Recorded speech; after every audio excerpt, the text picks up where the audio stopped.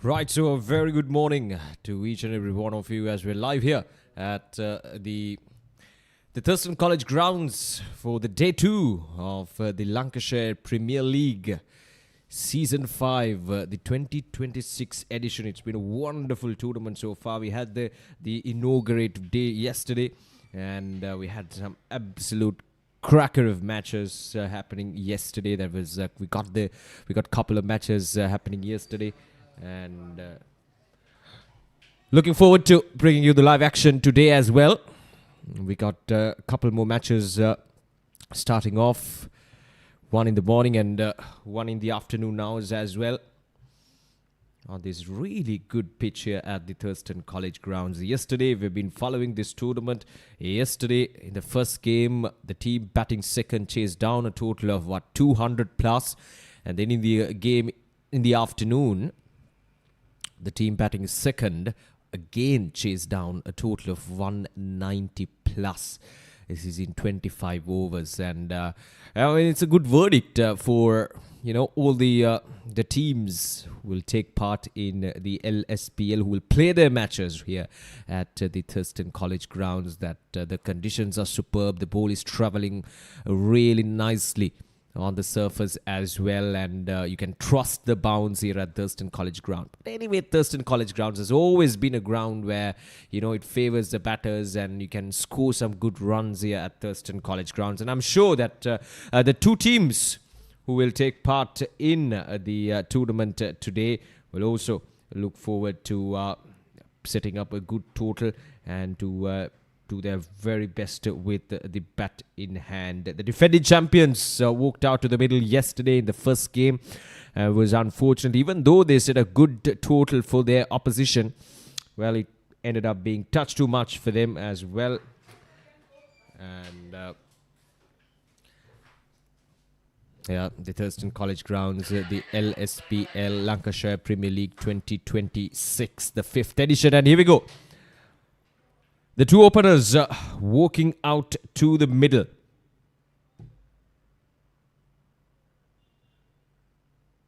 Alongside the fielding unit as well. Got the umpires already out there in the middle.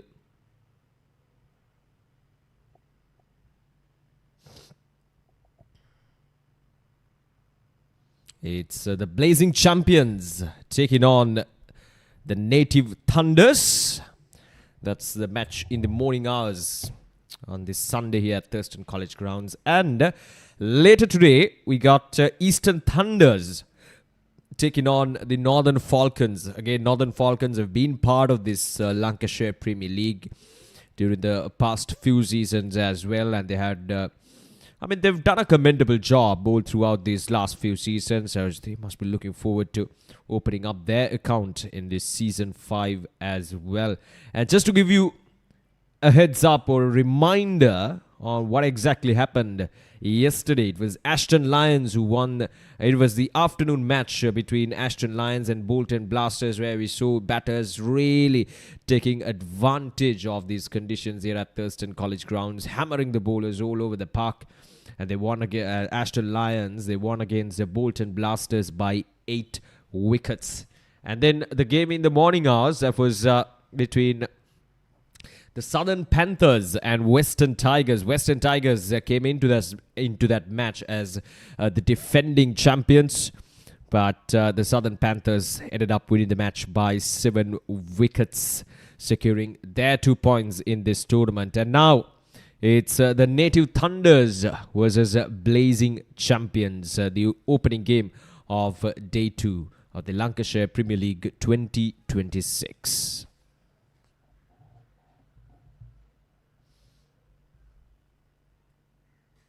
We saw a wonderful century yesterday as well. Tarinder Suraj scoring a wonderful 114. That was one superb innings there from Tarinder Suraj for Southern Panthers. Chasing down a total against a 200 plus total against the defending champions. They needed something special, and Tarinder Suraj delivered that special innings for the Southern Panthers. And Pramod Kasun was quite outstanding as well yesterday, scoring at a rate of 160. and scoring 72 runs in that run chase, and Arshan Joseph finished things off properly with a staggering strike rate of again 172. Right, so we're all set for the game number 3 of the Lancashire Premier League. The game number 1 on day 2 and the game number 3 of the overall schedule. Here we go.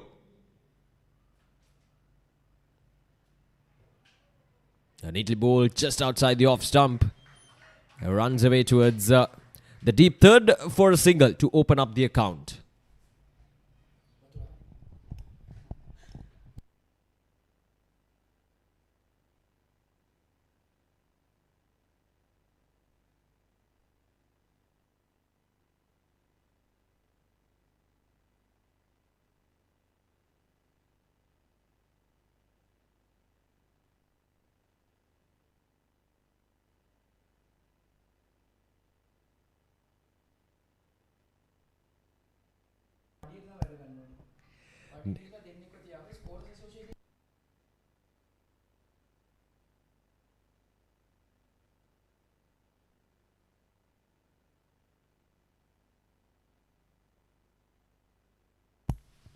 Driven away nicely, but straight into the hands of the fielder.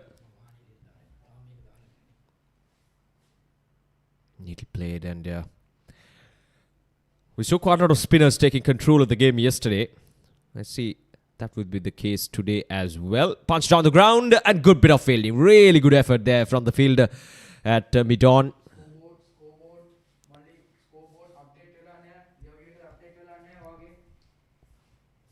Stopping a certain boundary, both mid-on and mid-off, up inside the circle. So we're still in the power play. So only 2 fielders are permitted outside the 30-yard circle.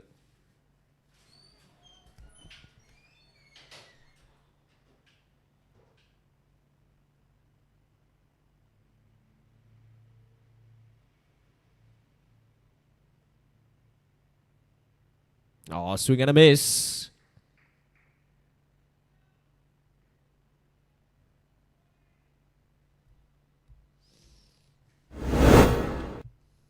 Let's have a look at that again. Once again, outside the off stump. Not much feet movement there from the batter.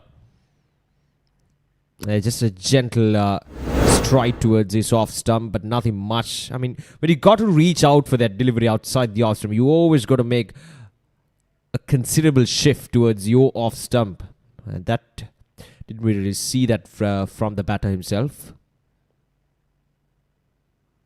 There we go, much better. This is good bowling.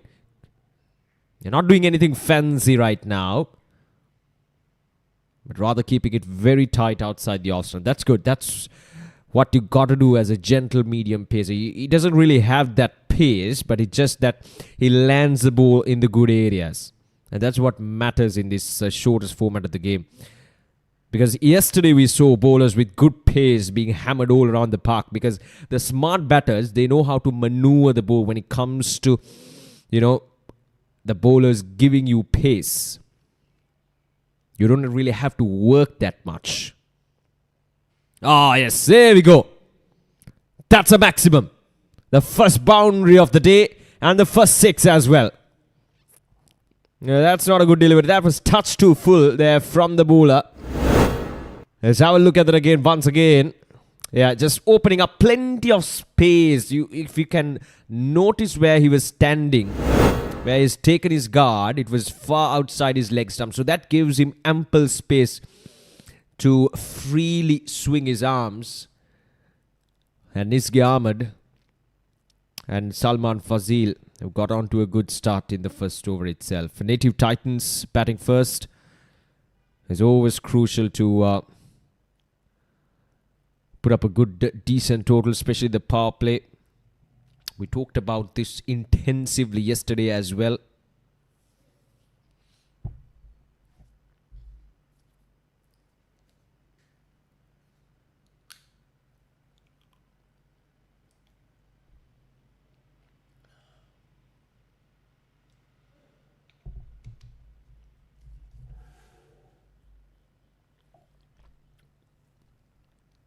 Nine runs coming off from the first over for the Native Titans.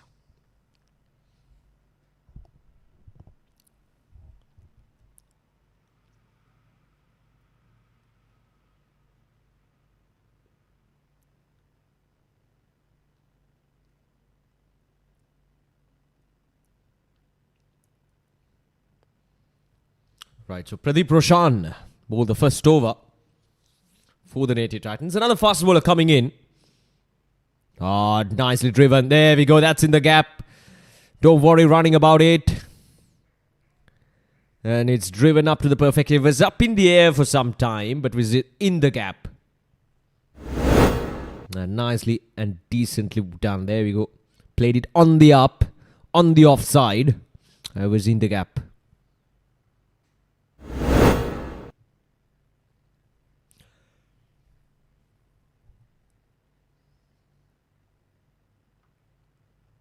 Right, so here we go. Mohan Raj.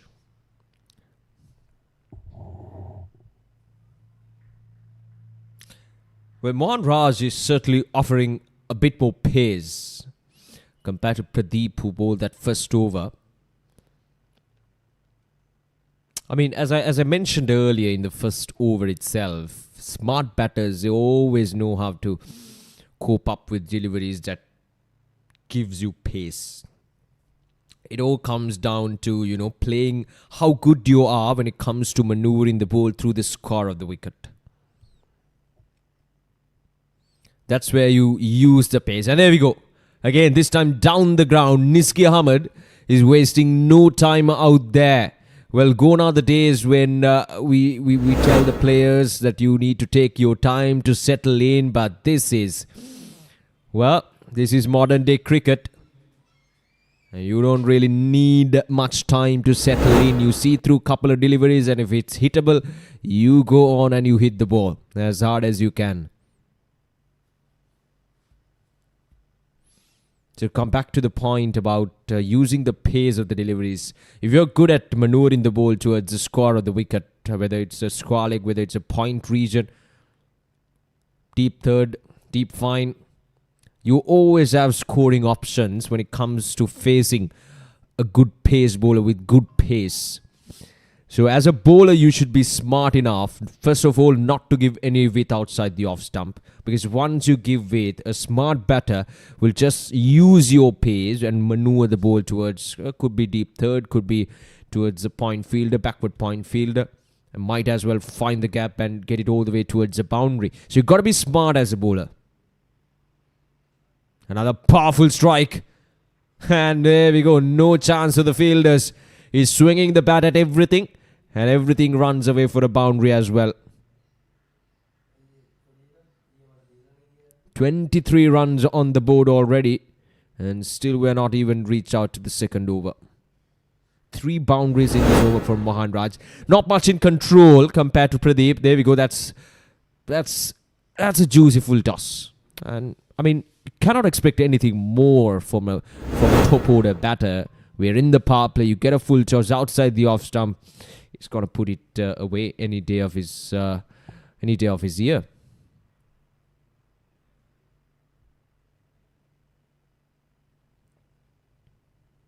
Right, so Salman Fazil, 11:05, 3 boundaries in this over.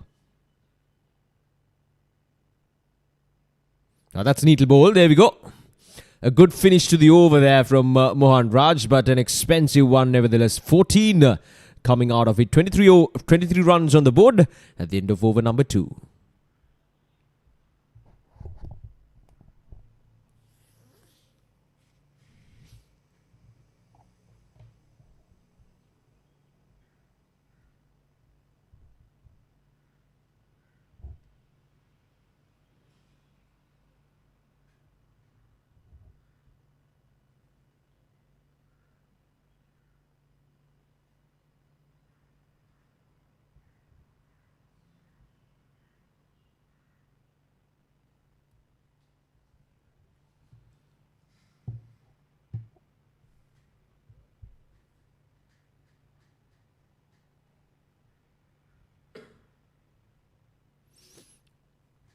Right, so Pradeep Roshan back with the ball in hand. Got to keep things simple here.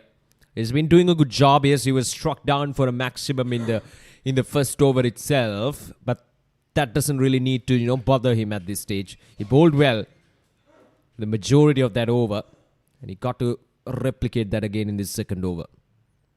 Oh, that's too full.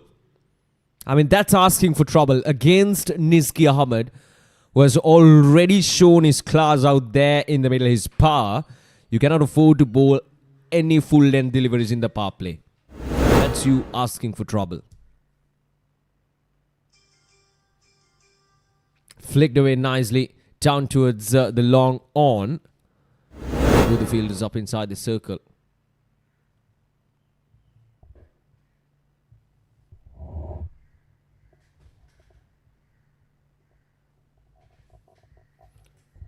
Right, so we got the long on in position now.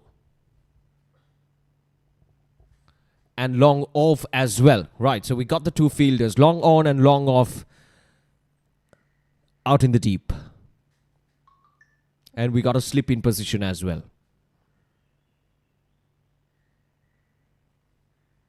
That's down the leg side. What is it? A no ball? Oh, nothing there from the umpire. Maybe just scratching out the pads.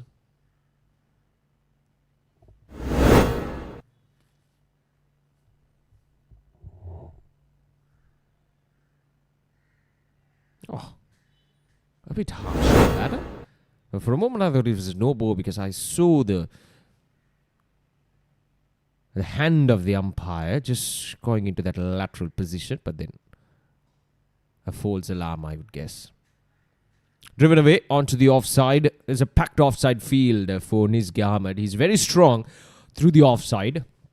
As much as he's strong through down the ground, he's strong towards his offside as well. We already saw a couple of glorious drives on the offside and a 6 as well.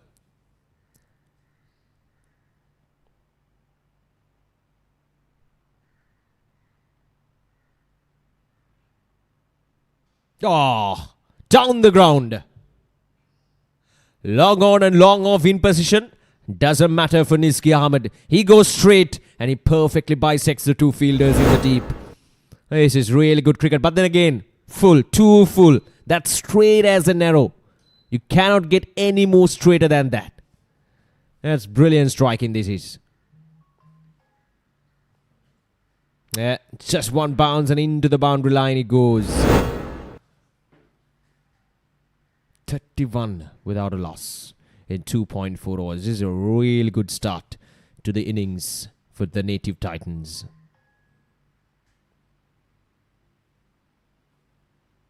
This time it goes up in there, but there's no one in the deep on the offside. That's another boundary. So back-to-back boundaries there for the Native Titans. On the offside, I mentioned it's a packed offside field, but everyone inside the 30-yard line. Again, that width outside the off stump. You can see where Niski Ahmed is actually toying and playing with the mind of the bowler and the fielders. He's making up his own room outside the off stump. Just a small shuffle towards his leg stump. He creates his width. He creates his pace outside the off. And he just goes through slashing at the ball. Alright, so 35 without a loss in 2.5 overs. Now this time, the mid-on fielder, he was up inside the circle, will cut it down for just a single.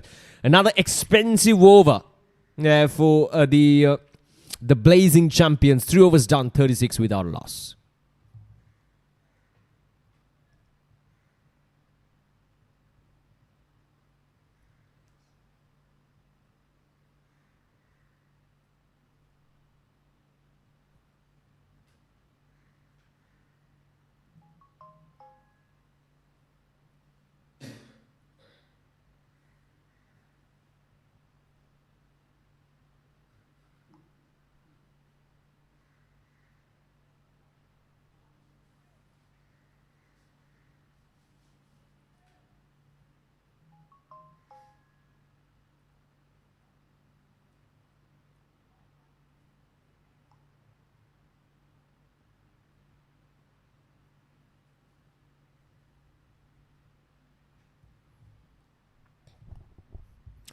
Right, so spin to start off with the 4th over, because the pace bowlers from both the ends were hammered all around the park.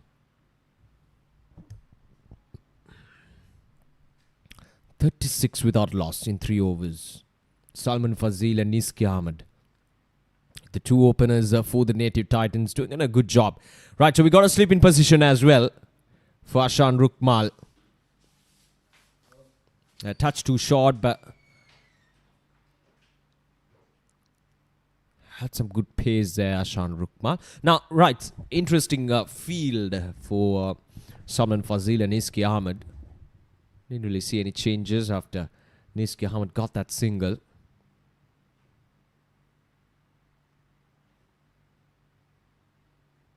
So we got a long off, extra cover inside the 30-yard circle. We got a backward point in position as well, and a short third and a slip. We got a short fine leg in position and a deep mid wicket. So we got the fielders down in the deep and long off and deep mid wicket.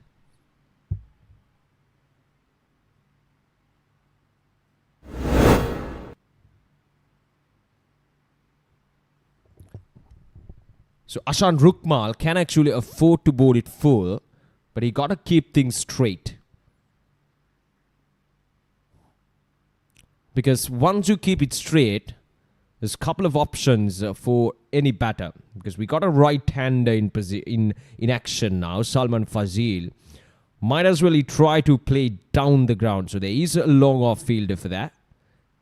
There we go, nicely bowled. Oh, it's gone. There we go, the first wicket for Ashan Rukmal.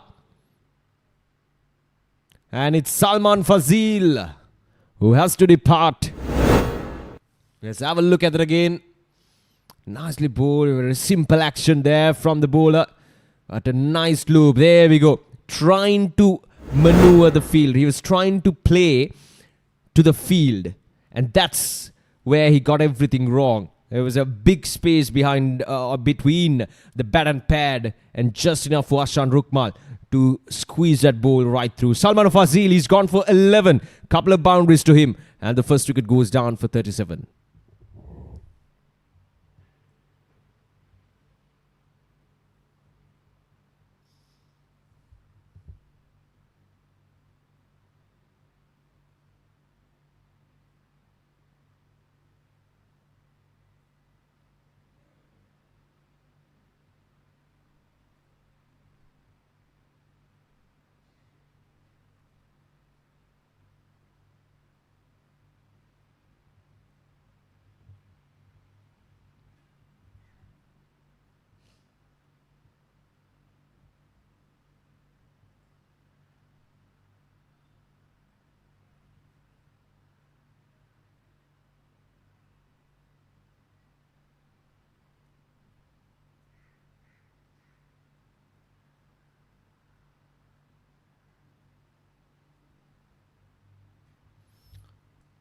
Right, so Irshad Mohammed is a newcomer.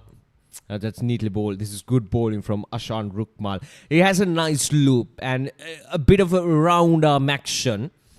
And that's always handy.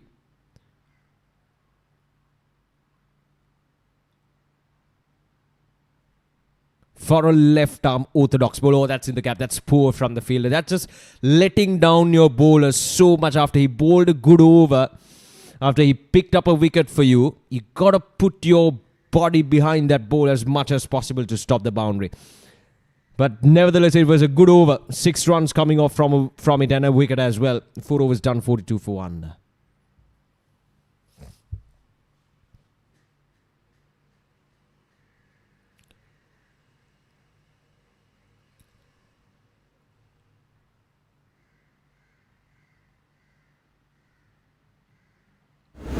I like the fact that they brought in a left arm orthodox bowler to bowl against the right-hander, which is the rational thing to do.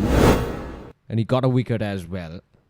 That was a delivery that just went with the arm, the wicket-taking delivery. And he can spin the ball because of that natural angle that he creates. We talked about this yesterday as well. As a left armer, he has a bit of a round arm action that comes not from straight top of your head. It just has a bit of an angle, more towards, away from your body. And that natural angle, once it lands in middle and off, it just tends to spin away naturally. towards, out of your off stump. So that's where you tackle the batter. Niski Ahmed. It doesn't need any invitation, does he? It doesn't matter whether it's a fast bowler or a spinner. Shamsul Munir, first ball. Niski Ahmed says, welcome to the party, mate.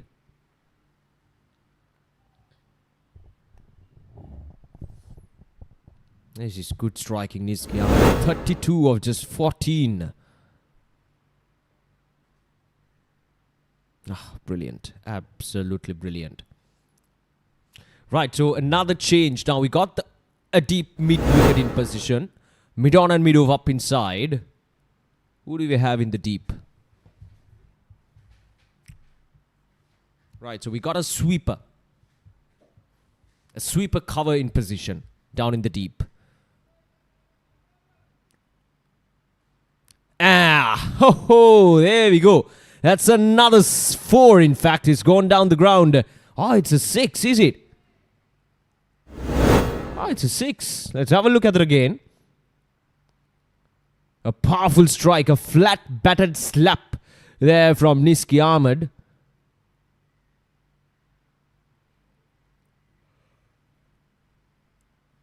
Well, I thought it was a 4. It's gone all the way for a maximum. It's a couple of 6s to start off this over from Niski Ahmed. And the 50 is up for the Native Titans. Shamsul Munir, right armour.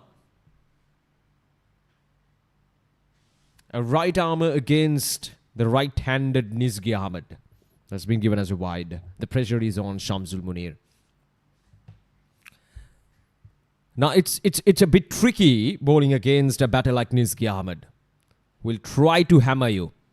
That's a good bit of fielding. Really go. This could be close. The wicket keeper misses the ball. My goodness. That's the opportunity. That's the opportunity that you gotta grab with both of your hands. Look at this fielding effort. Superb, and the throw was quite perfect as well. The fielder did all the hard work. My goodness. How crucial would that be?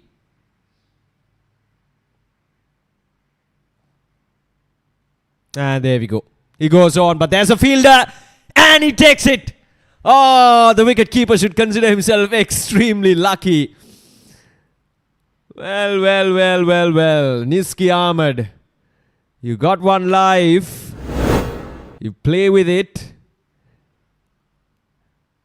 And with the long off in position, you still went on for that shot. Maybe he was trying to play it straight, but only ended up in the breadbasket of the long off fielder. So the second wicket goes down. And Niski Ahmed, after an absolute stunning of an innings, he's gone for 38 off just 17, 3 sixes and 4 fours to his name. And Native Titans are now 55 for 2.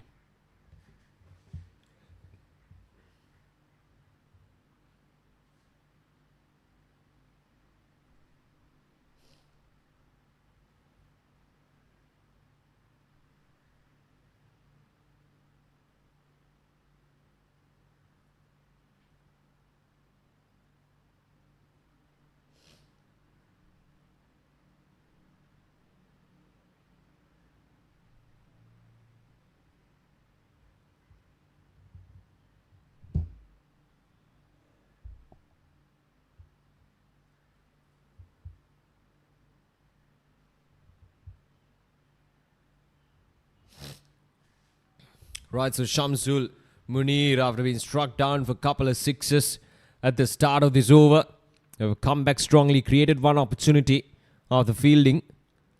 But now he's got the danger man out of the way. Last ball of this over. Last ball of the power play as well. Neatly bowled. It's good from Shamsul Munir. And that's the end of the over as well. And the end of the power play. It was a good one for the Native Titans. But they lost a couple of wickets. 55 for 2.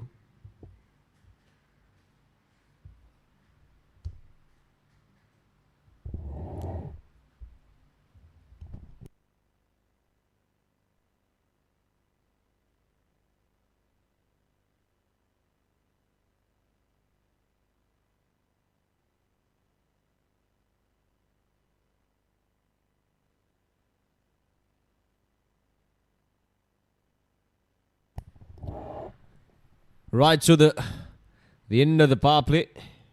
55 runs on the board for the loss of a couple of wickets. Shamsul Munir, the two spinners doing the trick. Right, so the left armer comes into bowl against the right-hander. This is a good setup. You got to slip in position as well. I don't mind. I mean, to be honest, I had a bit of a doubt about having a slip field in the first couple of overs against the pace bowlers and then against the right armer as well. But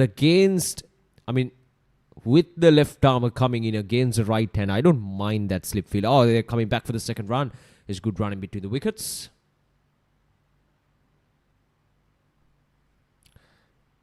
Because of that reason that I told you in the previous over, that angle in which he delivers the ball, more of a round arm action, not much, just a hint of angle away from his head position.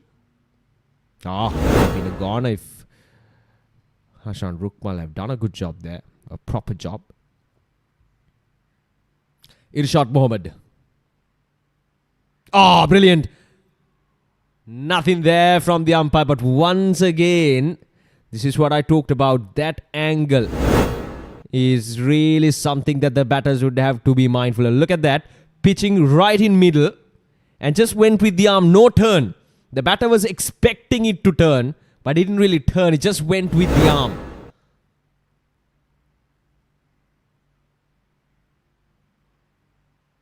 There we go. That particular delivery, it got straightened up once it lands on the surface. That means it had a good grip off the surface. But the earlier delivery, it didn't really turn. It just went with the arm. That's where it was beaten. This is good from Hashan Rukmal. You got one to turn, one to just goes with the arm.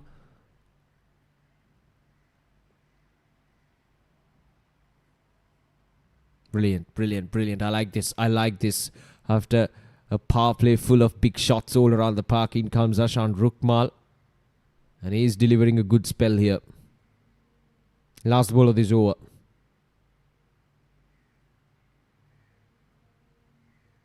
Touch too wide. And away she goes for the boundary. The margin of error, not a boundary, so we'll cut it down for just a single. The margin of error as a bowler is very minimum on a surface like this. Because once it lands outside the off stump, it becomes basically a free hit for the batter. You've got to keep that in mind as well. 6 overs done. 58 for 2.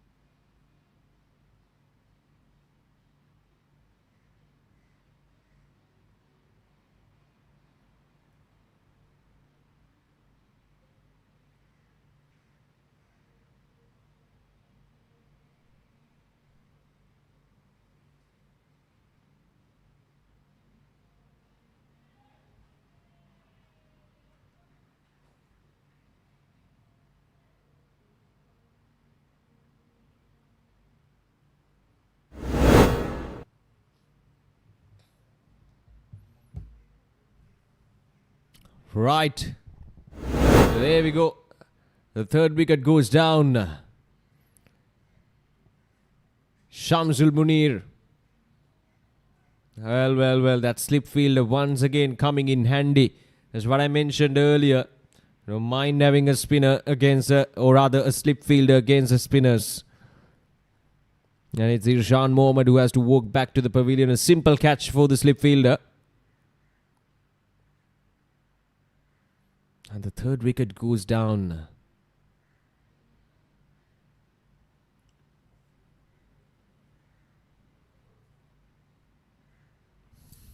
Shamsul Munir picks up his second wicket.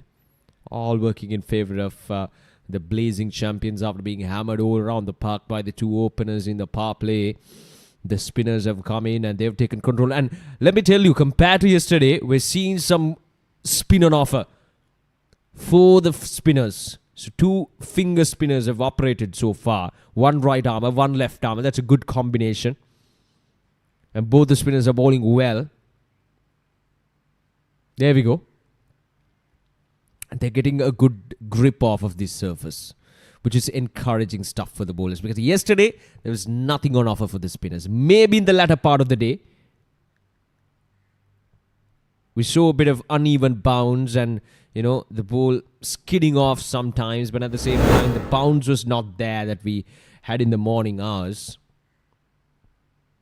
But today, the story is different. Still, I think it's a good pitch to bat on. You get value for your shots. That's a really good delivery. There we go from Shamsul Munir. It's just, you got to be smart when playing against spinners of this caliber, because both the spinners are operating well. And at this time, it just went with the arm. No turn on arm.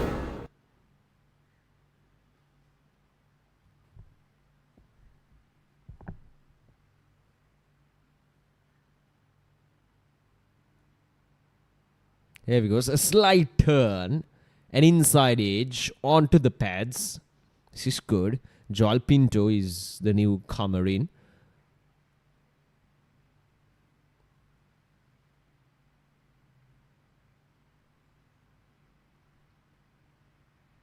There's a good comeback from Shamsul Munir after being struck down for a couple of sixes in his inaugural over. So 7 overs completed, 58 for 3.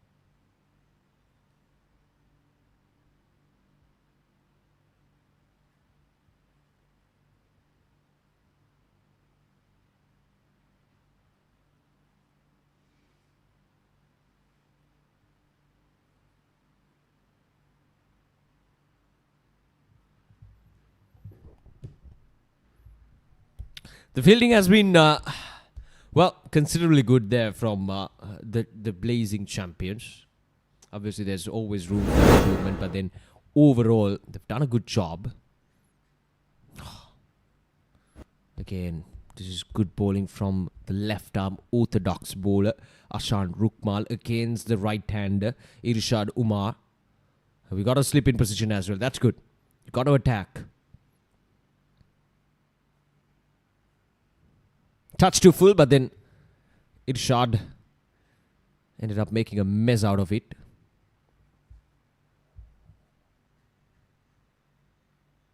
This is a good matchup, isn't it? The right-hander coming in against the left-armer who has a round-arm action, who tends to pitch that ball in middle and off, get that ball to spin away from the right-hander, just like that. Touch too full. They played across the line of the delivery. Just a single. Oh, just as I mentioned that the fielding has been good from the Blazing Champions. Don't let me down like that. There we go. Played it on the onside. A simple enough opportunity for the fielder down in the deep. My goodness.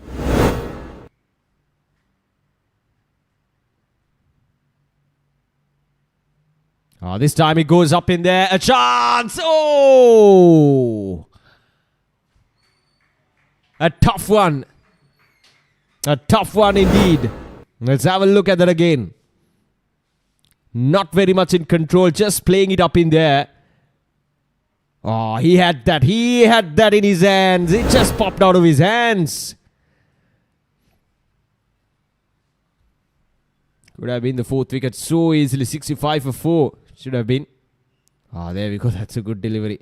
Sharp turn on offer for Ashan Rukmal. 8 overs done, 65 for 3.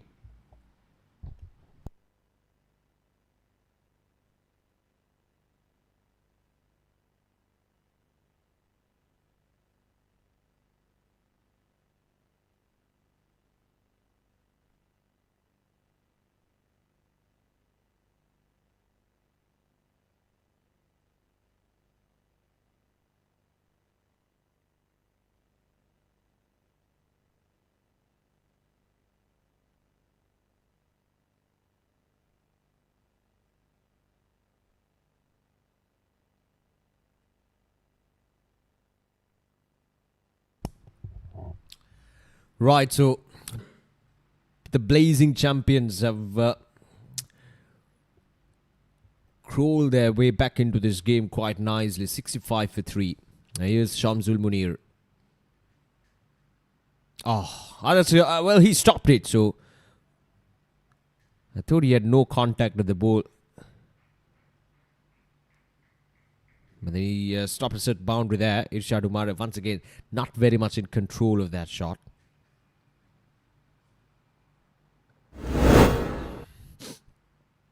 There we go, hitting the bottom part of the bat. And he had just a hint of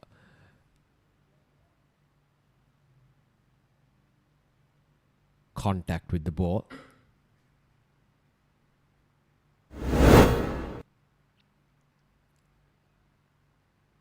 And once again, just shuffling across his stumps. The batter. Oh. Chances. Has been given as a wide. So had a couple of chances. In fact, 3 chances. Niski, that run-out chance was there, but then he got out in the next delivery. Oh, gone, is it? Nothing there from the umpire.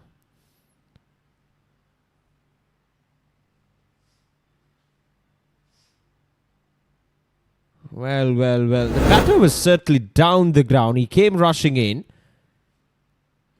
Well, I think he got back in time.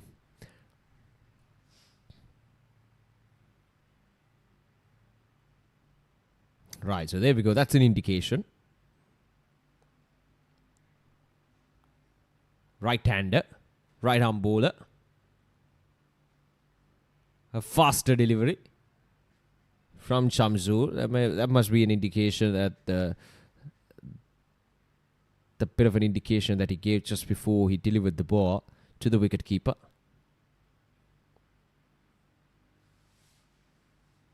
Has punched on the ground. There's a fielder. Oh, it doesn't matter. He's gone all the way for a boundary. So a boundary after quite a while.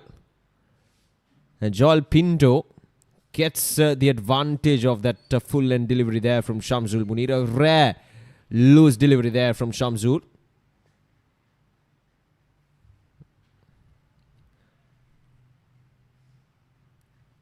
Bowling his second over.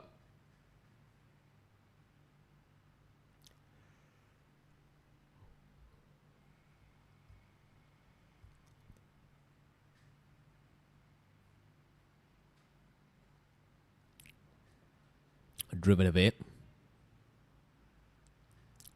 Deep carve fielder will cut it down for just a single. So 8 runs coming off from that over from Shamsul Munir. 9 overs done. 74 for 3.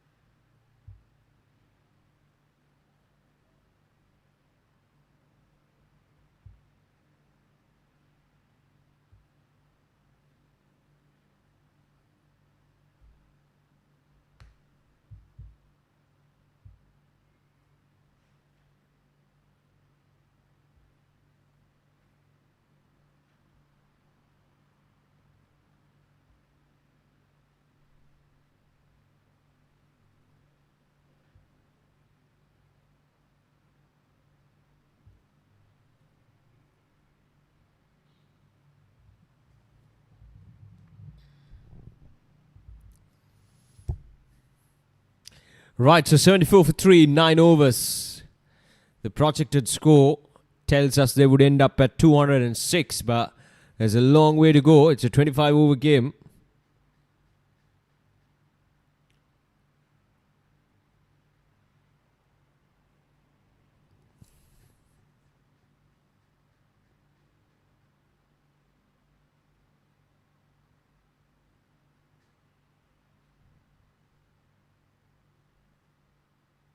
Oh, it's a bit of a hold up in play.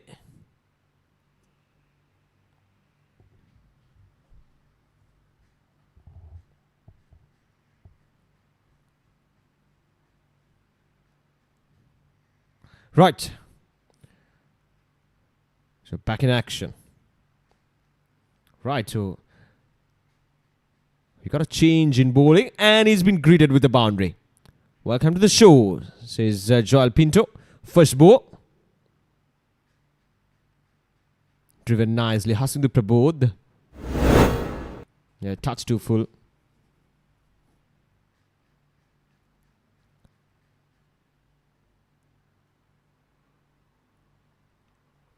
Another right armour. Hasindu.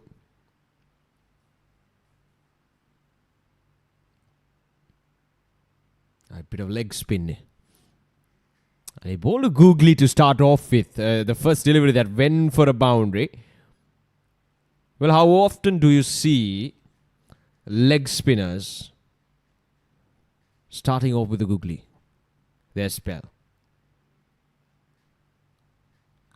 That's not something that I've seen. Oh, got to be careful, Irshad Umar. It's a leg spinner.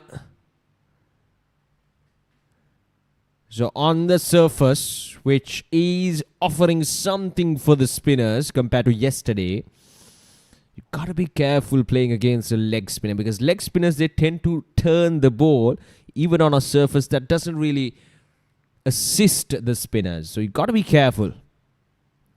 Oh, there we go. That's exactly what I'm talking about. Just the hint of spin away from Joel Pinto. And he was actually forced to, stride forward. That's a good delivery. Nicely tossed up. It's a nice action, a smooth action. There we go again. Maybe just touch too short, and maybe the pace was there for Joel Pinto to play it across the line of the delivery, open up his hips.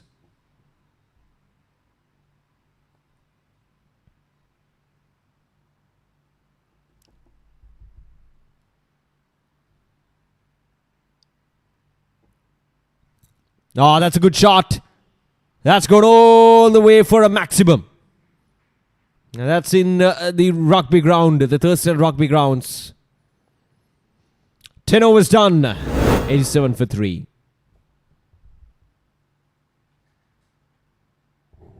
There we go. It was neatly played. It was right in his arc. Down on one knee. And the free swing of the bat doing the trick. 10 overs done. 87 for 3.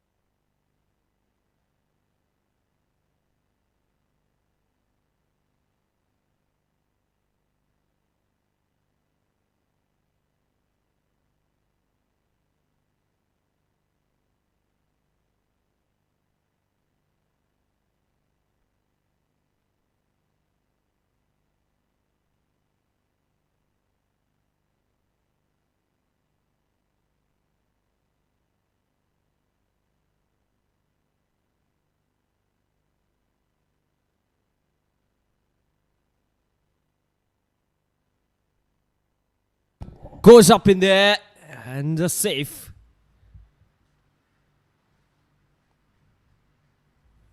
Joel Pinto living dangerously out there in the middle.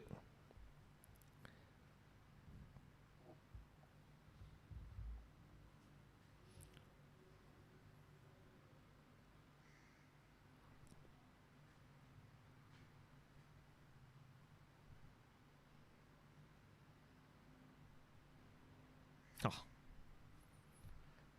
90 for 3. That's the end of the over as well from Shamsud Munir. 11 overs done, 91 for 3.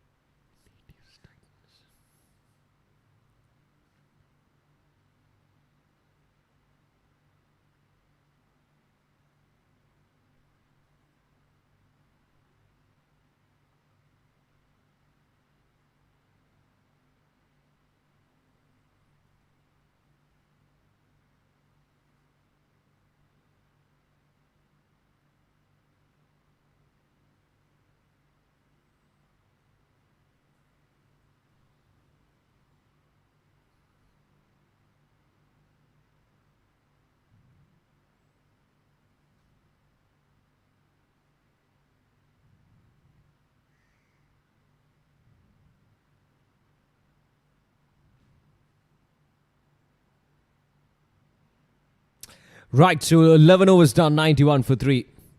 A change in bowling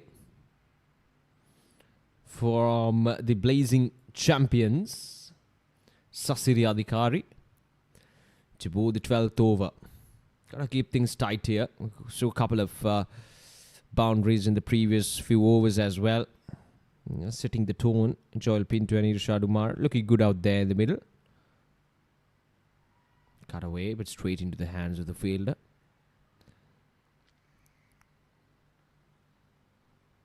Right, you got long on and long off in position. You got a deep fine leg as well. And a deep cover.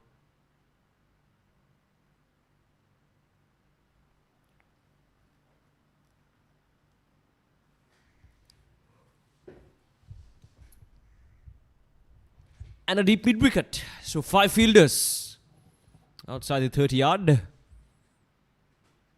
Now this time through the covers he goes. There's protection down in the deep. Will be just a single. I wouldn't mind the Blazing Champions to give away ones and twos at this stage of the game rather than giving boundaries. I mean, this is a period where spinners would, naturally dominate the middle overs. That was the case yesterday as well. It's off the edge.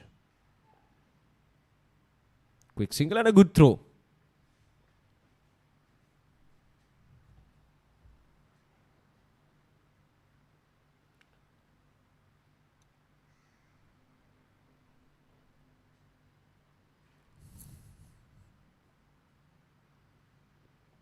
Off the edge.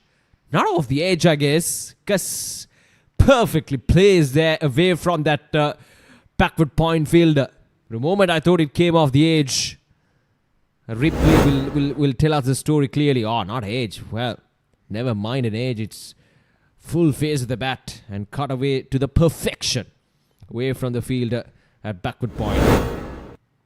So that'll spoil the good over. Sasira Adhikari's first over gone for 8 runs. Solo was done 99 for 3.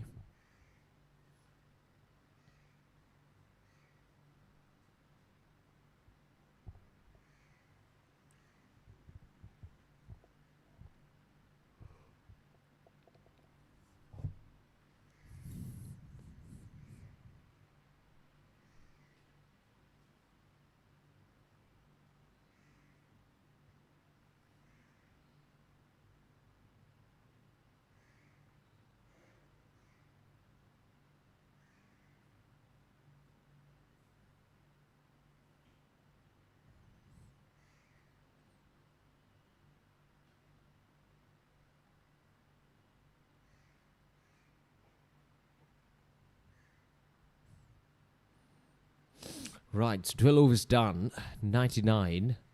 Joel Pinto on 16, Irshad Umar on 23. Here's Ashwin Asiri. So another change of bowling from the Blazing Champions. And it starts off with a wide.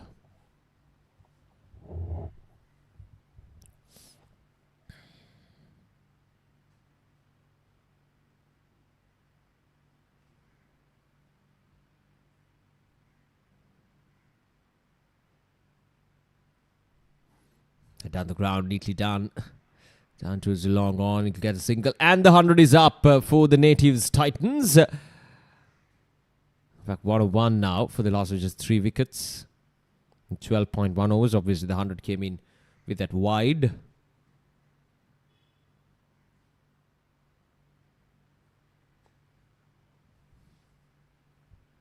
Well, this is good cricket from both the batters. Because the reason why I'm telling that is because Joel Pinto and Irshad Umar, the two batters out there in the middle, they're showing some good maturity. Again, the reason being, they're not showing any sense of unevenness in their mindset. At the same time, showing no signs of real hurry. They're happy with dealing in ones and twos. And if the opportunity comes, they won't back down on getting those boundaries as well. And that's a good thing about both these batters. Off the edge. Oh, it's taken. Well, call it the commentator's curse. Because that's a timely wicket for the Blazing Champions. Let's have a look at that again. A genuine edge. Again, no foot movement. Just poking at the ball outside the off stump. But look at that for a catch. Brilliant. So if we can have another replay, that would really tell us how that wicket fell down. Irshad Umar is gone for 24 of 17 and Ashwin Asiri with the breakthrough in his very first over itself.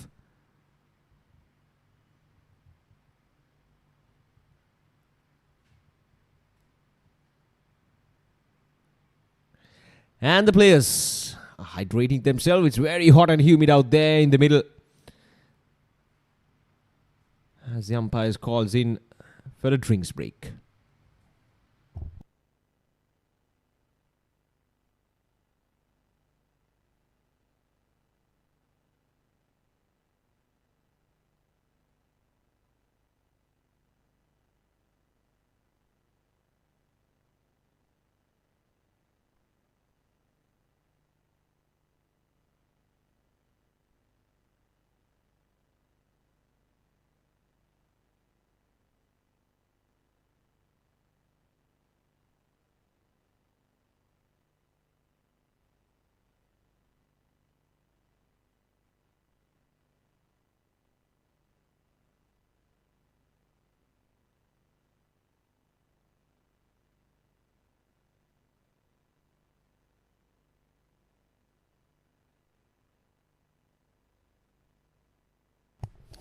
Right, so 103 for the loss of 4 wickets. We're talking about that last wicket.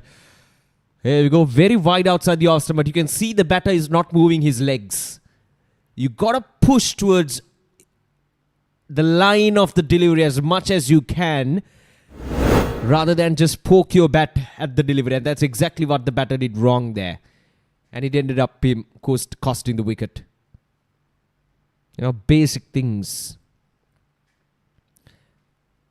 And it's fascinating, isn't it? Those basic things in cricket, when it comes to batting, when it comes to bowling, play such a crucial thing. A crucial role when it comes to batting out there in the middle. Just a simple foot movement from the batter would have avoided that wicket. But he was poking at the delivery outside the off stump. Standing almost at the leg stump, middle and leg. That's not going to work. Well, the batter himself learnt it the hard way. So 103 for 4 now. at the end of over number 13.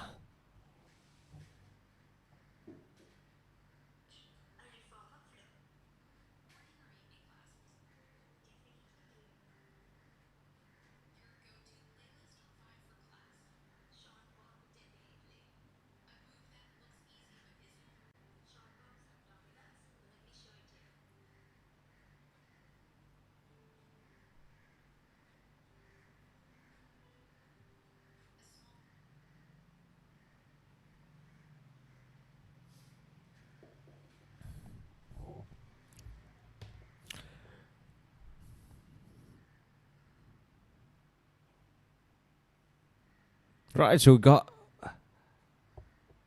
starting off with spin on both the ends after the drinks break as well. So no change in plans. Has been working out for them. But I like this. I mean, if you ask me what pitch conditions you prefer, well, I would say it's what we're seeing right now. Feel like it's a perfect balance between bat and ball. Obviously, not a difficult pitch to bat on. Of course, you can score your runs. As you can see, the Natives Titans have already got to their 100. Just 13 overs. They've lost only 4 wickets. But it just feels like there's good balance between bat and ball here compared to yesterday. And that's good to see. I mean, that's always the case when it comes to, competitive cricket. You got to have that perfect balance, and I like this. There was nothing much for the pace bowlers up front. But then the spinners coming in, taking some good grip off the surface, and turning the ball quite good. Not that much that makes it difficult. Now this time, it's high up in there, and it's taken. Simple as that. And the 5th wicket goes down. Mohammed gifting away his wicket. Well, you can't blame the pitch for that, because that was just a simple error by the batter himself, playing it straight down the throat of the fielder. There we go. Simple catch. Half the side back in the pavilion now for the Natives Titans. 103 for 5.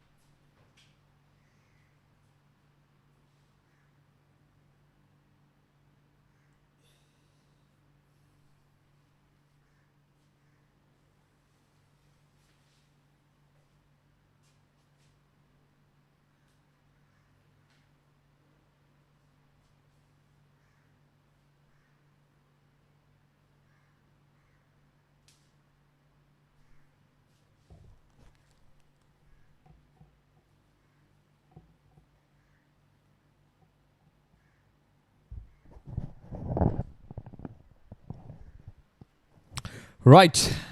So 5 wickets down to the Native Titans. 5 down for 103. And that's the end of the over as well.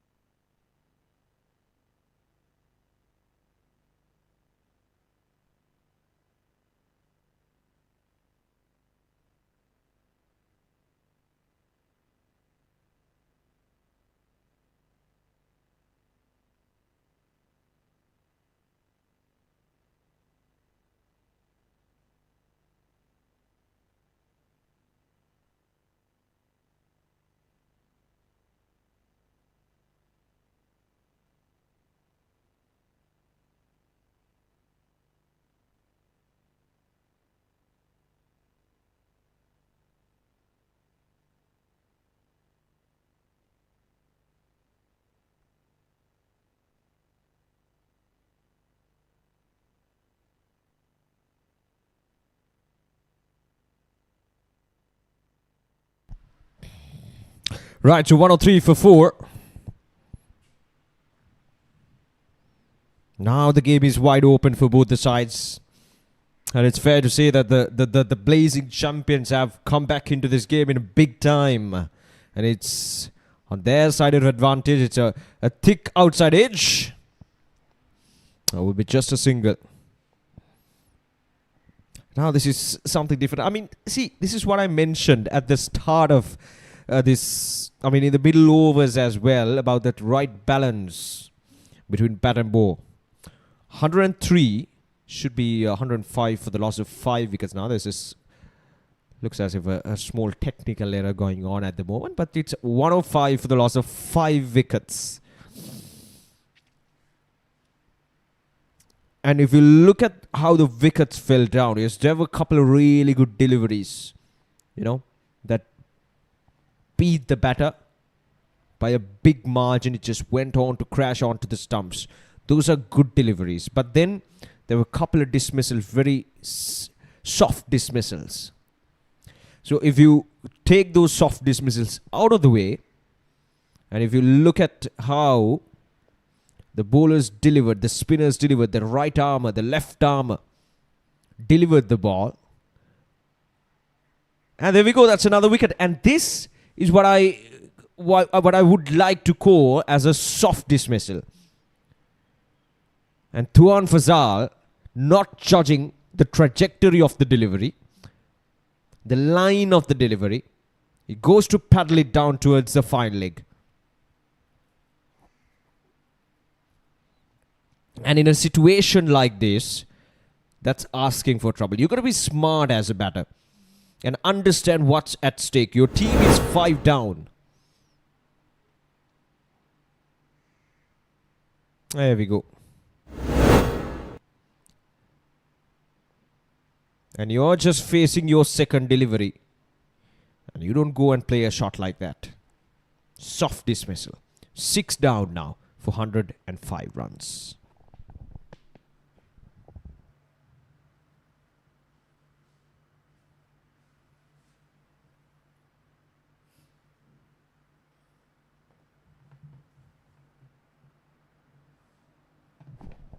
Now to come back to that point I was talking about just before the dismissal. If you rule out those soft dismissals, how the wickets fell down, the rest of the wickets, how the ball turned and gripped off the surface and beat the batter, there is a balance that I was looking forward to seeing today. And that's exactly what was delivered with this pitch. And that I feel like is the right balance to have. And the Natives Titans obviously have made a big mess out in the middle so far with 6 down for 107. And the Blazing Champions have played their cards right. Should give credit to the captain as well. Got plenty of spinning options. As of now, we've seen number of spinners who are all bowling well. There's a cutaway. It's just a single to finish things off. Another good over from Ashwin Nasiri. Just 3 or 4 runs coming off from that over. 15 done, 10 more to go. Natives Titans 109 for 6.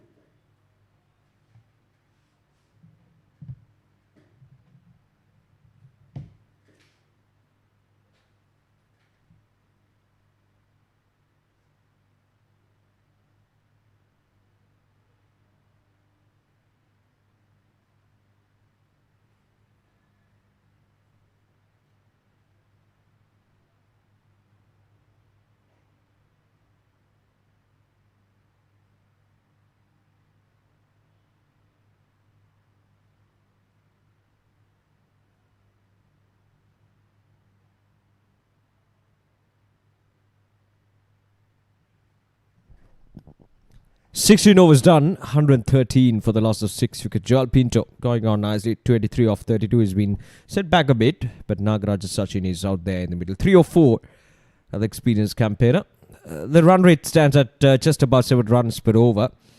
But the biggest concern at this stage for Natives Titans is the loss of wickets. They're already down 6 and got 9 more overs remaining in play. If they can make it to anything beyond 170, 180, that would be ideal. On a surface like this, 170, 180 will be very, very competitive. But to get to that, you've got a long way to go.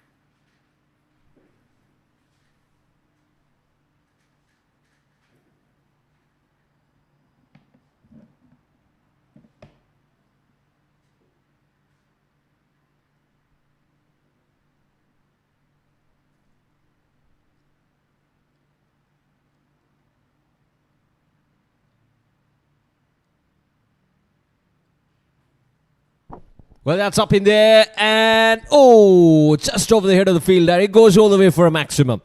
Much needed sixes, much needed boundaries for the Native Titans. And the score goes up to 122 for the loss of 6 wickets. That was powerfully struck. Knowing that the fielder was down in the deep, still went on for that shot. He had full confidence. 17 overs done, 122 for 6.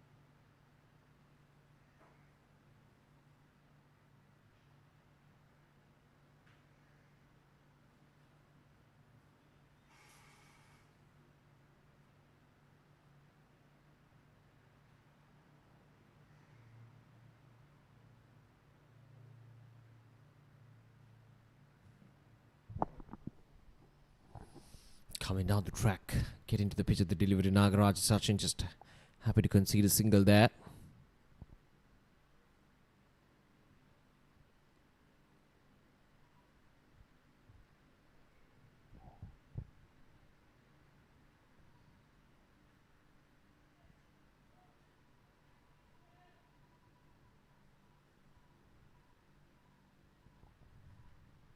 Nicely tossed up. Sasiri Adhikari has been the go-to strategy for most of the spinners today.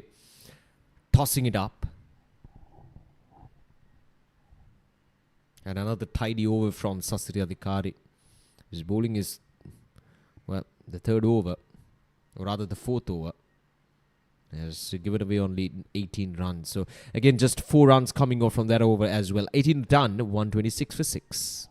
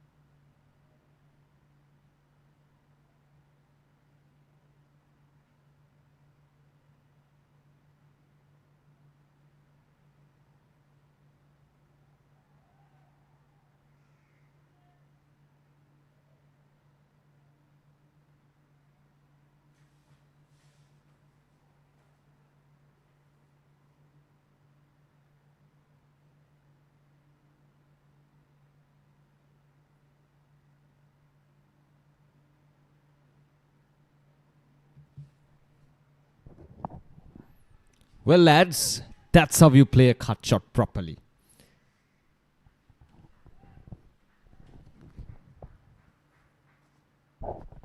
The transfer of weight, how he make that subtle shuffle towards his off stump, everything is perfect about that cut. Might not go all the way for a boundary, but just a perfect indication on how you could, play that cut shot nicely. Couple of runs there. We go once again. Maybe touch too close to his body, but a good quick run there.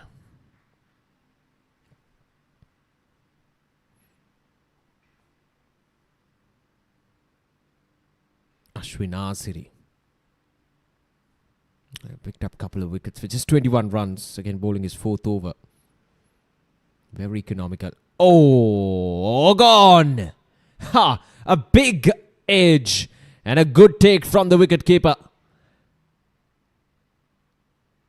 And the 7th wicket goes down. It's Nagaraja Sachin. Let's have a look at that again. Trying to go for a big hit. It's a big inside edge and a good take from the wicketkeeper as well. The batter knew straight away that he nicked it. So the 7th wicket goes down for 130 for the native Titans. Nagaraja Sachin is gone for 13. It's 126 for 7.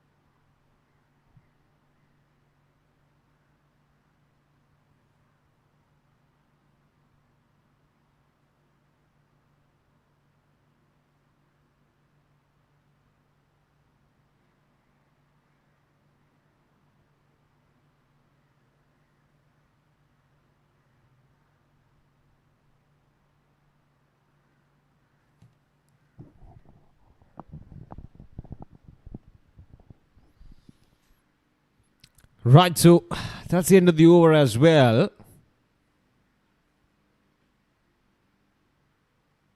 Yeah, so 19 overs down, 130 for the last of 7 wickets now. Ranjit Kumar is the new batter. But it's going to be Joel Pinto. Now, the batting side, the Natives Titans, should be smart here. They have the option of taking that power play, a couple of overs with the pink ball. But as long as Joel Pinto is out there, who's on 29 of 38, has been striking the ball that good, but still, he's been effective. That's a 6, is it? Yes, it is. A full toss to start off with has been treated accordingly. Let's have a look at that again. Yeah, that's asking for trouble.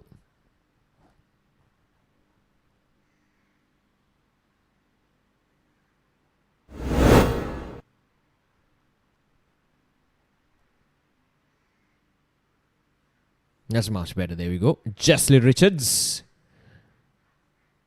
Cut it down for just a single. There we go. So 7 runs already from this over.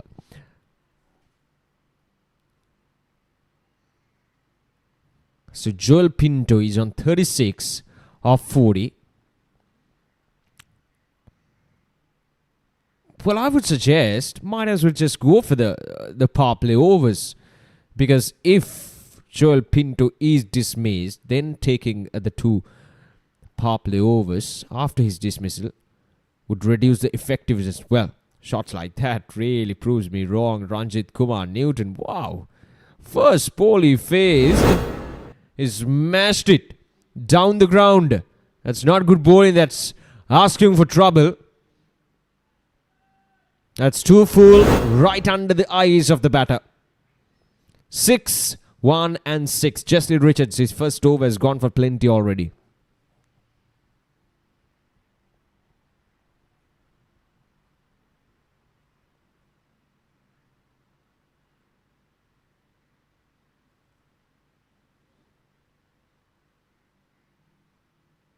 And again down the ground, but didn't really connect it properly, so it will be just a single. 6-1, 6-1 so far in this over.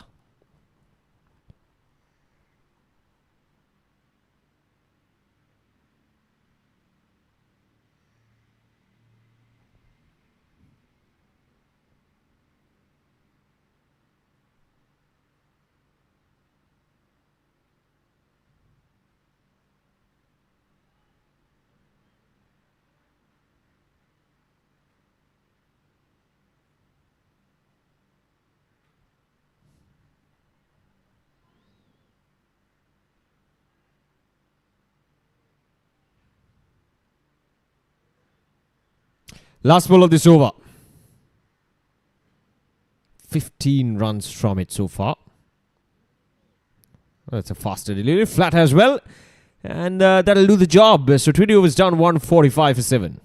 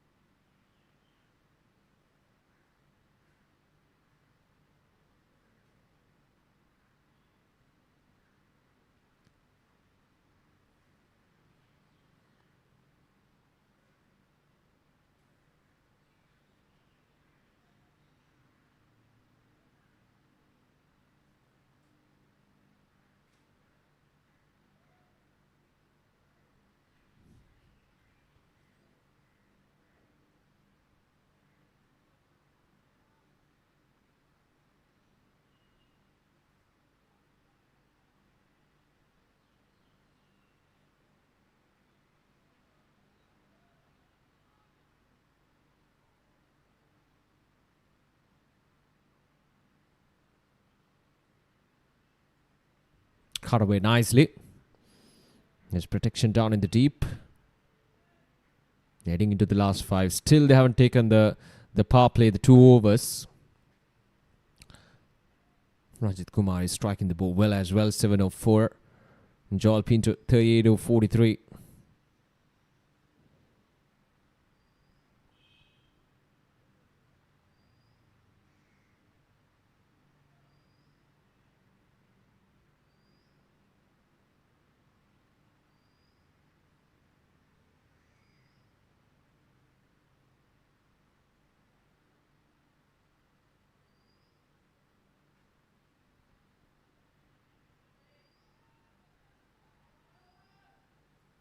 Quick single. Oh, he's home, says the umpire. That was a good throw from the fielder down in the deep. A risky double, but you got to do it at this stage. Every run matters. Every run counts.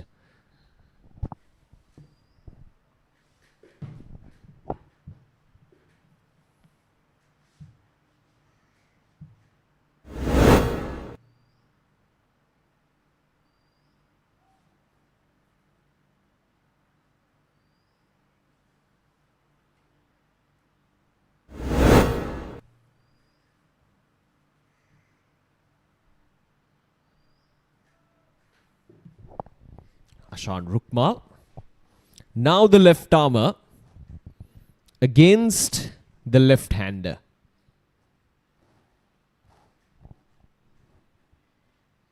It's a change of angles now. He'll be coming over the wicket. Turning the ball in towards the left-hander. This time down the ground. And it's gone all the way for a boundary. Well, the change of angles didn't really work out there for Ashan Rukmal. He was so good against the right-handers. But against the left-hander, he got to turn it into the left-hander. And with the long on-fielder placed a bit too wide, it just gives up plenty of open space to play it down the ground, not to play it against the spin. So that's the important thing you got to mention. Now a change of angles once again coming around the wicket. I think that has to be the sensible option here. Should come around the wicket to the left-hander, because you'll be coming across the batter then, rather than coming in at straight and turning it towards him. That's the end of the over as well. 21 overs done.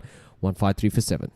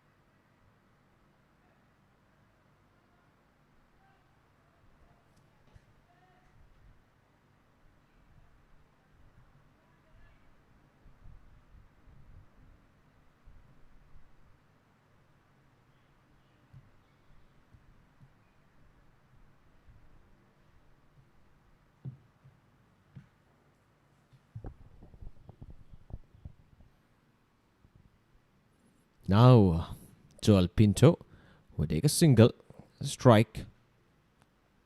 In fact, it was Rajit Kumar Newton who got off to that single at the start of the over. Surprising. This is a bit surprising because still they haven't taken the power play, the 2 pink ball overs. Maybe they're just waiting for the last couple of overs. Not sure whether that would be a good strategy, because the moment Joel Pinto is dismissed, that's one batter short in those power play or overs. And you don't want that as a batting side. We had this discussion with one of the coaches of, that was Ashan, who was the assistant coach of the Ashton Lions. We had this discussion as well, at which point of time you got to take those power play or overs. And he was under the impression that most of the team, they're utilizing their power play touch too late.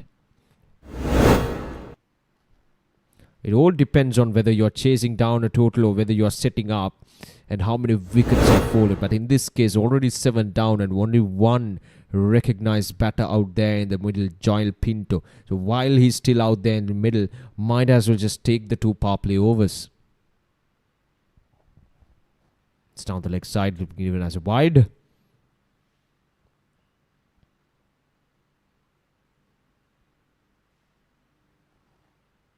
Right-hander Joel Pinto.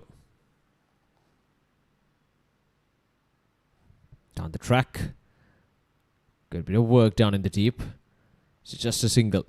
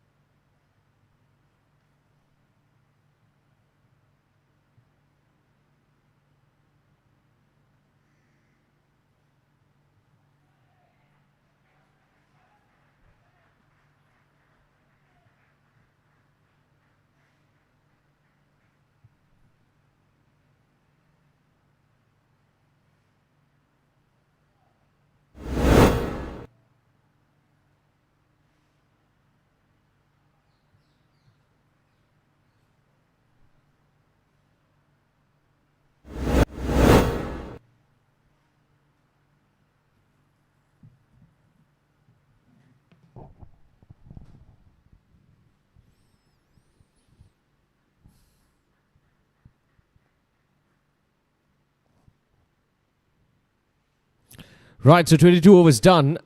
163 for the loss of 7 wickets. 162 rather.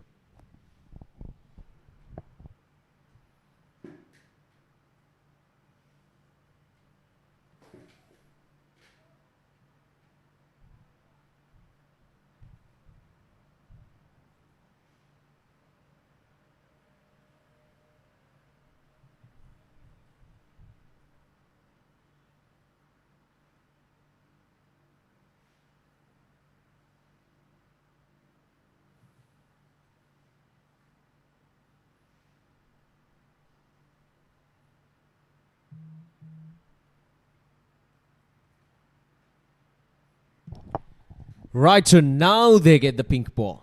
With 3 more overs to go, they're going with the pink ball. Who's going to bowl the first power play over? Right, it looks like it's a left armer.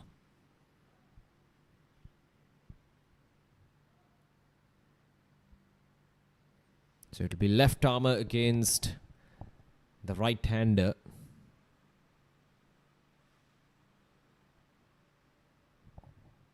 Joel Pinto.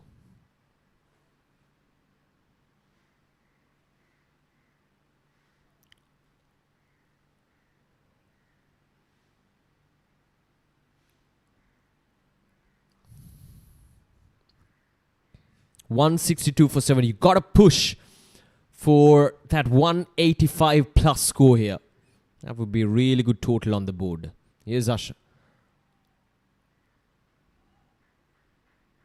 A bit of half of an appeal there from the bowler himself. Ashan Rukmal has been bowling well. Bowling his 5th over. 23 runs given away. And picked up a wicket as well. Now this is the challenge. Ranjit Kumar Newton, the left-hander against the left armer. And he is coming around the wicket.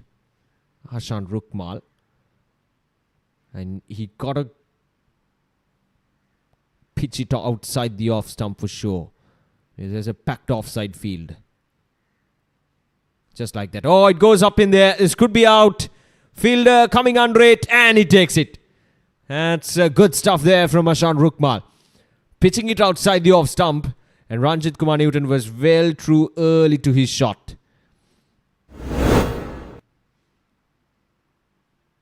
There we go. The bottom hand coming off of his bat as well. He was not in control and a good catch from the fielder.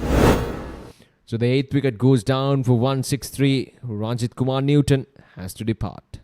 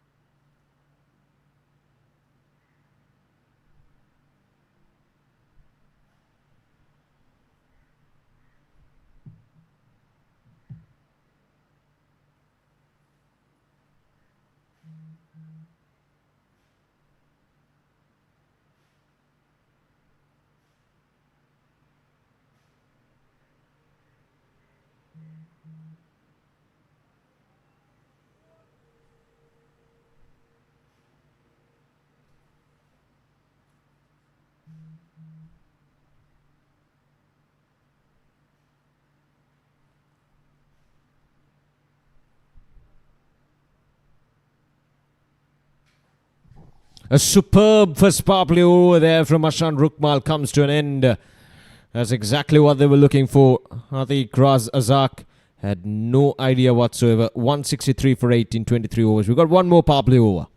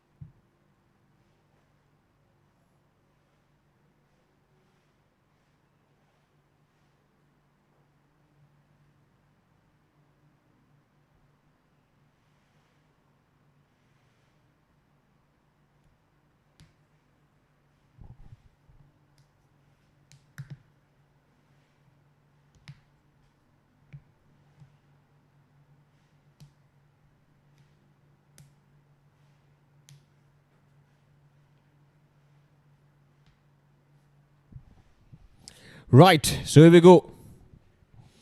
The last power play over. The first one was absolutely brilliant for the Blazing Champions. Coming down the track, Atiq Azar.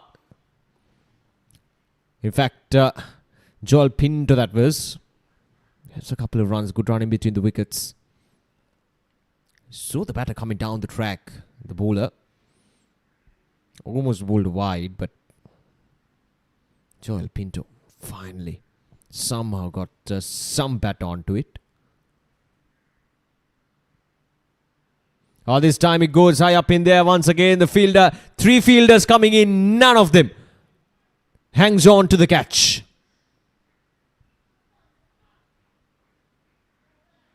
And more runs coming in. In fact, 3 runs have been scored. He was up in there for some time. Hasindu Prabodh. Again, wide outside the off stump. It goes high up in there. A leading edge. 3 fielders converging in.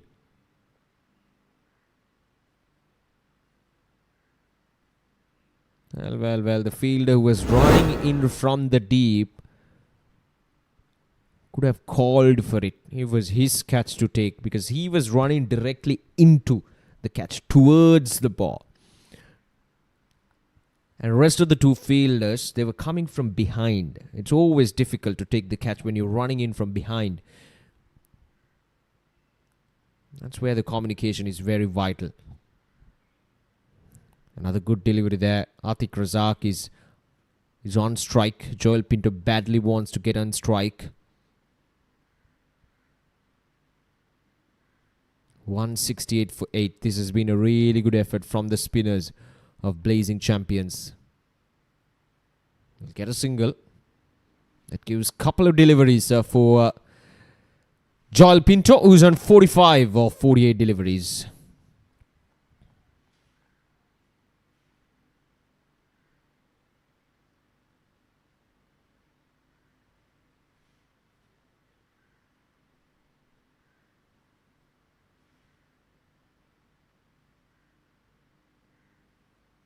And again, it goes up in there. This time.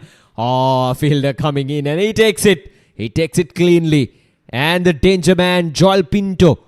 Probably the last hope. Now for the natives. He's dismissed. Goes high up in there once again. The fielder coming in. Good communication this time. And the other fielder backs off at the last minute. So the natives Titans, the 9th wicket goes down, 169 for 9, and we got one more delivery. Joel Pinto is gone for 45, a well-made 45 or 49 deliveries, but he couldn't really finish things off properly here.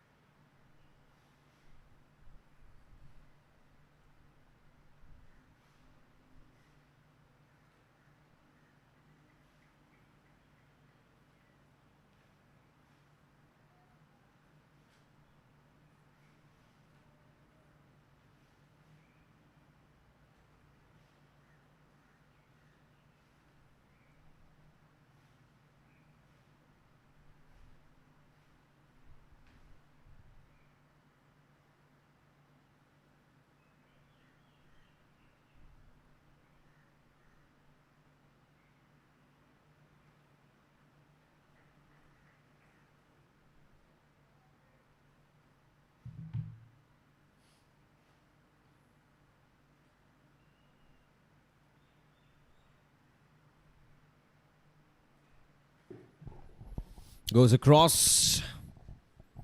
We're into the last over. Chesley Richards to bowl. 172. I still feel that Natives Titans, they're 10 to 15 runs short of what they could have end up scoring in their 25 overs. Still 3 more deliveries to go. Let's see if they can make up to that. Ziad Zameen. Punched on the ground. That's a good looking shot. Might not go all the way for a boundary. That's a good bit of fielding. Excellent fielding. It's a couple of runs added to the total.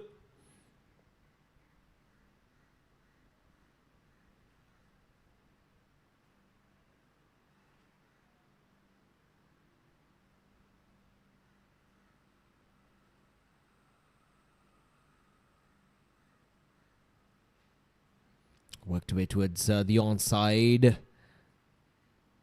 And again, cutting it down for just a couple.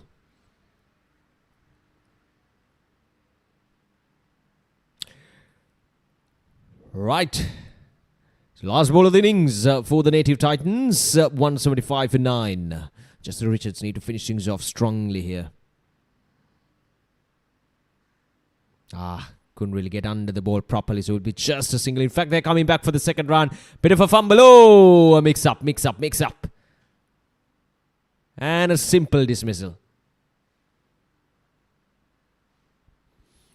So all out. Native Titans all out for 176 in their 25 overs. As I told earlier, I feel like they're 10 to 15 runs short. But the pitch is behaving quite differently to that of yesterday. So it'll be an interesting run chase. And the Natives Titans, the coaching staff, the support staff, the captain must have taken notes of how the Blazing Champion spinners operated in these conditions. There's some spin on offer for you. So it'll be a very interesting run chase, and I'm looking forward to that. I'm sure that you all are looking forward to that as well. But Native Titans, 176 for the loss of, they all got dismissed for 25 overs, giving the Blazing Champions a target of 177 in their 25 overs.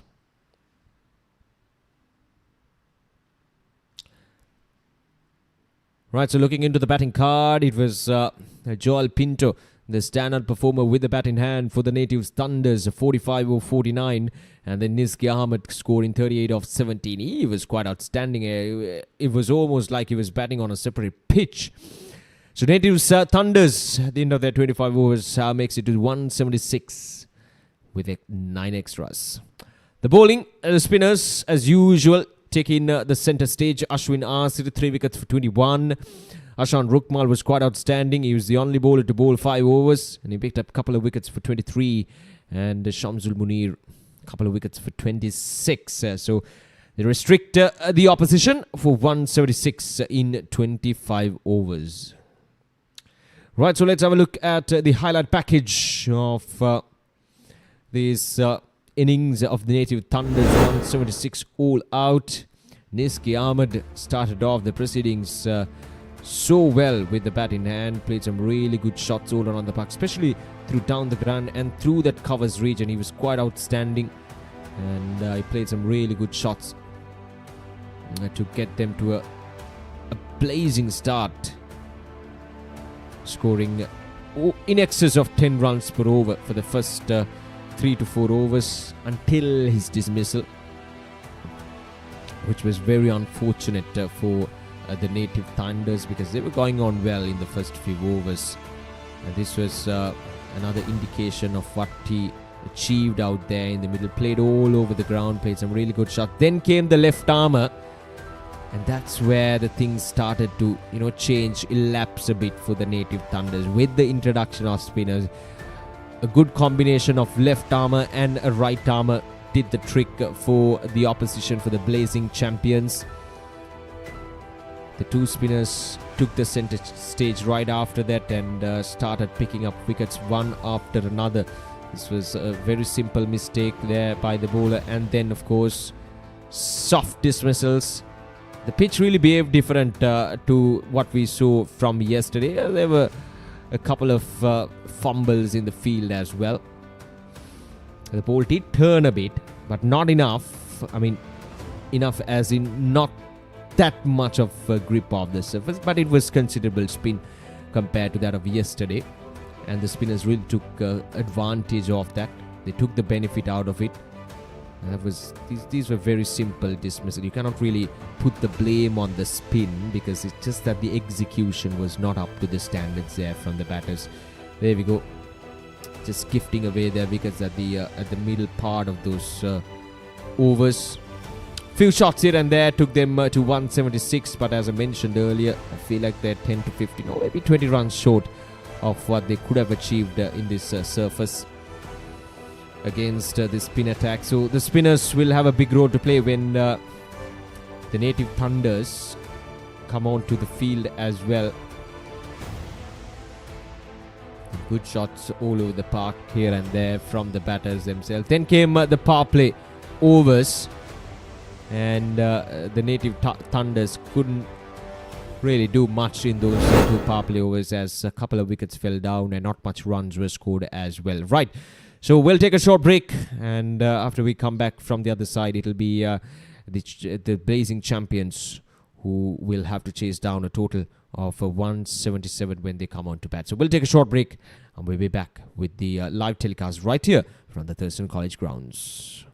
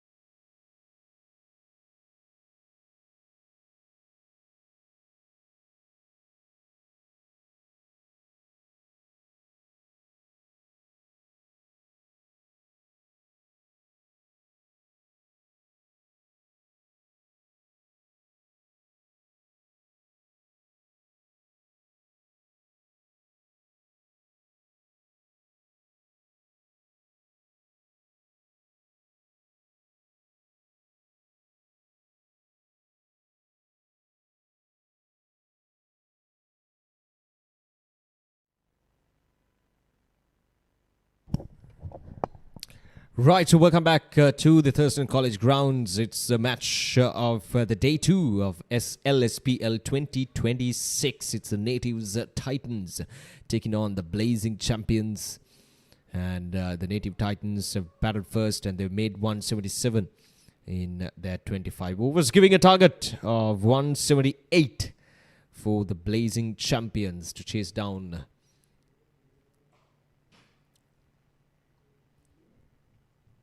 here at the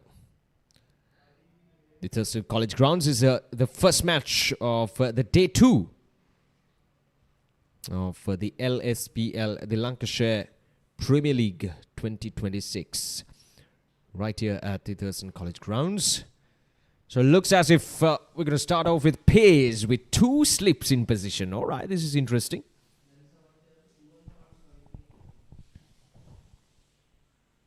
Two slips in position early on. It's going to be a tricky run chase. The reason why I'm telling that, as I mentioned countless times over the first innings, is how this pitch would behave. It's a bit unpredictable, but the spinners have taken a good grip of this surface. So that opportunity is there for the Natives Titans bowlers. So it'll be interesting to see how they would utilize their spinners. But as of now, they're starting off with the pace bowler.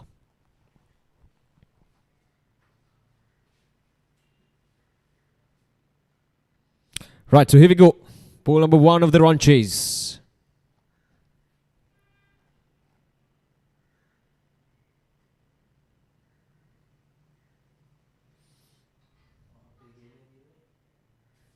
Well, the umpire is asking the bowler to get rid of his sleeves.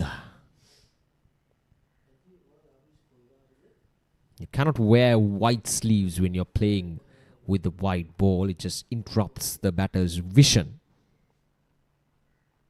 Right, so here we go. Ball number 1. Good ball. Maybe touch to full. But he gets it across. Coming over the wicket.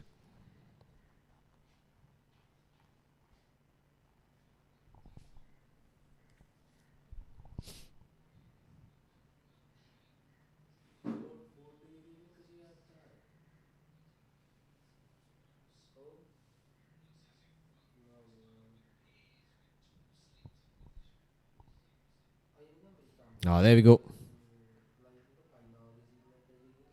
Keeping it outside the off stump. That's the way to go. Tony Greig.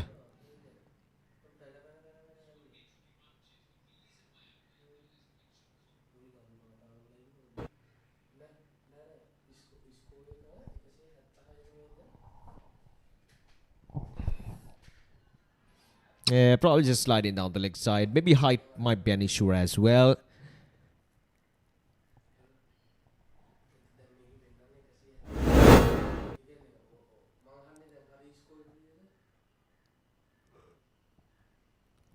Yeah, there we go. Sliding down the leg side.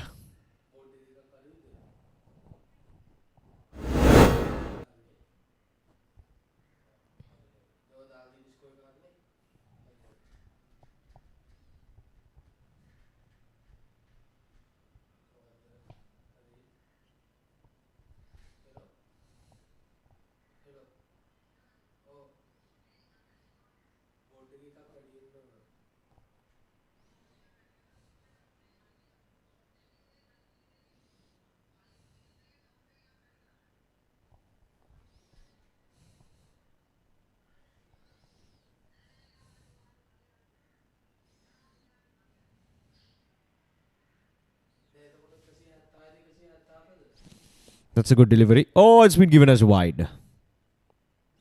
No, for a moment I thought he had things under control. He was bowling it outside the off stump.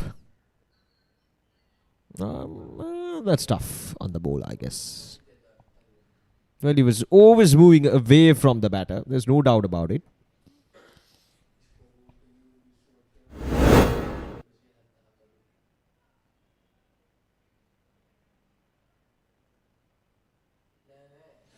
This time he gets a connection. getting it over the top of the covers fielders on the offside, throwing his bat at the delivery outside the offside. That's just touch too full. Asking for trouble. There we go. Easy pickings for the batter. You just have to throw your bat at it, and the outfield is quick enough. And all you got to do, worry about it, getting it over the head of the fielders inside the 30-yard circle.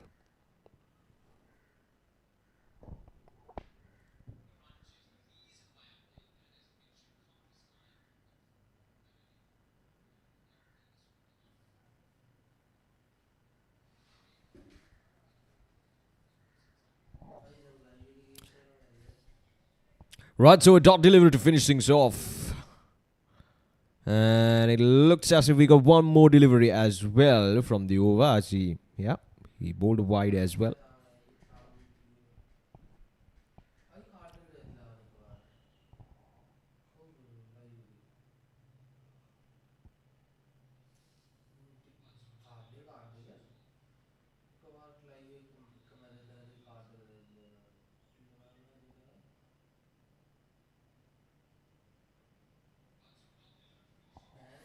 Push towards the offside. So no run taken. A steady start to the run chase. And the first over is done.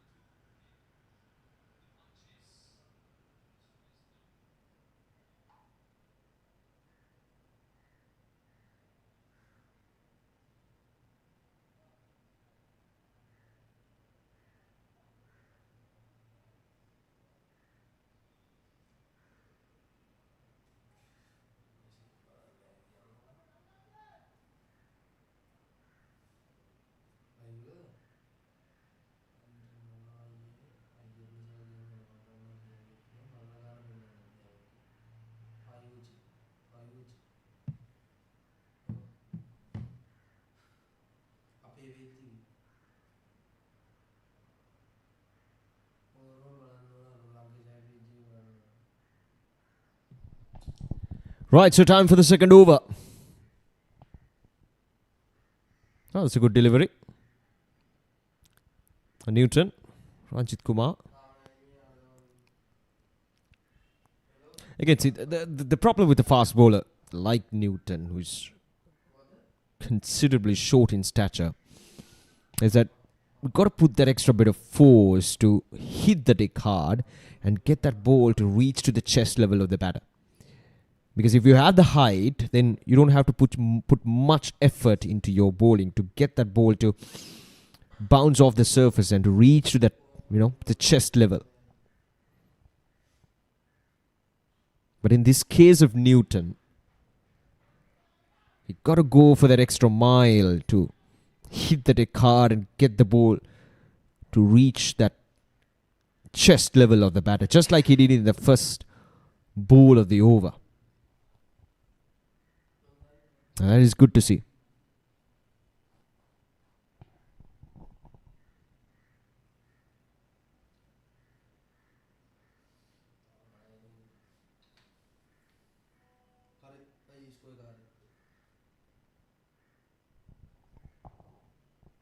Oh, there we go.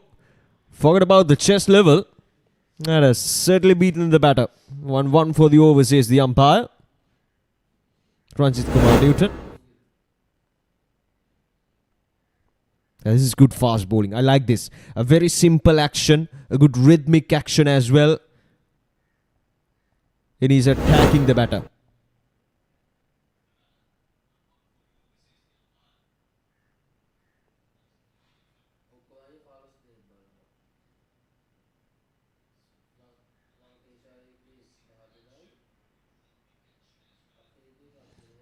Again, a good bounce from Ranjit Kumar Newton right around that chest level of JP Vidurushan. Couldn't really get under the ball properly that time with Durshan.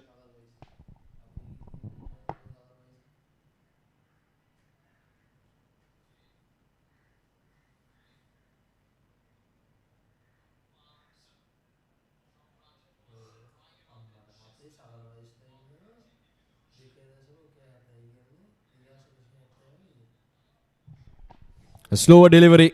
It was carved on towards the offside, but will be just a single.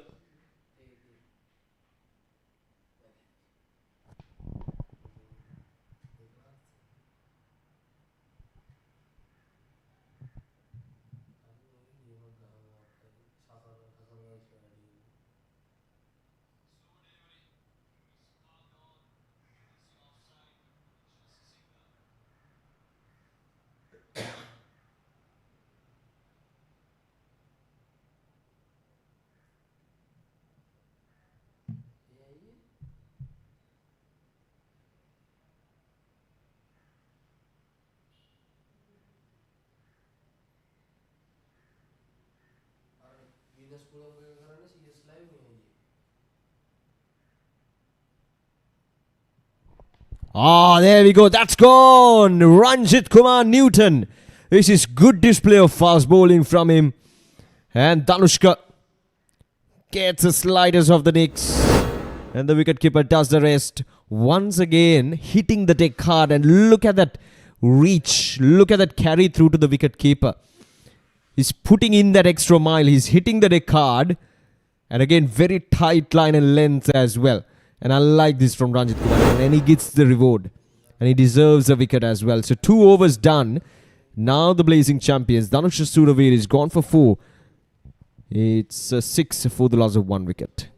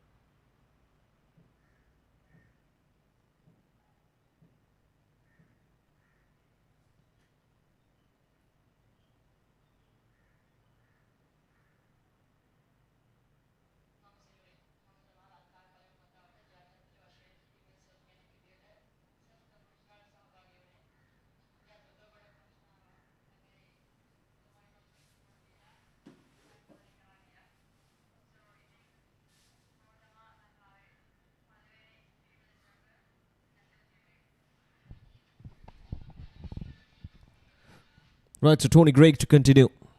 Oh, that's poor. That's too straight. Fortunately, the batter couldn't really get a proper hang of that particular shot, but with the fine leg field up inside the 30-yard circle, that would have easily gone away for a boundary. So you've got to be careful. Bowl according to your field.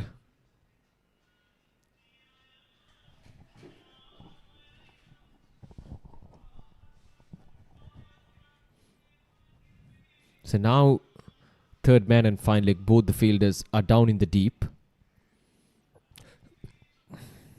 So we're still in the power play. And the slip fielder stays on.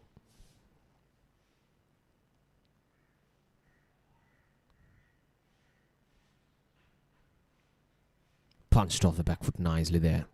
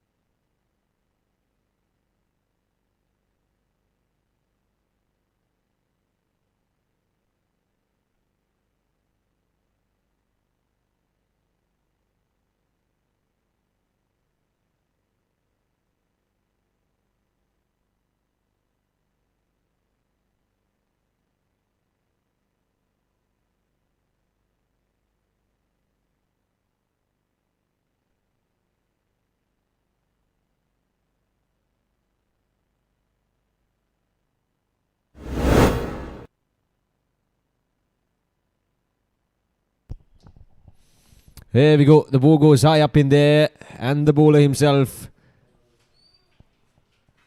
takes a simple catch. So the second wicket goes down. Once again, the short pitch delivery doing the trick there for the natives, Titans and Sasri Adhikar. He's gone for a duck. And Tony Greig with the breakthrough.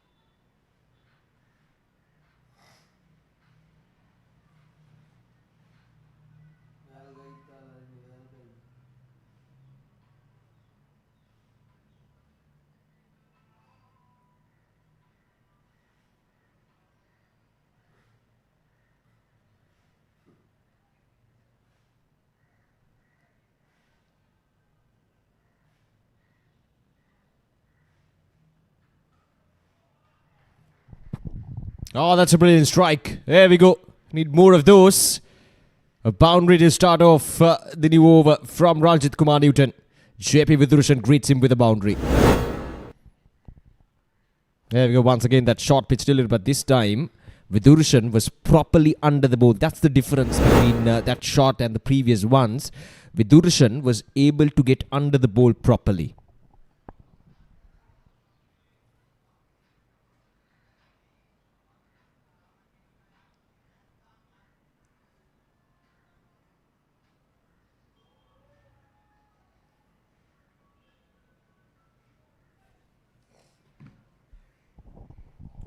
One for the over, says the umpire.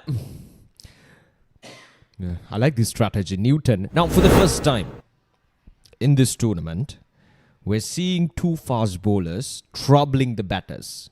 I'm telling you, we had couple of matches yesterday as well. And this is the third match of the tournament. And we didn't really see fast bowlers putting batters under pressure, threatening them. But these two fast bowlers, Ranjit Kumar Newton and Tony Greig, oh, there we go. These two fast bowlers are definitely threatening the batters. And I like this. It's a very simple strategy.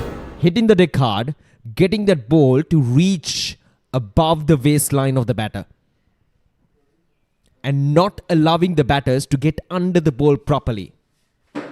A very simple but an effective strategy.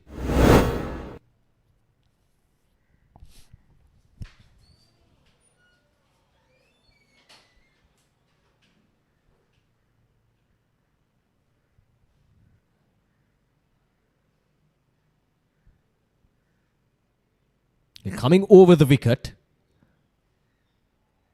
going across the right-hander,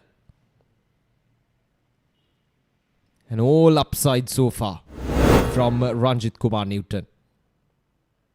There we go once again.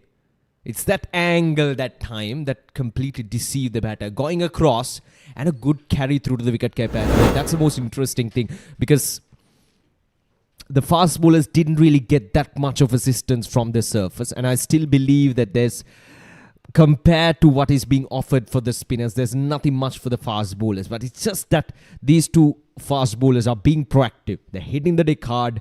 They're getting that ball. It's not swinging as much. Oh, gone. There we go. Well. The second wicket for the Ranjit Kumar Newton, and the third wicket for the Blazing Champions. Or rather, the Natives Titans. Beg your pardon. Again, hitting that bottom edge. And Vidurshan it is. Couldn't get under the ball. This is good bowling. This is really good fast bowling. Let's have a look at that again. Once again, going across. Couldn't get under the ball. Bottom edge and onto the stumps. Newton is on fire at the Thurston College grounds. 12 for 3 now. Blazing Champions are under pressure. And JP Vidurshan is gone for 5 of 14, courtesy of some wonderful bowling from Ranjit Kumar Newton.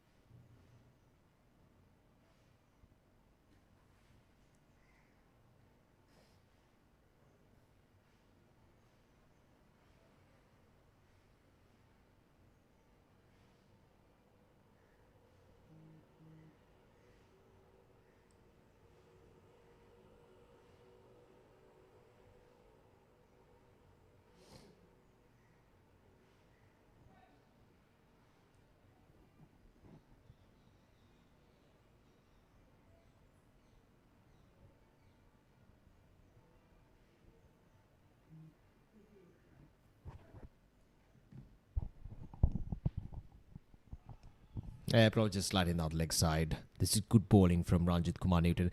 They have a clear plan in their mind and they're executing it out there in the middle up to the perfection. Simple as that. There we go. Once again, the batter is pretty uncomfortable out there in the middle. 4 overs done. 12 for 3.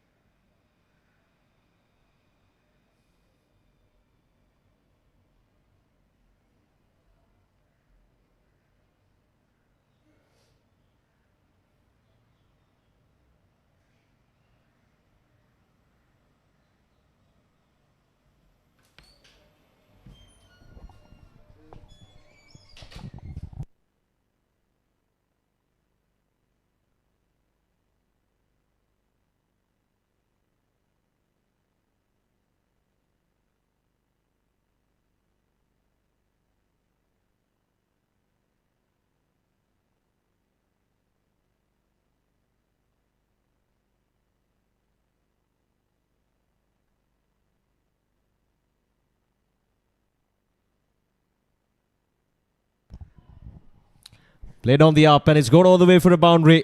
Much needed boundaries for the Blazing Champions. They're already 3 down. Some quick runs here to put them back in the game. Tony Greig, the bowler. Played it on the up and it's gone all the way for a boundary.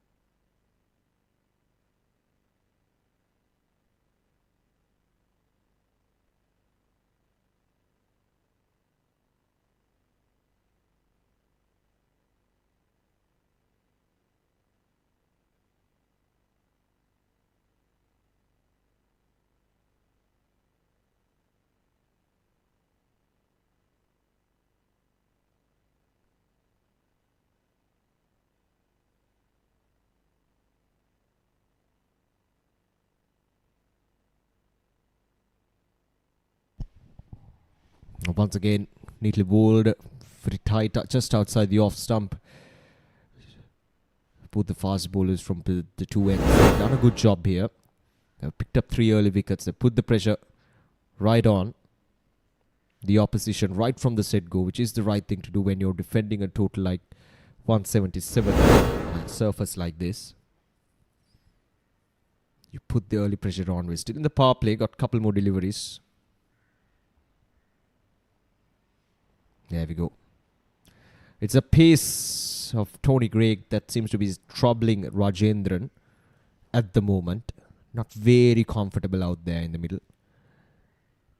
And the pace of bounce of Newton from the other end. It's a good combination.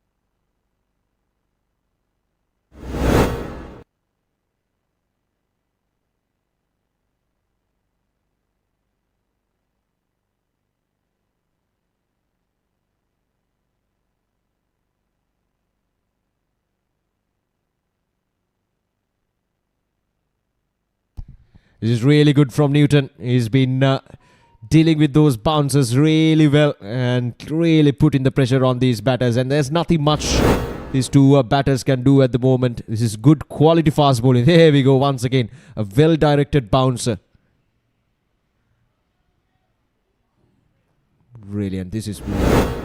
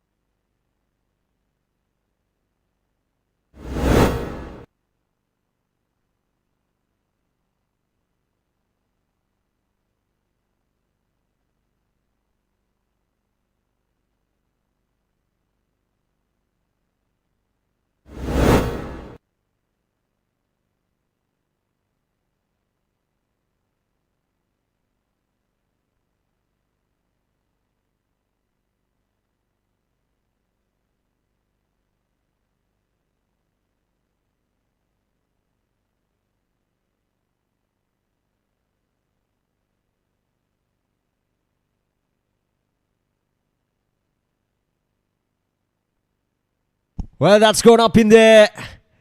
Oh, what happened there? Ranjit Kumar Newton had all the time in the world to take that catch, to get under the ball properly, but just went very high up in there. Let's have a look at that again. Oh, just went very high up in there. Plenty of time for him to come running in, settle under the ball. But he just gave up at the last moment.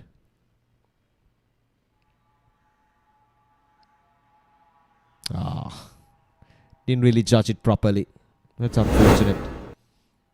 Last ball of this over coming up. Just 1 run conceded so far. And look at those figures from Newton. 2.5 overs. 2 wickets for just 6 runs. And all those 2 overs bowled in the power play. And so far, the Blazing Champions have already scored 19 for the loss of 3 wickets. Here we go, the last ball. Oh, that's a good delivery once again. A brilliant over from Ranjit Kumar Newton. Good display of fast bowling. 6 overs done. 19 for 3.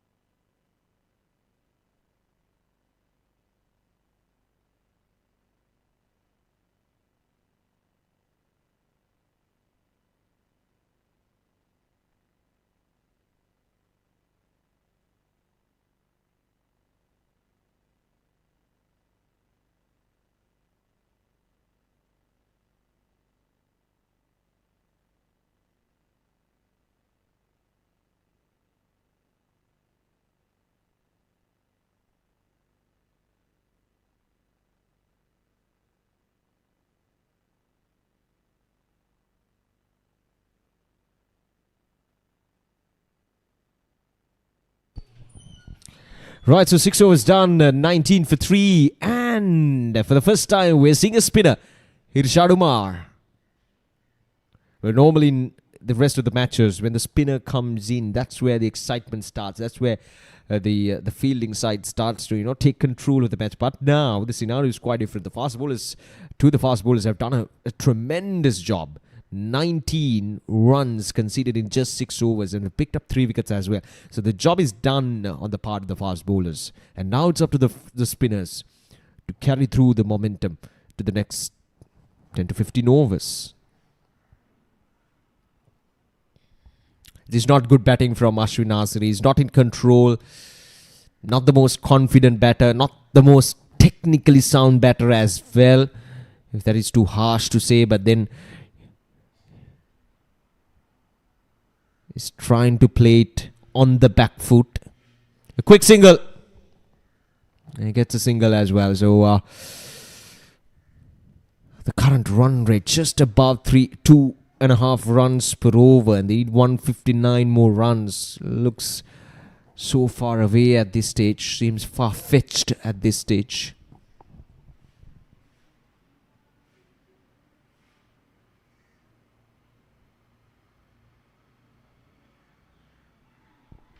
Yeah, probably just sliding down the leg side. More of a half-hearted appeal there from Irshad Umar.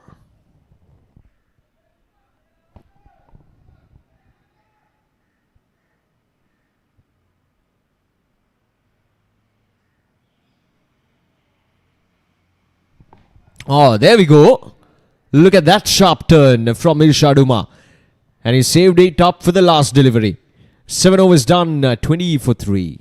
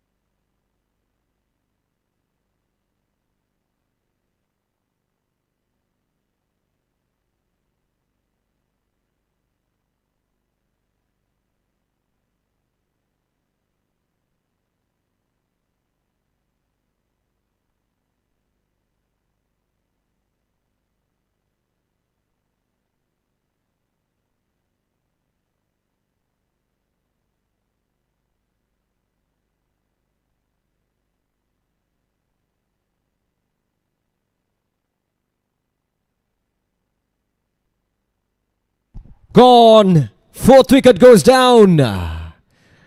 Well. The spinner Zubair Hussain has come in and bowled an absolute ripper to get rid of Ashwin Nasiri. And the 4th wicket goes down for just 22 runs now. It's just making it too easy. The natives Titans, a wild swing. And the ball is always going away from you. Ashwin Nasiri was not in control throughout those 10 deliveries that he faced out there in the middle. 22 for 4 now.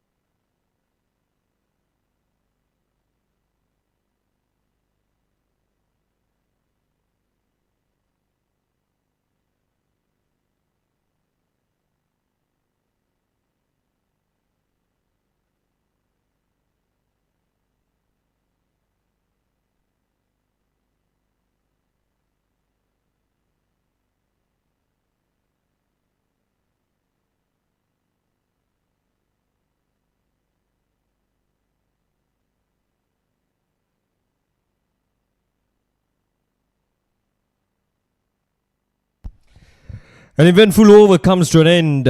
It was done 23 for 4.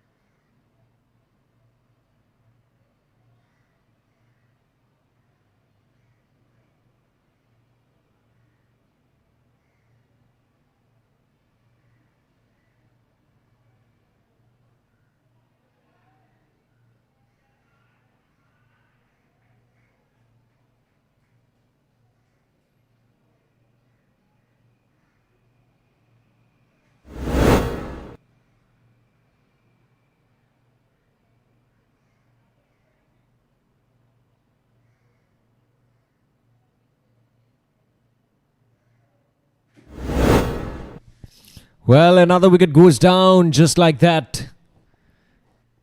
It's 5 down now. Blazing Champions under so much pressure. And things are not really working out for them so far. Still the early days in the tournament. Still the first game of the tournament. But there's so much to look back into this game for the Blazing Champions. As they're 5 down for 26 now. And Irshad Umar with the breakthrough. It was the fast bowlers who set the tone nicely. And now it's the spinners who are doing the damage for the Blazing Champions.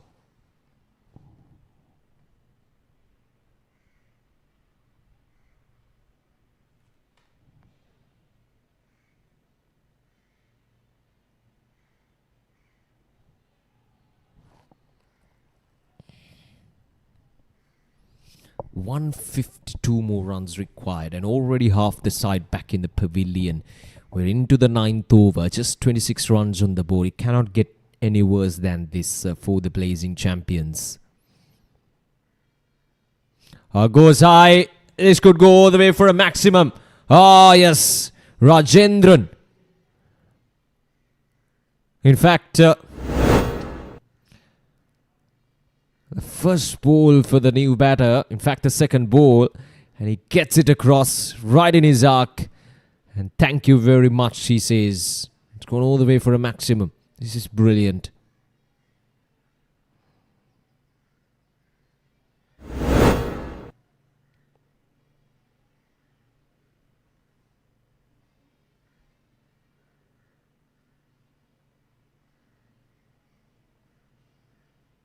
Jessley Richards is a new man in. Smashed to 6. Right, so Irshad Umar. Oh, that's too close to the body. And the umpire says not out. Half-hearted appeal once again from Irshad Umar. That was too close to his body to be cut away.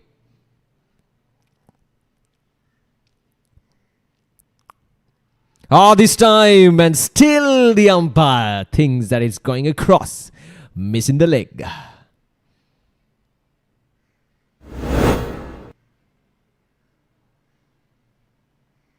Yeah, it's just at the angle. Oh, yes, missing the leg stump for sure.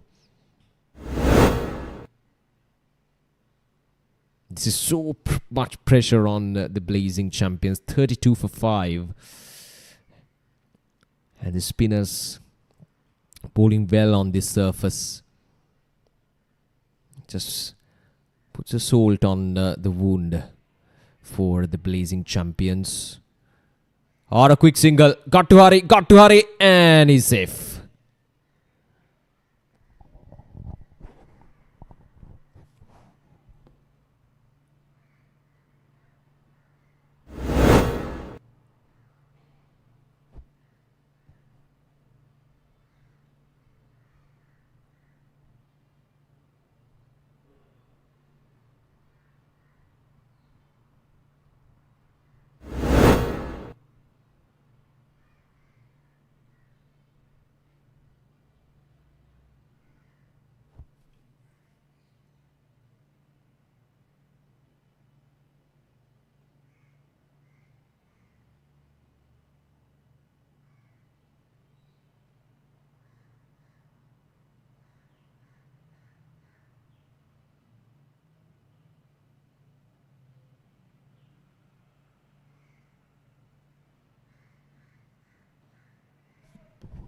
Oh, it's dropped.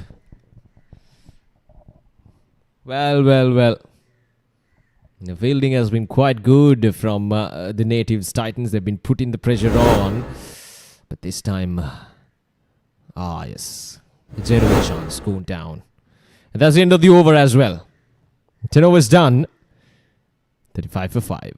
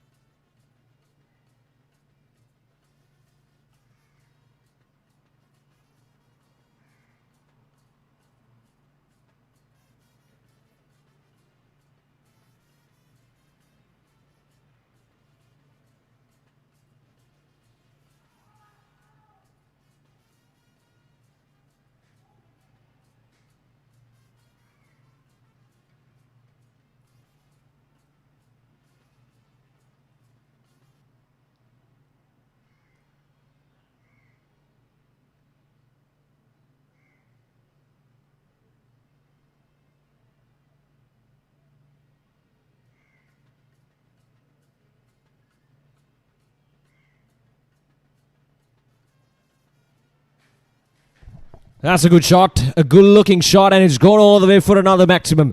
That's the second 6 of Chesley Richards. I need a short bomb and slightly over pitching it, and it falls right in his arc. And when it's right in his arc, Chesley Richards, he would go after you. Just like how he went after Irshad, just like that. A couple of sixes to Chesley Richards now. There we go. And a good delivery. Just went with the arm. No real turn on offer from Irshad that time.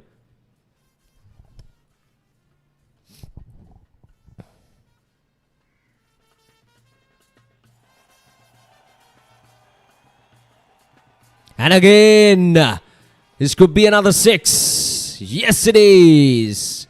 Third 6 for Chesley Richards and the second in this over. Well, much needed confidence booster for the Blazing Champions. And Chesley Richards, He's playing like a real champion here.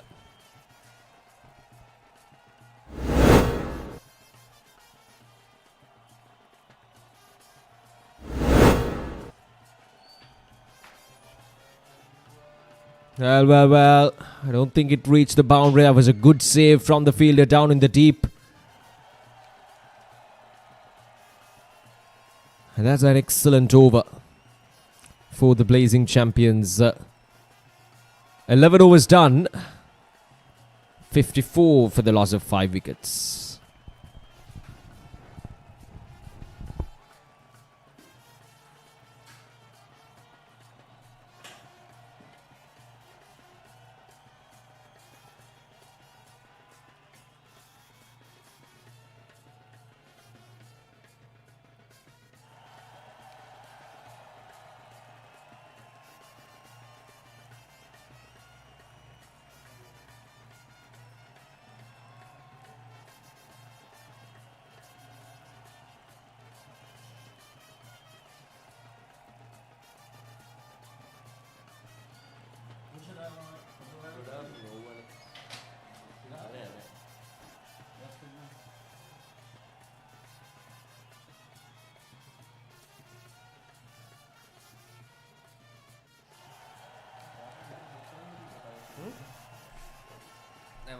പൊടി breaks ഇറങ്ങി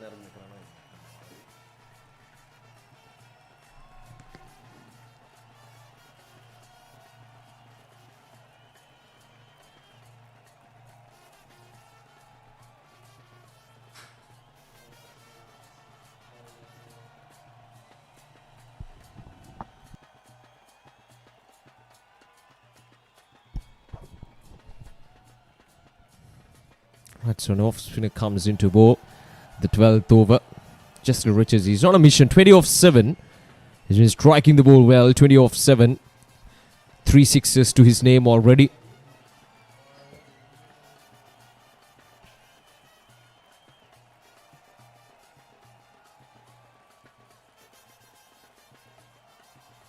It's down the leg side. Should be wide.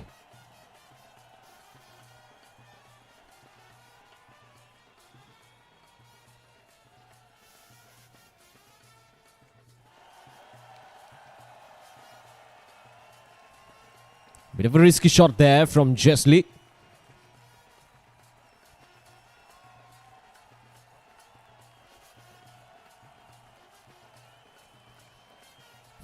Right, so this is where things get interesting. 57 for the loss of 5 wickets now.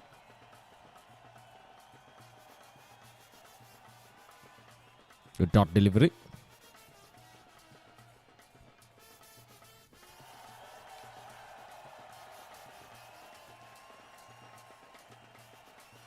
And gone! Oh, it's a big wicket. It's Chesley Richards who has to depart. And it's 6 down now for 57 runs. And the danger man who looked good out there in the middle is dismissed. Playing all over it.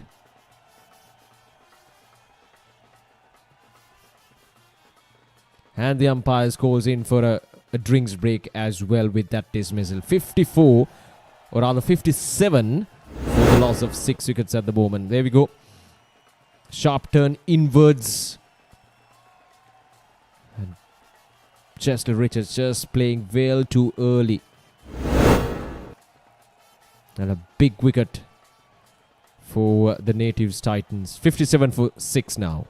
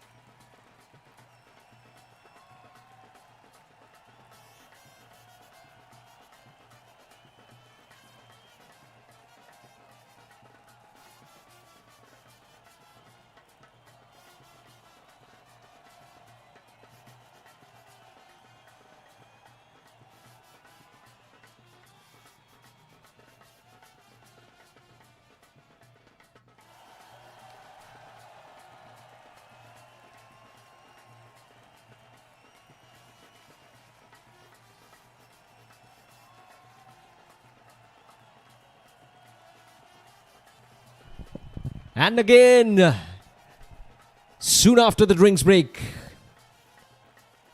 another wicket goes down. Franklin Chesley. Let's have a look at that again. And he is unstoppable at the moment. Very simple and a nice action. Just a gentle push and a really good catch. There we go. Umar taking a stunner. And now it's 7 down for 57. What a complete turnaround this match compared to what we had yesterday. We had high scoring games on both the matches. And teams batting second, chasing things down quite easily. In fact, in the second game, the team batting second chased down a total of 190 plus with 4 overs to spare. That's how good it was yesterday. But today, the Blazing Champions are doing the exact opposite. They're 58 for the loss of 7 wickets, chasing down a total of 177. I'm not complaining. This is really good. A good balance between bat and pad. It's bat and ball. It's just Blazing Champions haven't really played the best of the cricket so far with the bat in hand. Some of the dismissals were questionable. Very simple dismissals.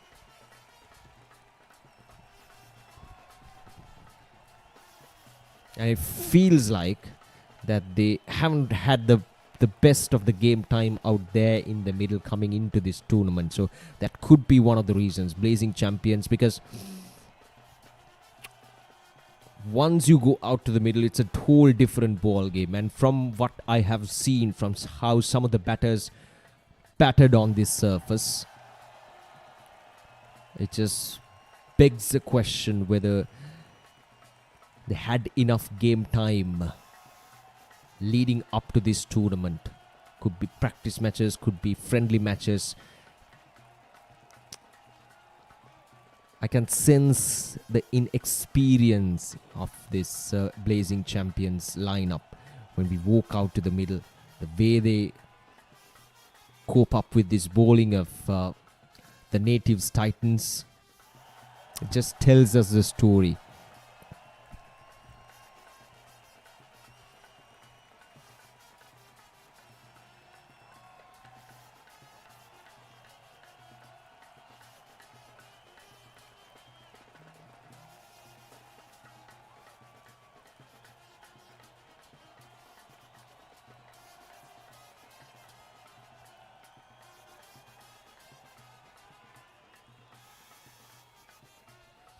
Right, so that's the end of the over. Rishad Mohammed, another successful over for him. 13 overs done, 59 for 7.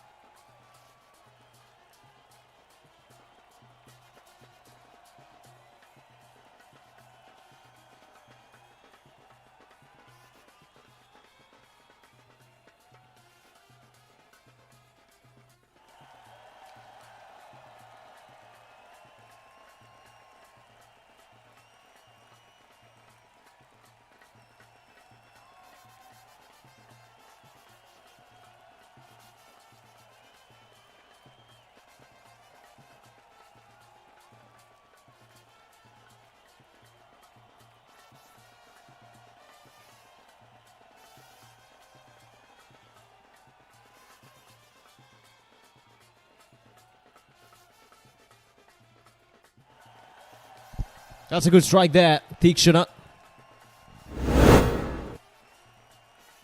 Slightly over-pitched and driven away nicely. That's a good-looking shot there. For a batter who comes in at number 9. That's a good-looking shot indeed.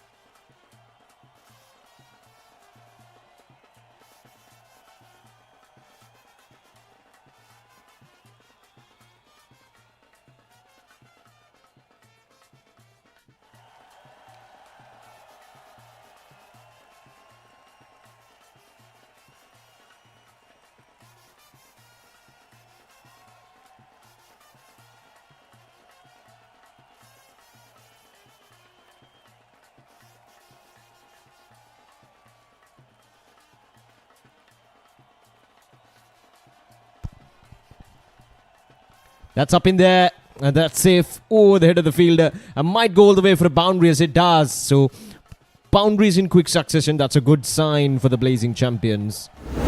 The score goes up to 70. Just over the head of the backward point fielder.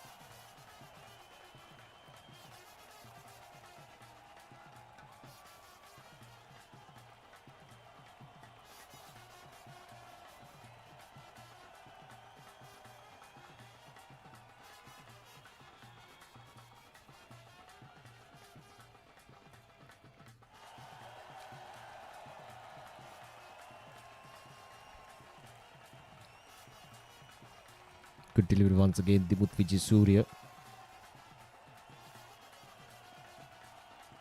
Not your conventional spinner. A tall lad, has a high release point.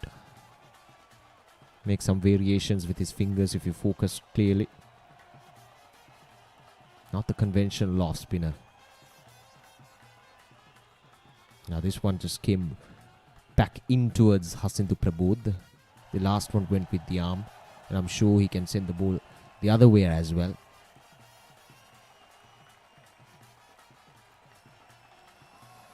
"112 more runs required." Looks a bit far-fetched at the moment. It's 66 for 7.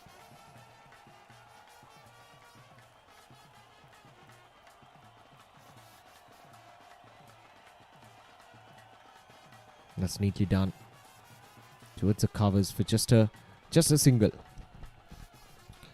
And 14 overs done. 66 for 7.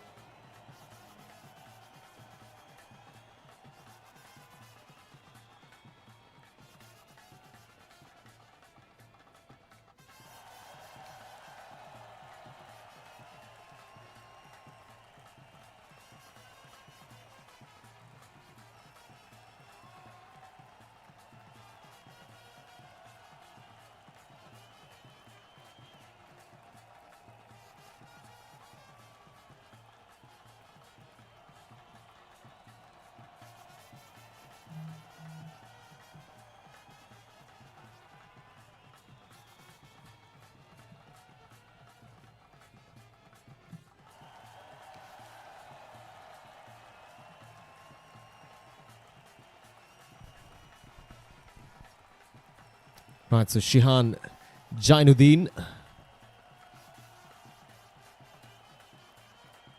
worked a bit nicely. Yeah, just a single though. Tikshana has been quite good so far. He's been the main resistor so far between the Blazing Champions and the Native Titans.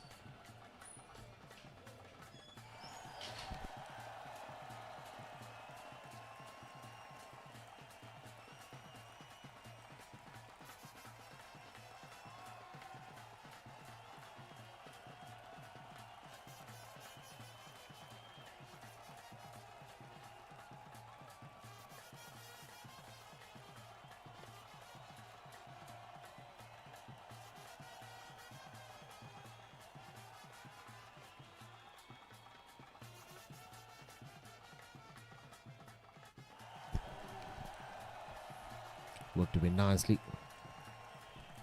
Back towards the backwards colleague region. Not the best of the throws there from Joel.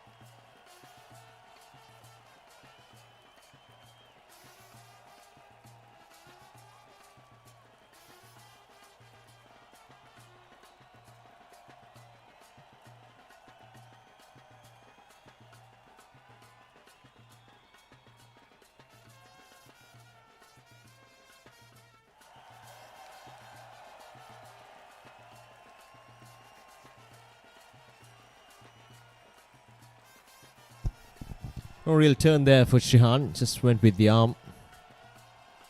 These two batters providing some resistance for the Blazing Champions.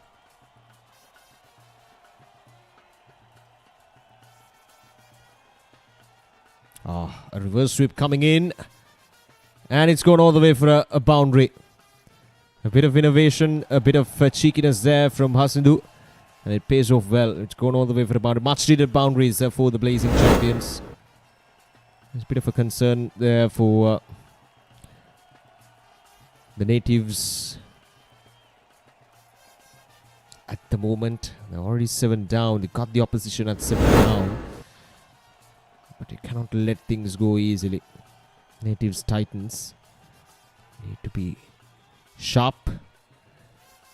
Need to be on their toes.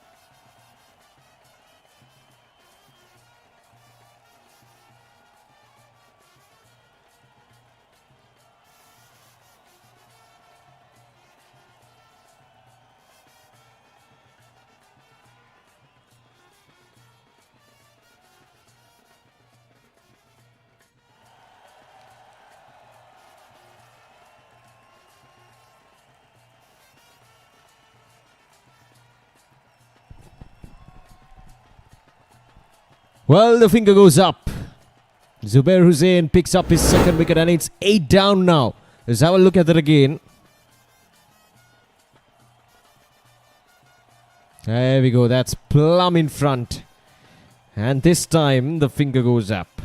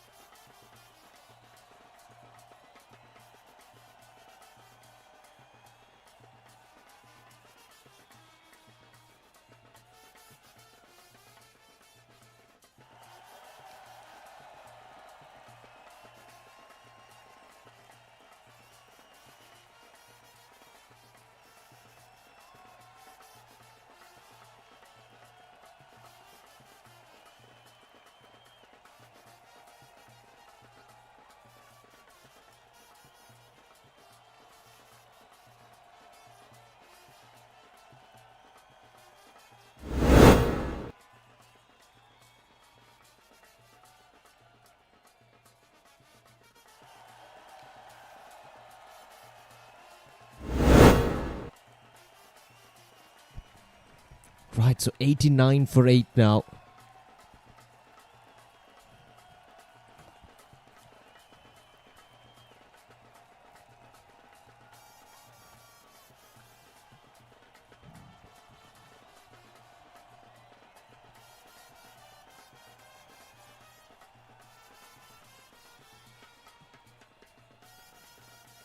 Oh, big inside edge. A bit lucky there, the batter.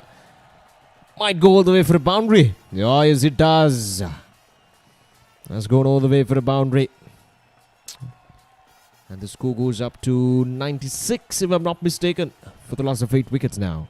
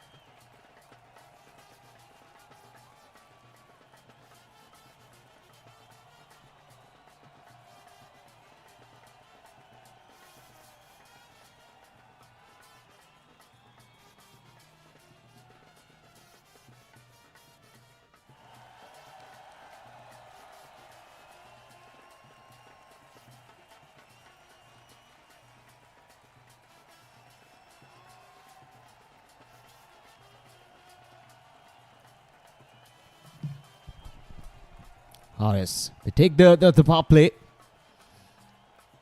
That's a good bit of fielding there. Ranjit Kumar Newton. To both the first power play. He has been quite outstanding today.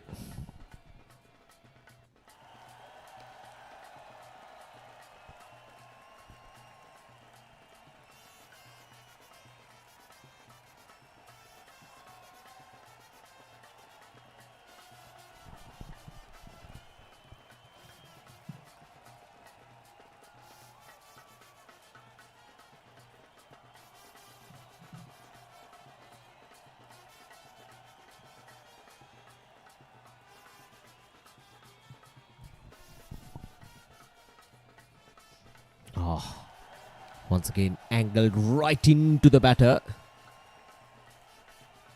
Couldn't really get under the ball properly, just hit straight into his rib cage.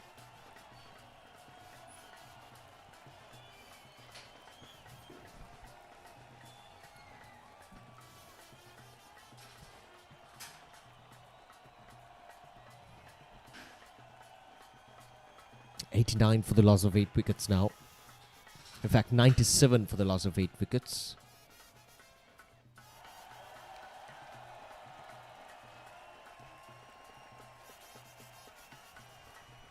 Off the edge, and it'll run away for another boundary. It's very unfortunate on the part of the bowler. But runs are coming in now for the Blazing Champions.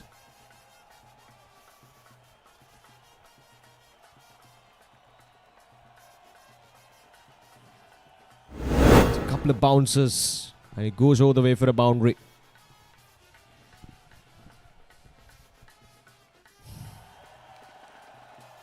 Shahid Rizwan and Hasindu, the two batters out there in the middle.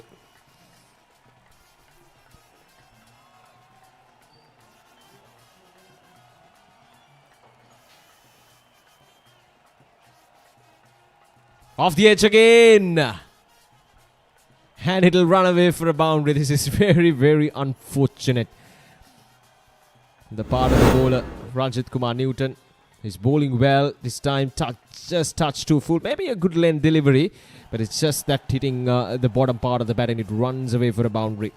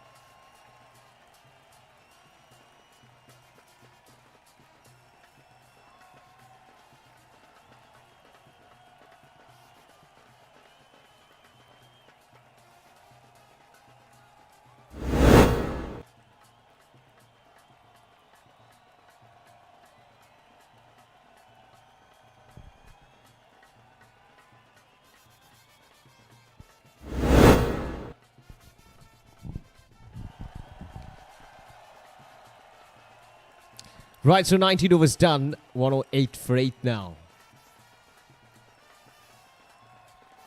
And they're taking the second power play over as well.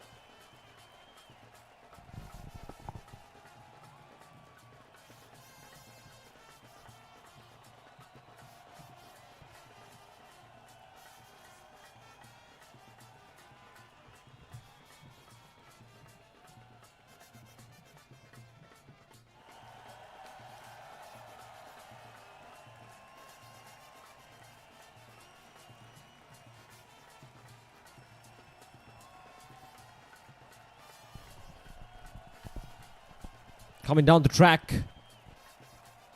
Looking for the second run as well. Oh, got to hurry. This could be tied. Nope. That's good running between the wickets. And not the best of the throws as well from the field.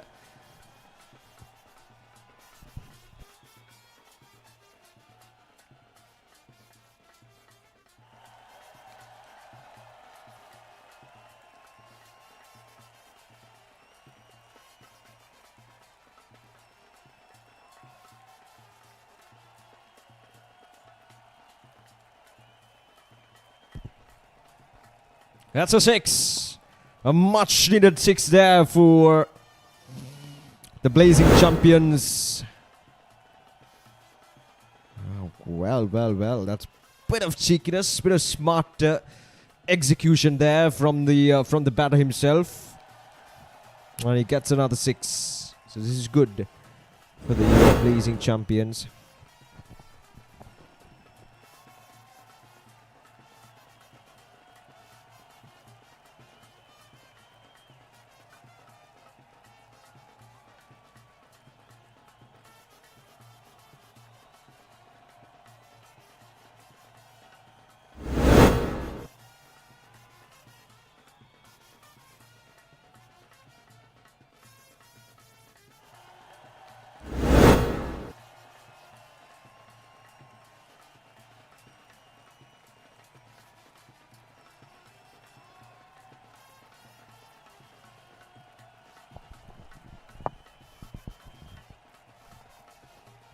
Straight into the hands of the fielder.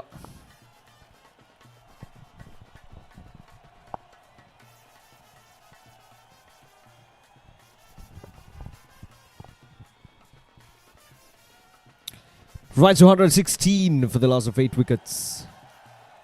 Ah, that's carved over the covers. Hasind Prabhat is keeping the hope alive for the Blazing Champions. He's dealing in boundaries and he's taking the full advantage of this power play over against a spinner.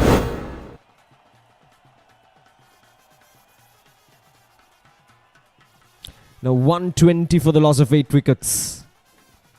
Need 58 more runs. Only if they had couple more wickets. This would have been really interesting run chase. But they need to have Hasind Prabhat out there in the middle as much as possible. That's a good delivery from Zubair Hussain.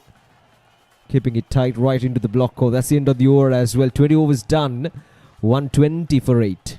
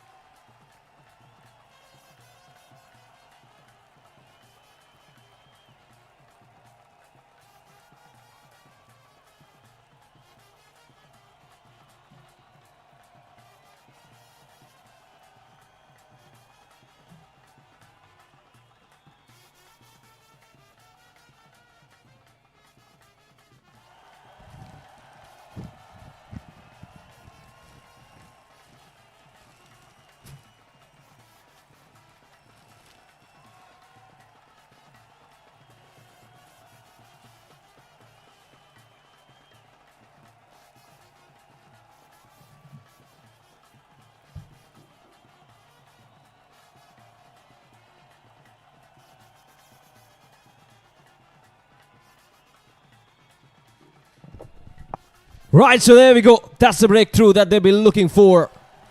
And the 9th wicket goes down. So just one more wicket required for the Native Titans to secure the win here. It goes very high up in there.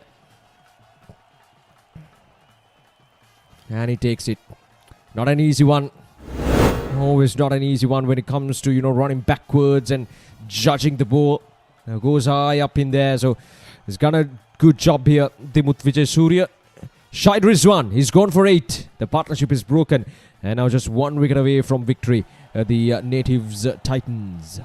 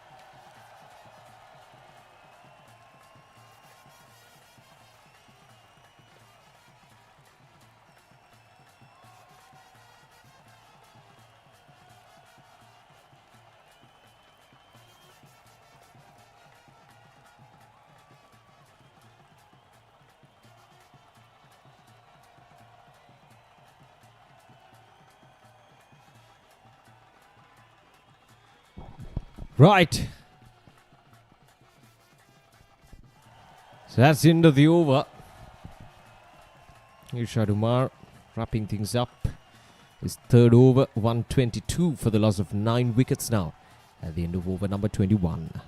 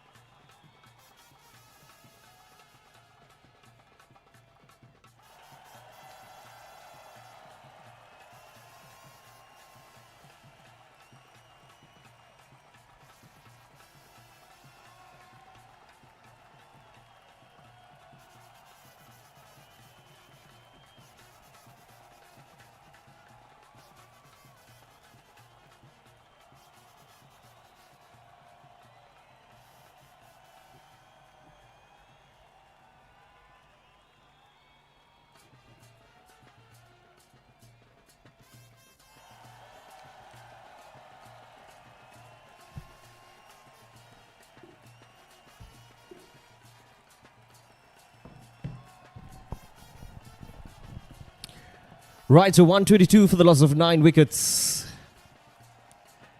Hit 56 runs in 23 deliveries.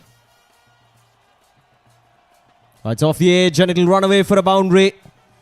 Hasindu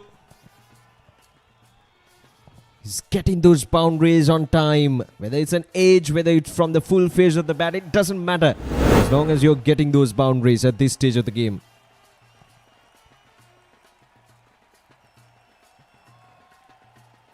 Nicely played once again off the edge and it runs away for a boundary.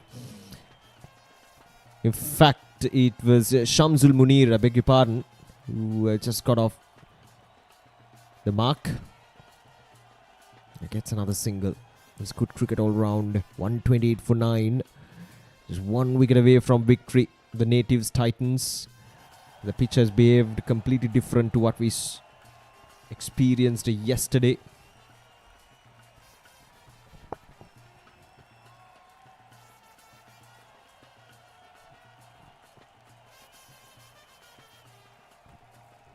Ah, that's a good shot.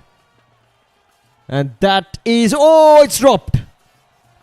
Well. For a moment, I thought that he had the full connection to get it all the way for a maximum. But Sachin was under the blow. And it just went right through his hands. Let's have a look at it again. Just came in, rushing in very casually. Couldn't get under the ball properly. A big inside edge. And that's the end of the over. Dimut Vijayasuriya. 3 overs. 2 wickets for 18. 22 overs done. 129 for 9.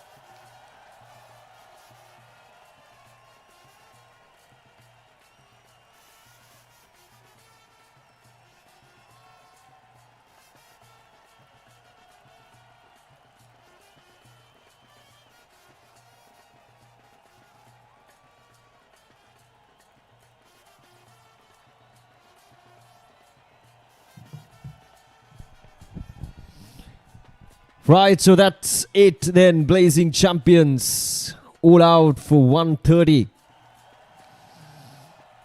And Irshad Mohammed with the breakthrough in his third over.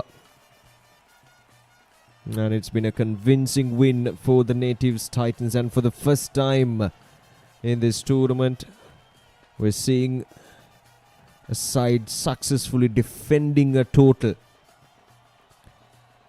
Because yesterday, both the matches, the team batting second, they successfully chased things down. But today, the story was completely different. The surface was behaving a bit different as well compared to yesterday.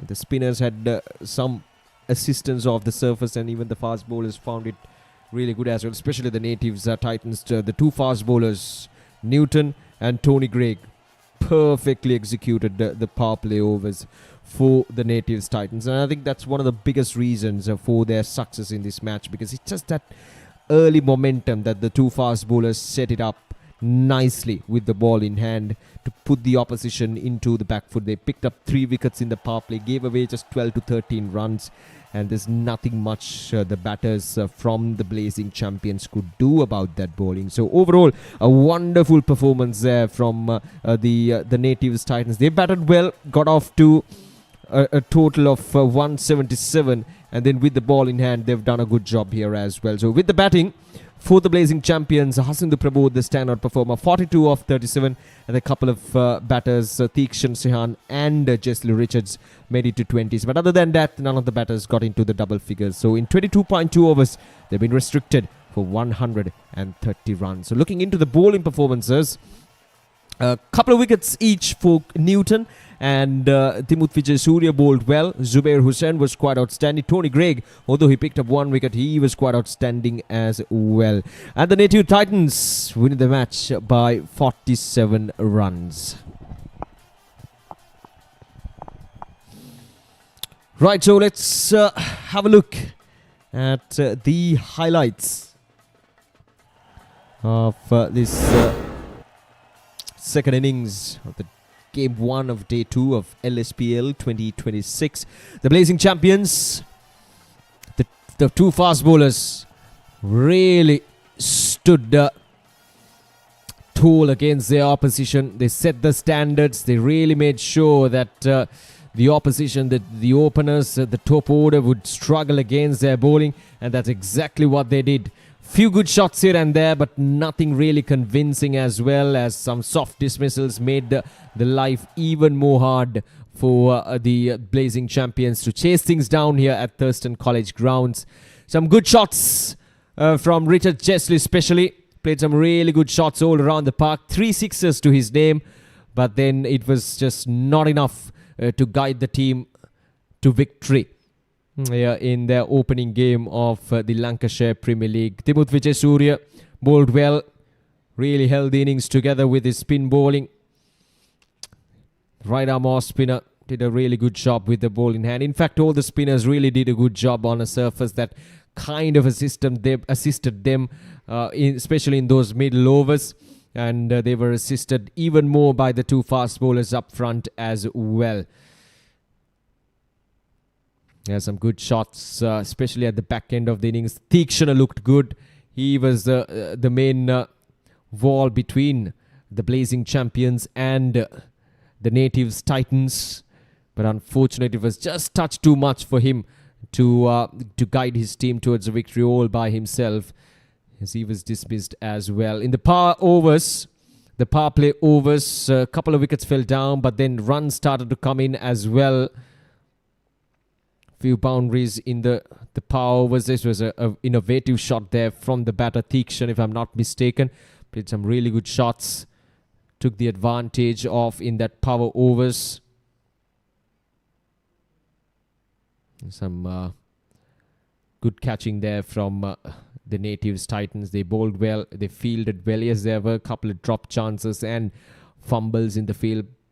Bit of lapses, but then overall, they did a good job in the field, and it was Ranjit Kumar Newton who took the catch to wrap things up here at the Thurston College grounds. Right, so that's the end of the game number 1 of this day 2 of the Lancashire Premier League 2026, the 5th edition of it. And we got another match coming up later today as well. So I would like to invite each and every one of you to join with us in a short while as we will start the live streaming right here from the Thurston College grounds. Until then, we'll see you again.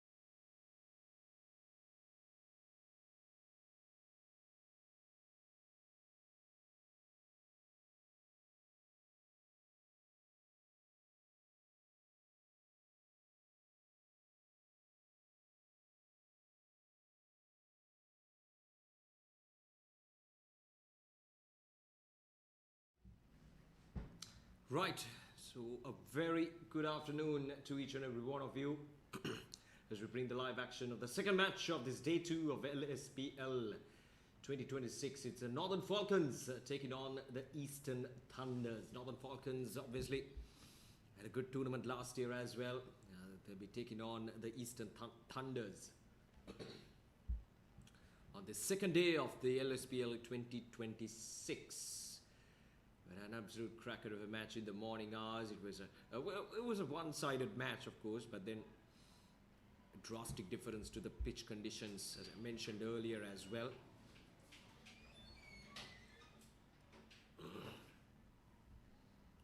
So it'll be interesting to see how the two teams would operate. I'm sure they've taken their notes from the first game.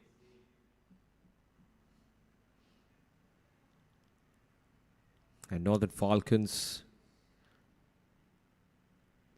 fielding first and putting Eastern Thunders into bat.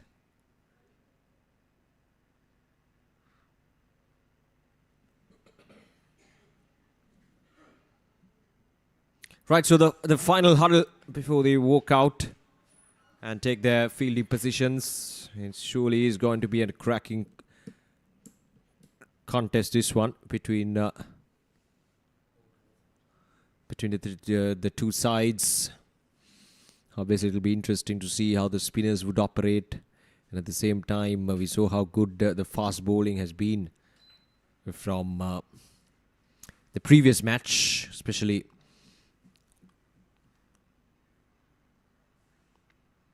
by the Natives Titans, doing a good job with their fast bowlers. So, I mean, there's always plenty for everyone here at Thurston College grounds. Obviously, it's not a difficult pitch to bat on as well. It's just a matter of, getting used to the conditions, giving a bit more time compared to yesterday to settle in and then push forward as much as possible.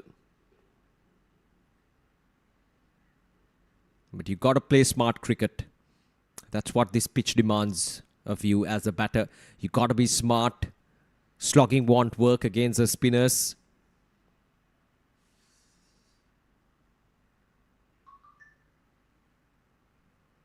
Off arm to start off the proceedings with the new ball, a tall lad.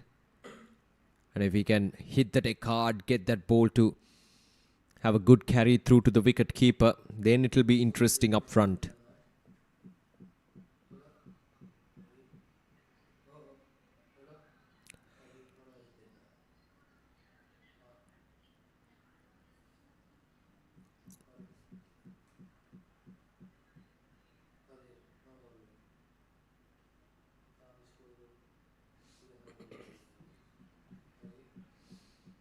Right, here we go.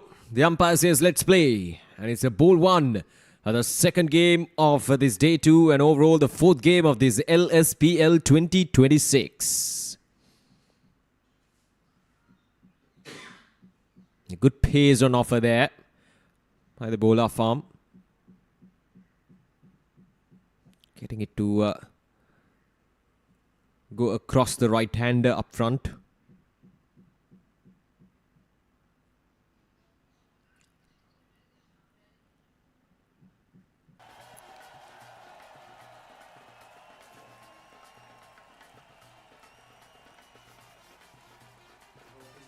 Oh, that's a good delivery. But it's been driven nicely as well. Well, for a moment I thought he was able to hit the block hole, which I'm sure he was trying to. But then just ended up bowling a full-end delivery. An easy picking, so the batter, it was right in the gap. Now means there's value for your shots here at the Thurston College grounds. And it'll go all the way for the boundary. So first runs on the board. The Eastern Thunders.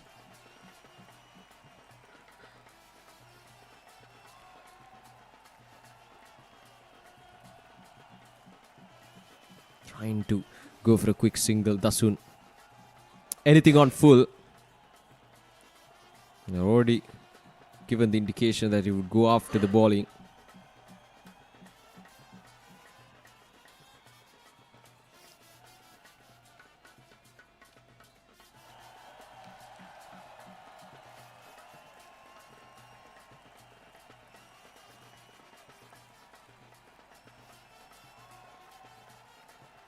Should be wide. Yes, it is. It's some good pace from Mohammad Afam. Slightly getting his target wrong that time.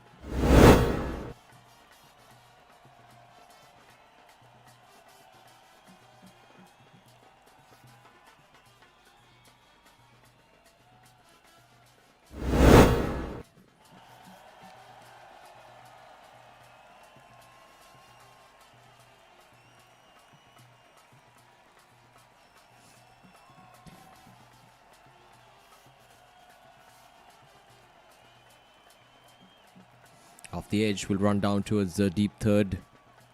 We're in the power play. There is a deep third in position and a backward scoring, a deep backward scoring fielder. That's not often you see a deep backward scoring fielder who is somewhere right in the middle of scoring and backward scoring. You don't often see that unless you know the batter well. And if it is a strong area of him. Sajid Gunatilak at the other end. The two openers, Sajid and Dasun. Need to get a good start here. The power play. We talked about this yesterday as well. It's just a matter of getting a good start. And good start in the sense if they can get to 40 to 45 runs in the power play without losing a wicket. That would be ideal because it's a 25 over game and you can go for an extra 2 overs of power play between over number 15 and 25. So if you preserve your wickets, that would be really beneficial at the latter part of the innings. So first over done, 6 runs coming off from the first over from Mohammad Afam.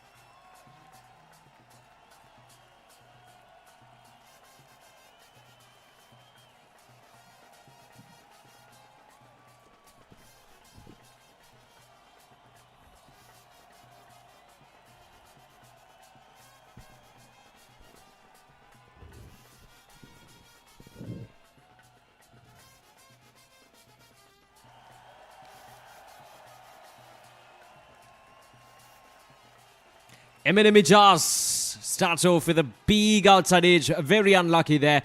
But Dasunabe Vardhana should consider himself extremely lucky. He just threw his bat at a ball that was very wide outside the off stump. And he gets a boundary. That's the second boundary of the innings. And it was right in the gap.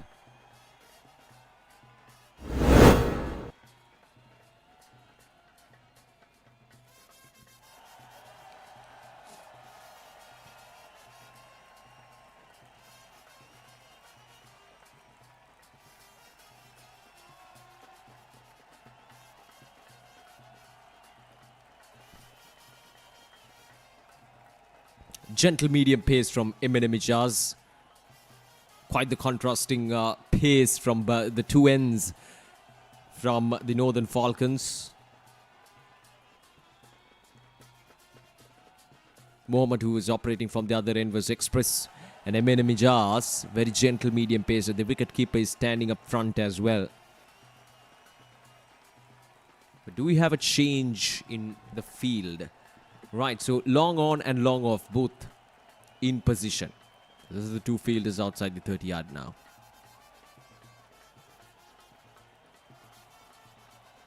That's been given as a wide.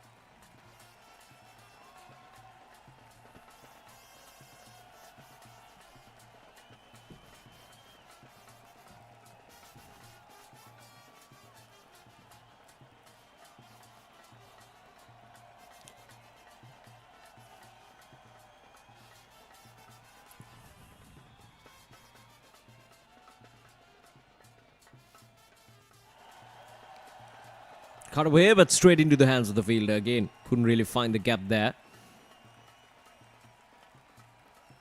Tasun Abhivartan has been trying so hard to pierce that gap on the offside.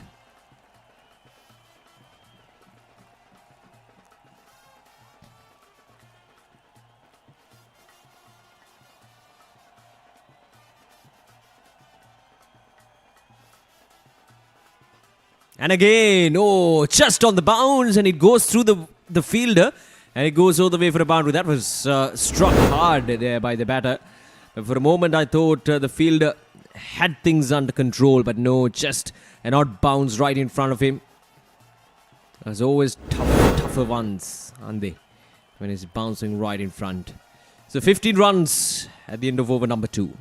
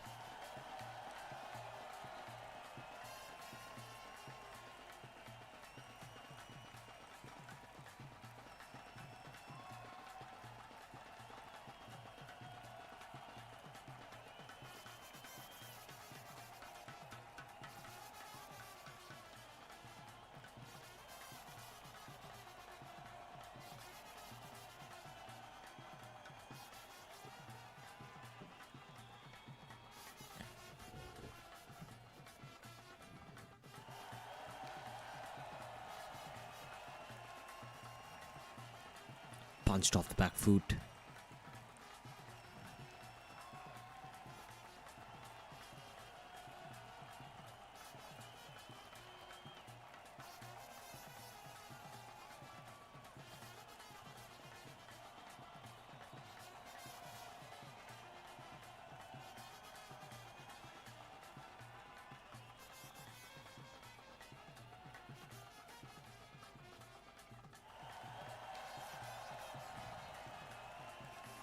That's a good looking shot, and it's gone all the way for a boundary. Is it a 6? Oh no, it's a 4. Confirmed by the umpire himself. Mohammad Afam, who was right in his arc. Nothing wrong really with the delivery. Maybe touch too full, but it's just a good execution there from the batter himself. Just on the bounce.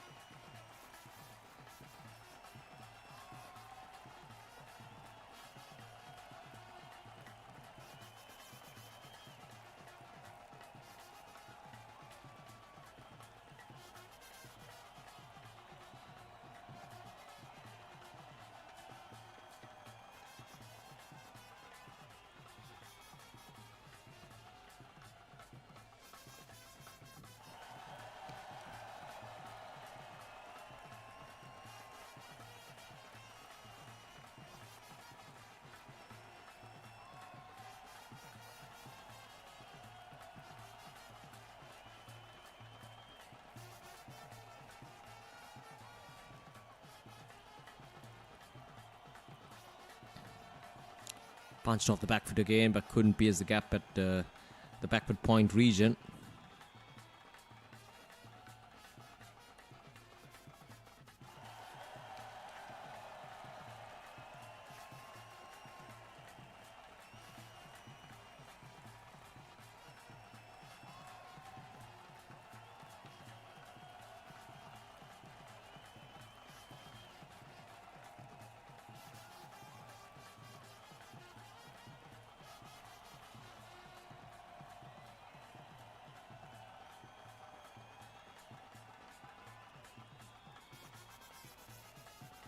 This time he goes high up in there and doesn't matter. It's behind the wicket keep and it's gone all the way for a maximum. That's the pace of Mohammad Afam working against him, the bowler himself. And that's the end of the over as 25 runs.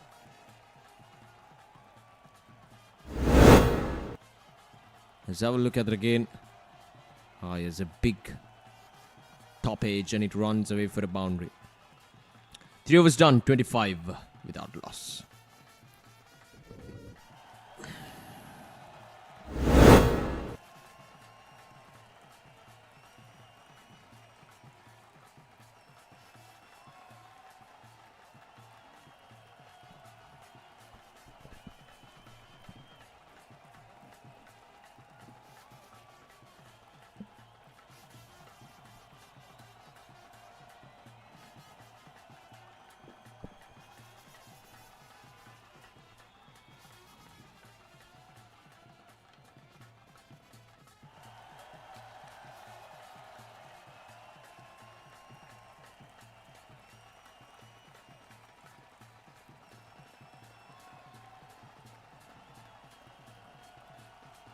This protection down in the deep will be just a single.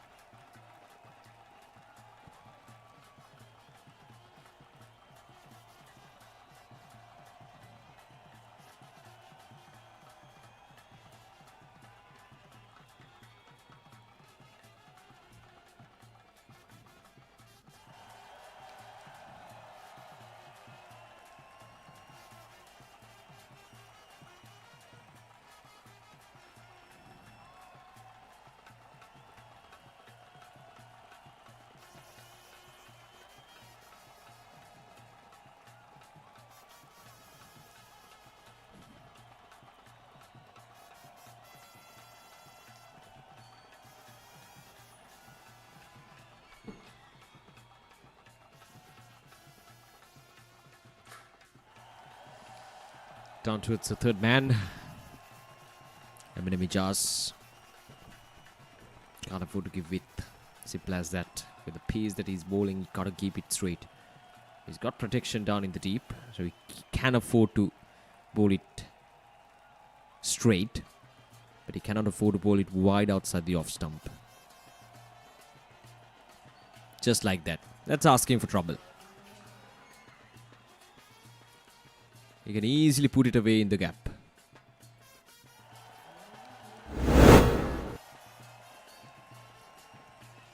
There we go. It's just that the lack of pace from Eminem Ijaz just allows the batter to rock back and play it safely on the offside. So that's why Eminem Ijaz need to be careful on the line of his delivery. The margin of error in the power play is so minimum. That's much better. Now he got protection down in the deep. Oh, doesn't matter. It was so well struck. It's gone down the ground and it's gone all the way for a boundary. So back-to-back boundaries. Maybe it's time to adjust the long on and long off fielders a bit. It put them a touch bit straighter. That would really work out. 4 overs done, 35 without loss.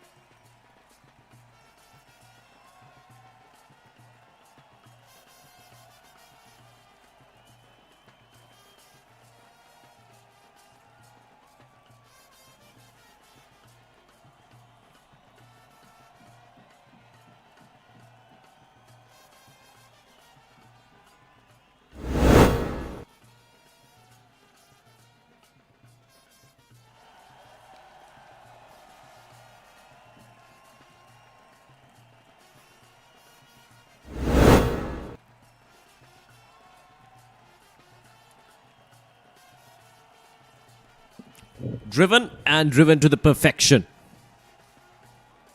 Sajid Gunatilaka taking the full use of the full toss outside the off stump. Yeah, that's asking for trouble. This is not good bowling from the Northern Falcons. Eminem Ijaz and Mohammed. This time it's Mohammed Fawzul. Gives away a full toss.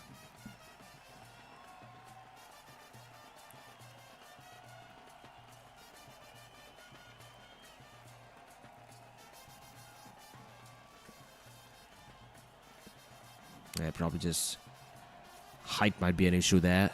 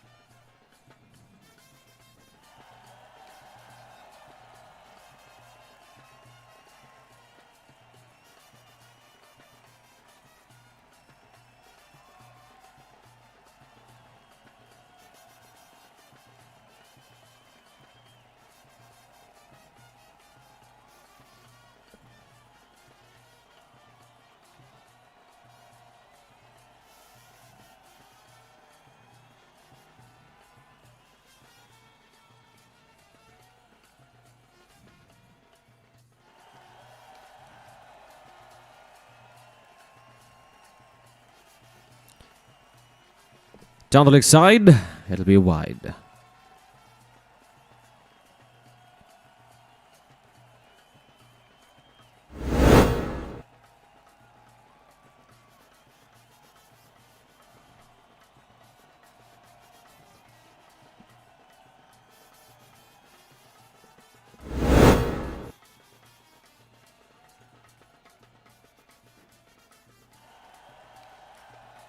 Now this time, always a good delivery.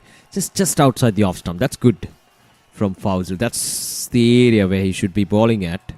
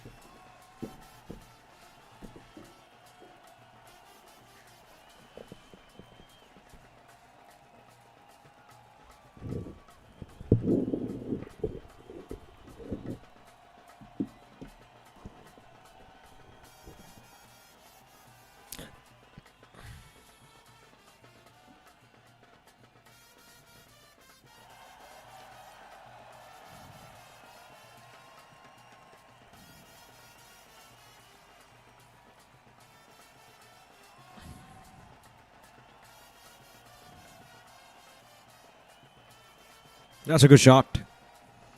Driven nicely, but there's protection down in the deep, so it will be just a single. And that's the end of the over as well. 5 overs completed, 44 without loss.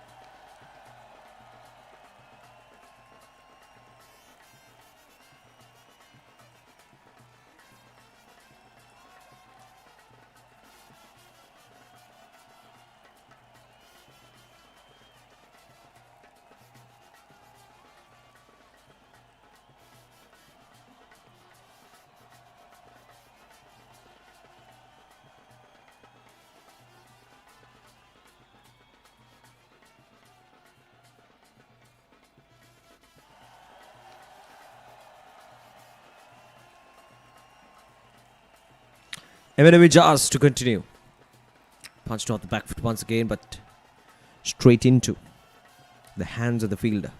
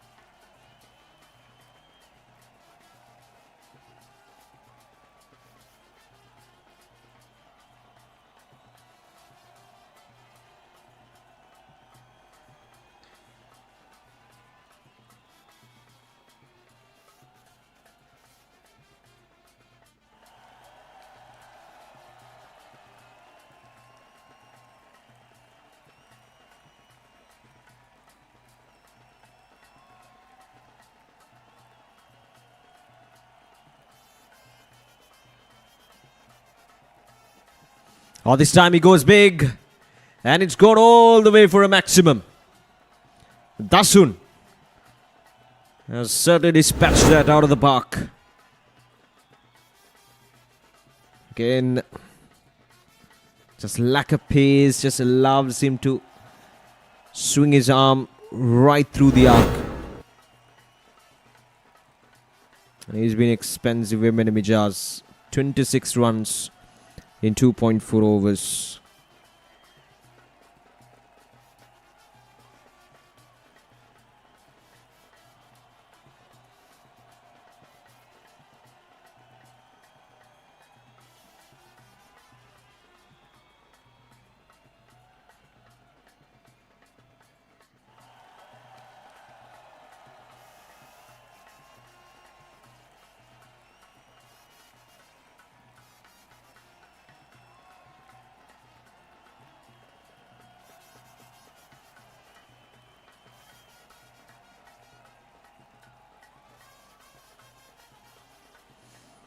Down the next side, should be wide as it is.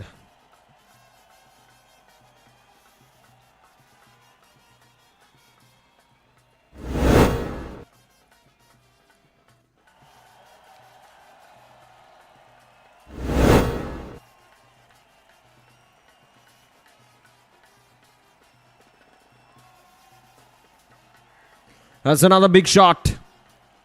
And it's the same result. Yet again. Eminem Jazz is being taken on for cleaners. 58 runs on the board at the end of over number 6.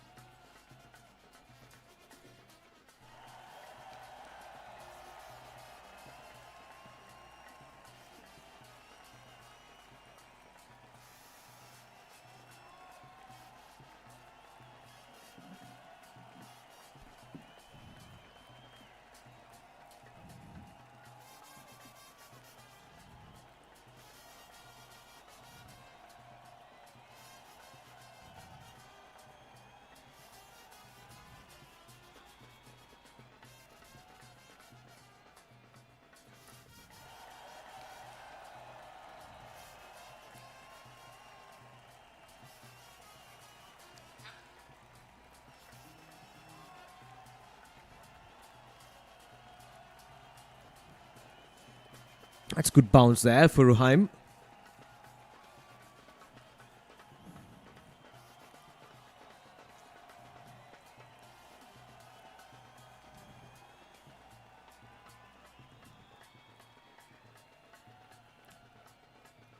That's a good delivery once again. Good gentle pace, not trying to overdo anything. Just land in the right area. That's all you got to do in this surface. You got to land in the right area and bowl at the right pace. That's probably about it.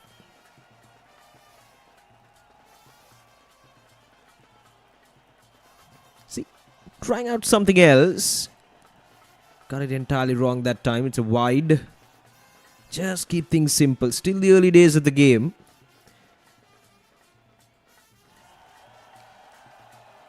There we go. Much better. That's the way forward. Because right now, the focus should be on landing the ball at the right region. Because there is some purchase of this surface. We talked about this earlier as well.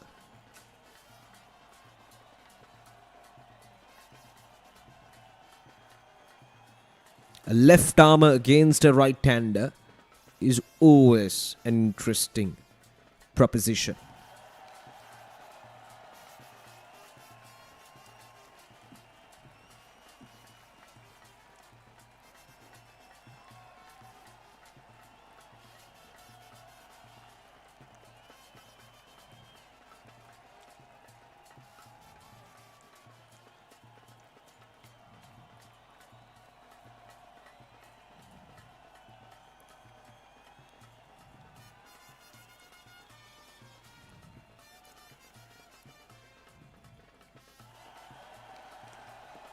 That'll run away nicely. Just a single though.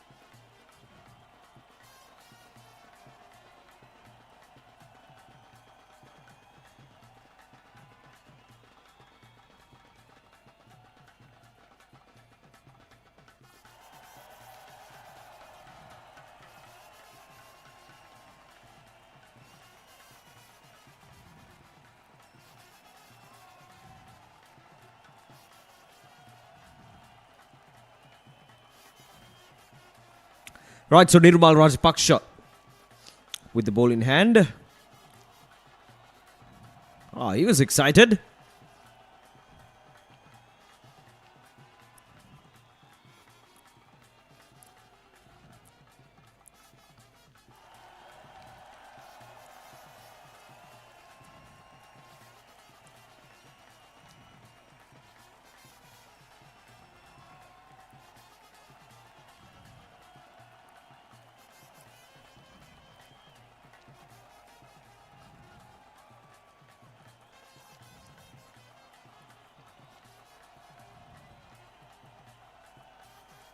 Should be down the leg side and it will be a wide as well.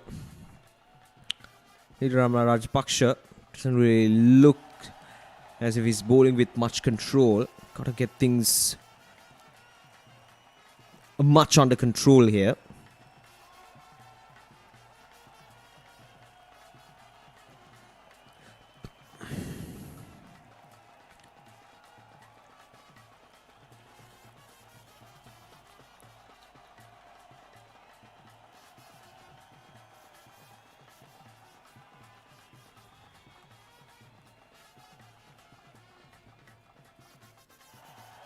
That's a good looking shot and it'll run away for another boundary. Yeah, Dasun is toying with the bowlers at the moment.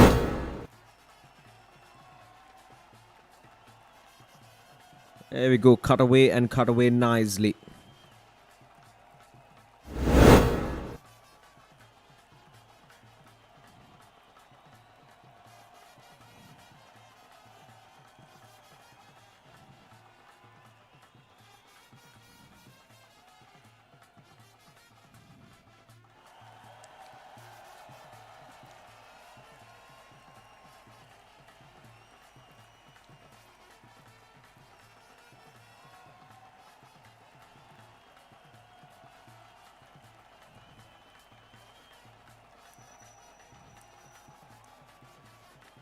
Down the leg side.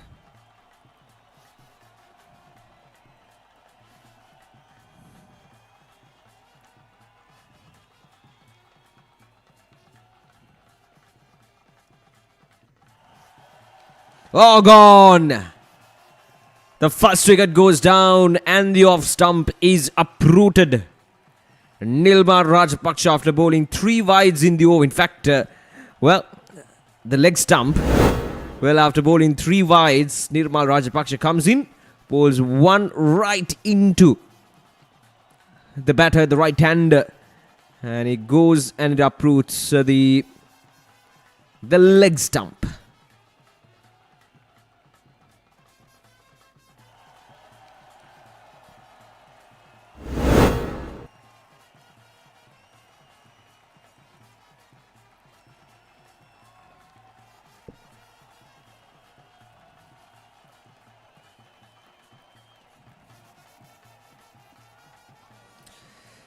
So 70 for the loss of 1 wicket now.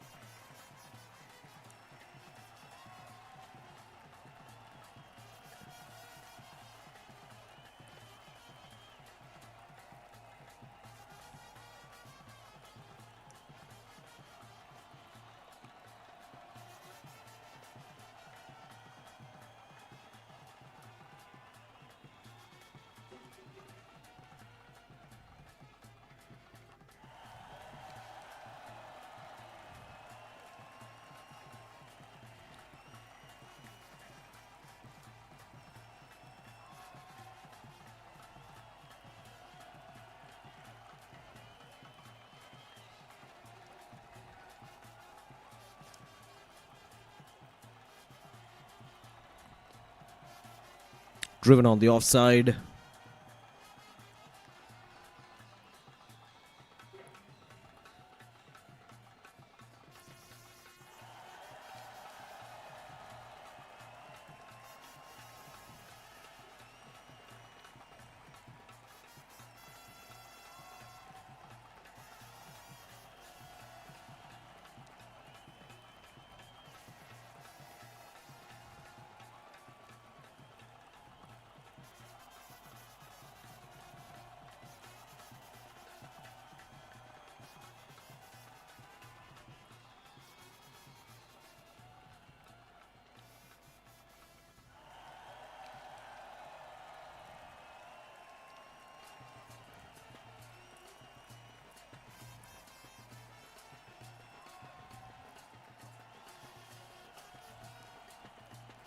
Right, to Ruhaim to continue.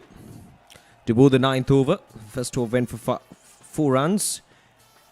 He bowled well in the first over. Good bit of... Oh! For a moment I thought he had things under control, but nope. It just goes past the boundary line.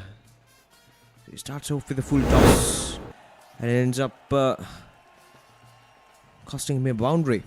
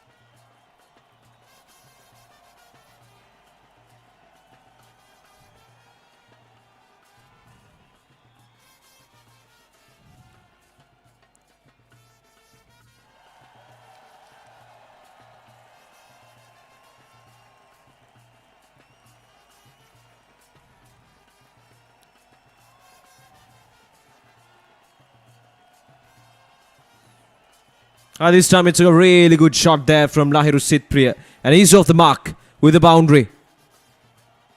Right behind that squalling fielder.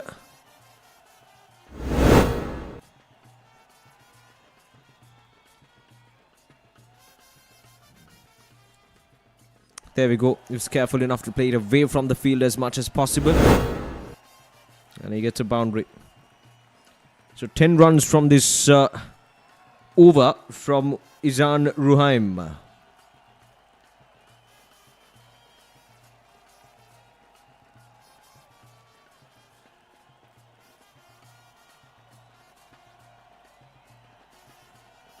Again, touch to full. He bowled well in the first over, but now this over has been, well, frankly speaking, a bit all over.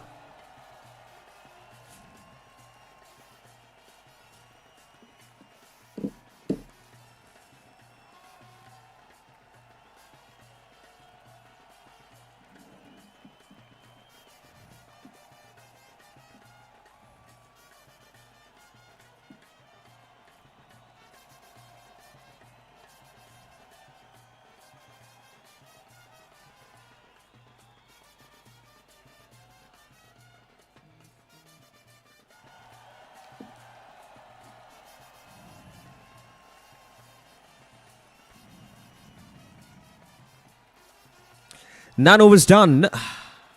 82 for 1.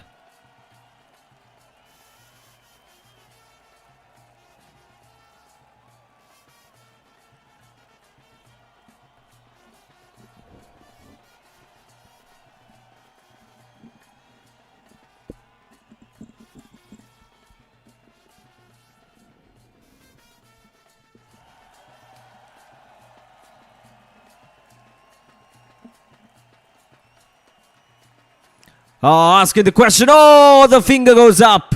Nirmal Rajapaksha. He picks up his second wicket. And Sajid has to depart for 26 runs. Yeah, just the slightest of the nick. He was going down the leg side. He was trying to get a small connection that would run away for a boundary, but it only ended up in the hands of the wicketkeeper. Vihanga behind the stumps. Oh, he takes a good catch. That's a real good catch there. So Sajid has to depart. 82 for 2 now in 9.1 overs. Sajid Gunatilaka is gone for 26 of 27 deliveries.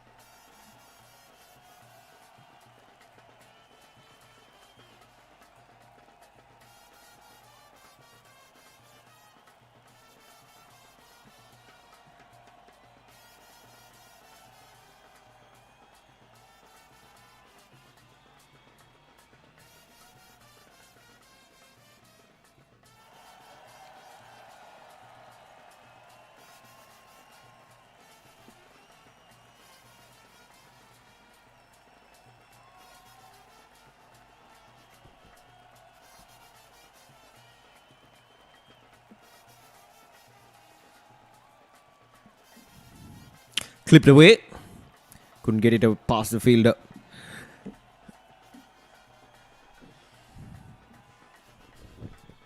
So far, so good from Nirmal Rajapaksa. He was a bit wavered in the first over, but he picked up a wicket in that over as well. Had been hammered for a couple of boundaries, but then he come back strongly here.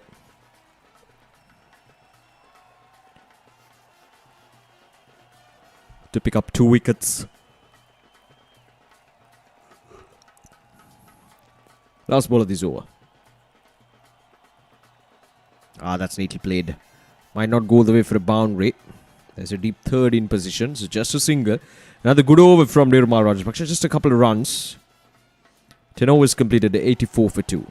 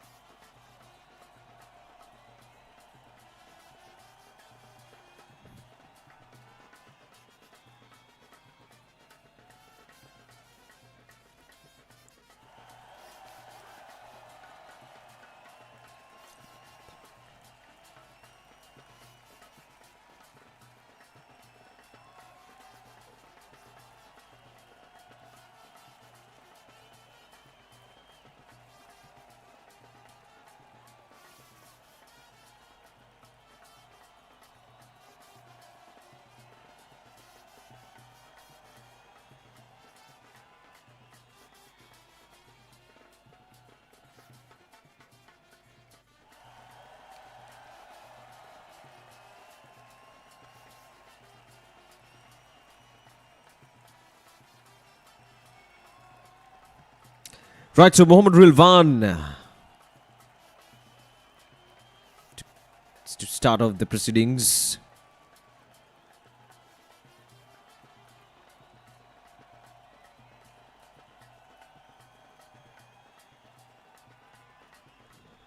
Well, that's a good looking shot. And it goes through, it goes past the field, I would say, towards the boundary.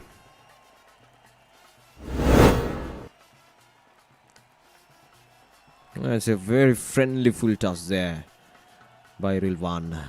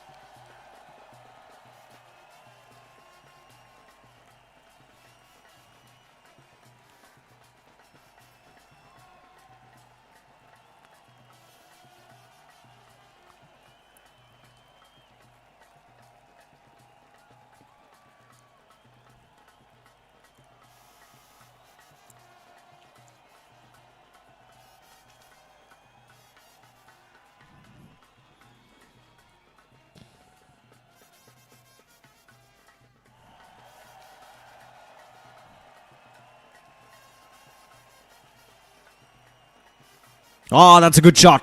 That really made a very good sound off the bat. And it's gone all the way for a maximum.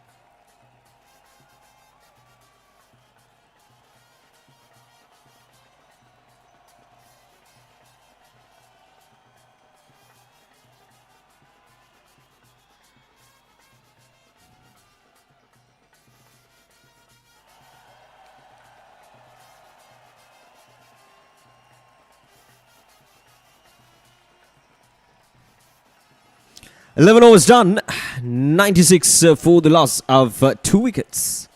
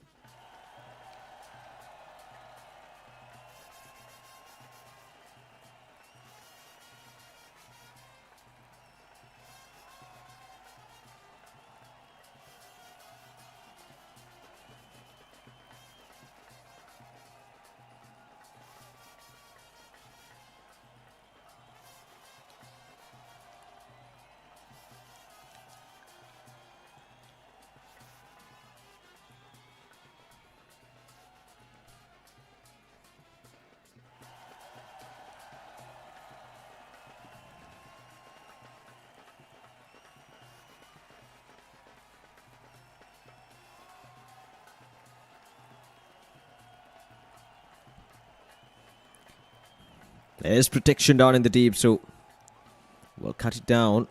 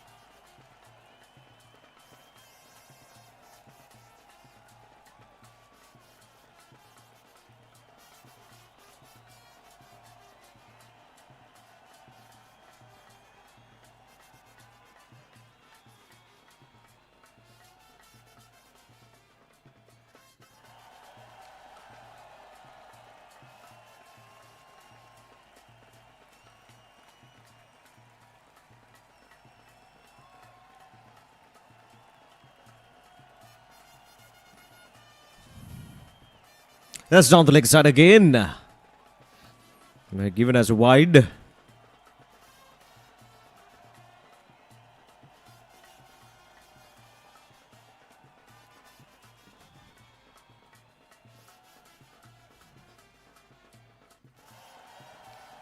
Oh, now that's up in there. A chance. A chance for the fielder. Down in the deep. And he takes it. Ah, that's a good catch. That's a good catch running in. Now, let me tell you, he had to cover some ground to reach out for that catch. And he made it look so easy. Had to run in. He was there much straighter. But he had to run in. And there we go. He was still running when he took the catch. That's a really good catch. And it takes a special catch just like that to get a dismissal at this stage. Look at this. Very much in control. Brilliantly done. So the third wicket goes down and Nirmal Rajapaksha, he picks up his third wicket. Well. 3 wickets down and all 3 belongs to Nirmal. It's 1-1 for 3 now.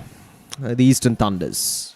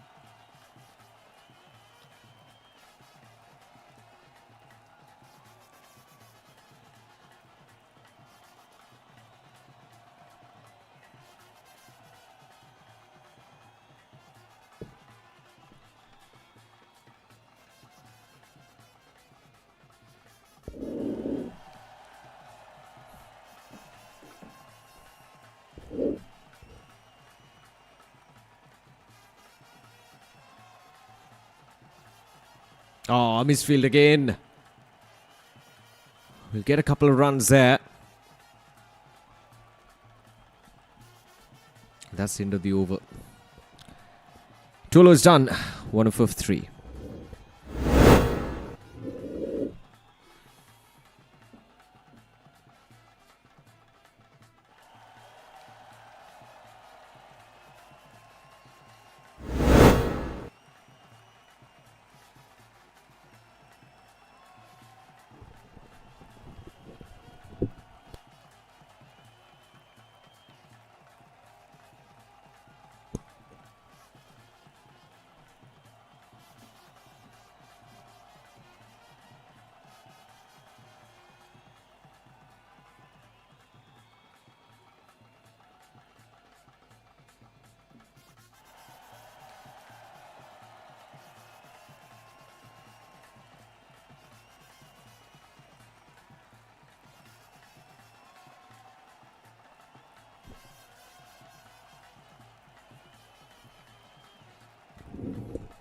Right, so 104 for 3 now. The projected score stands at 217, which would be a really good score on the surface. Lankashire Priya and Dinuja, the two batters out there in the middle.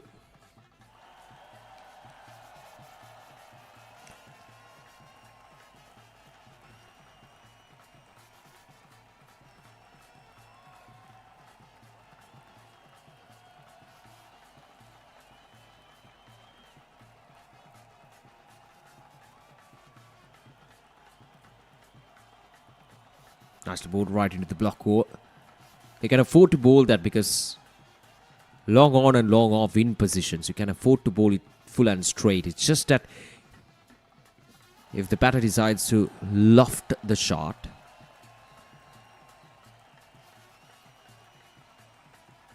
then the long on and long off fielders will have to be a bit proactive in terms of how they would react, obviously.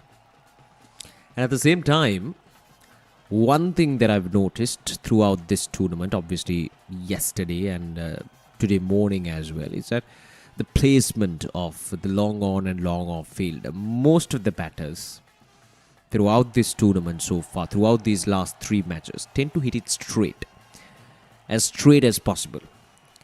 But when it comes to placing those two fielders down in the deep, long on and long off, most of the teams tend to place them much more squarer of, not the conventional long on and long off fielder, not where you would, find the long on and long off fielder normally, a bit more squarer to the original position. And that opens up a huge gap down the ground. And most of the batters, they tend to utilize, or rather to exploit that gap. So that is something the fielding units will have to keep in mind. Now it's 104 for 3 with Dinuja and Lahiru. Sitpriya, the two batters out there in the middle. A bit of a hold up in play.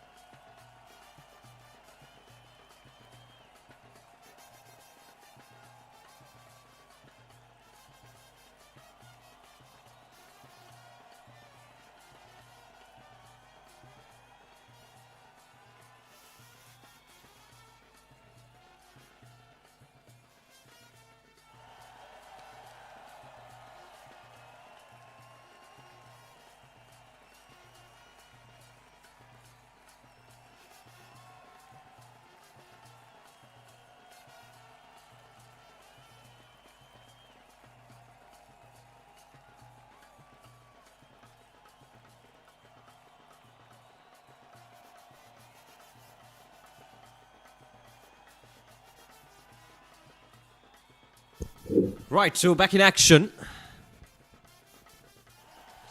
105 for 3.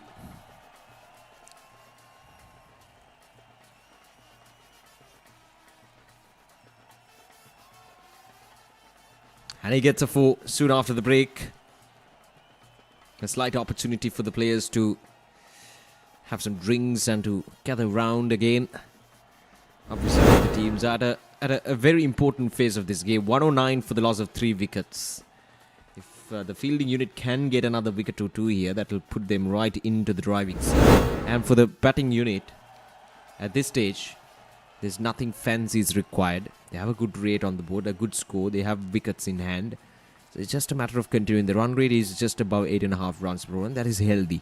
So you just continue that right until maybe 17th to 18th over. Then you plan ahead with the power play 2 overs as well.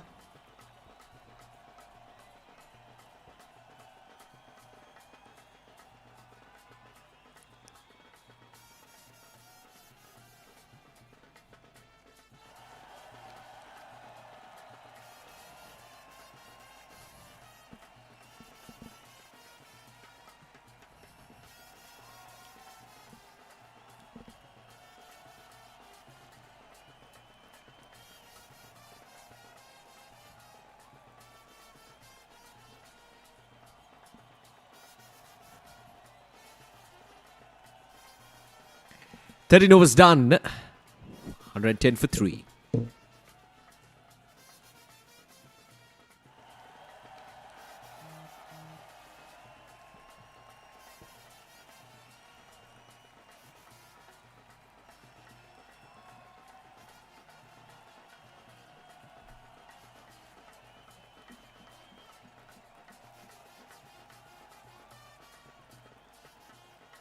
Down the leg side, and it's another wide.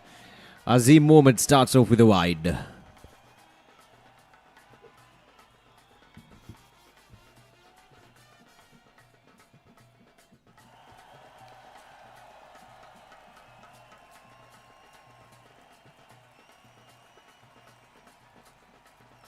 Oh, another wicket. Well. It's a timely wicket for the Northern Falcons.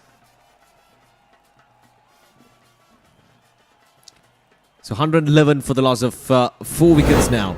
Let's have a look at it again. What exactly happened there, Nirmal? Ah, yes. Just maybe clipping top of leg stump for sure. The finger goes up nice and slowly.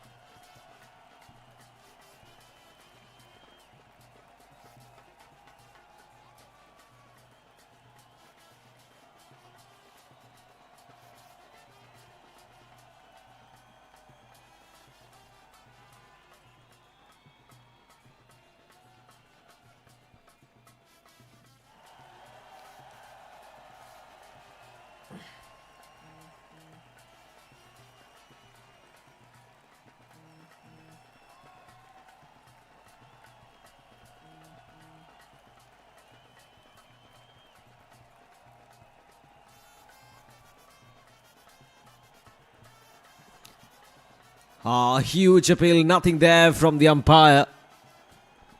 Nirmal.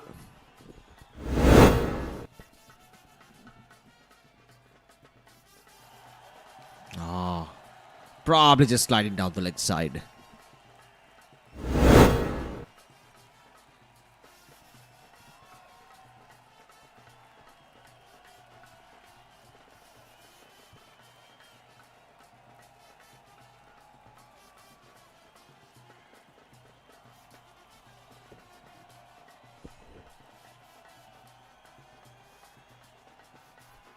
And this time the finger goes up.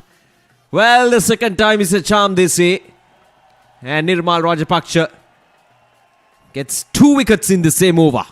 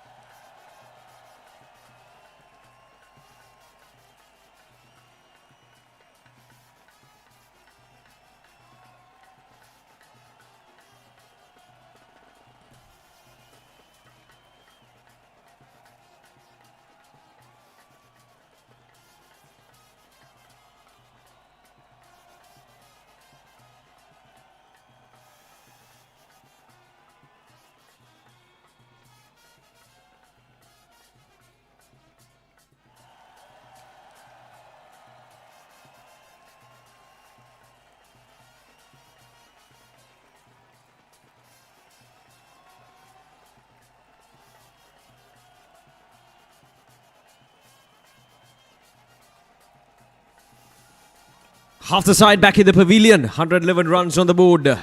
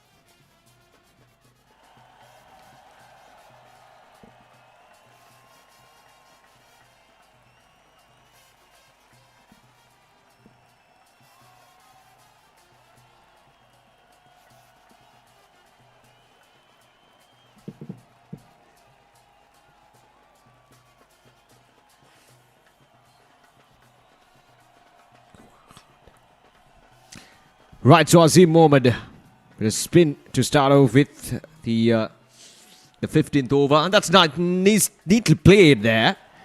Dinuja picks up a boundary. Just like that, using the pace of the ball. The placement was good. Away from the fielders as much as possible. There we go. Neatly done.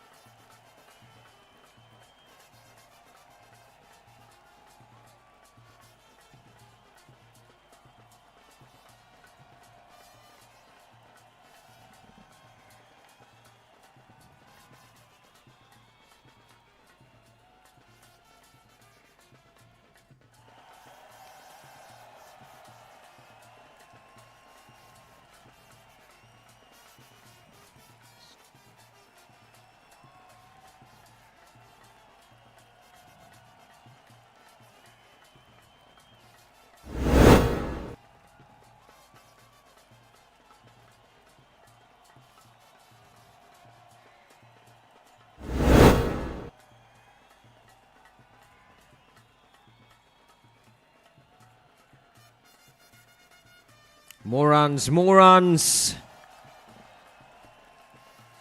This is good. That's the second boundary in this over. Azim Mohammed got to rethink about his strategy here. Already 9 runs from this over. Yeah, once again, just gliding that ball down towards the third man. away from that fielder who was up inside the 30-yard circle.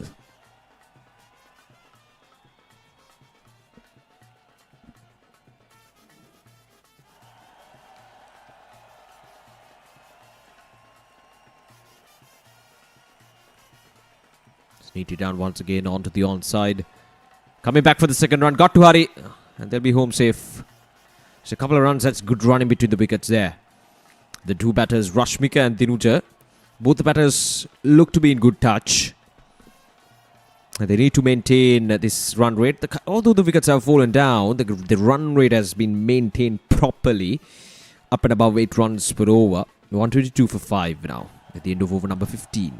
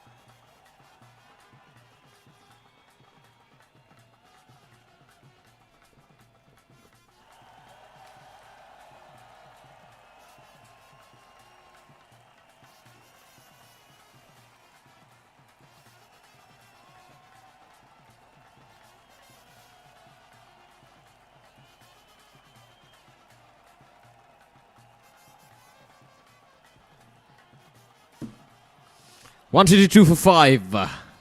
Nirmal Rajapaksa to bowl his last over. 5 wickets.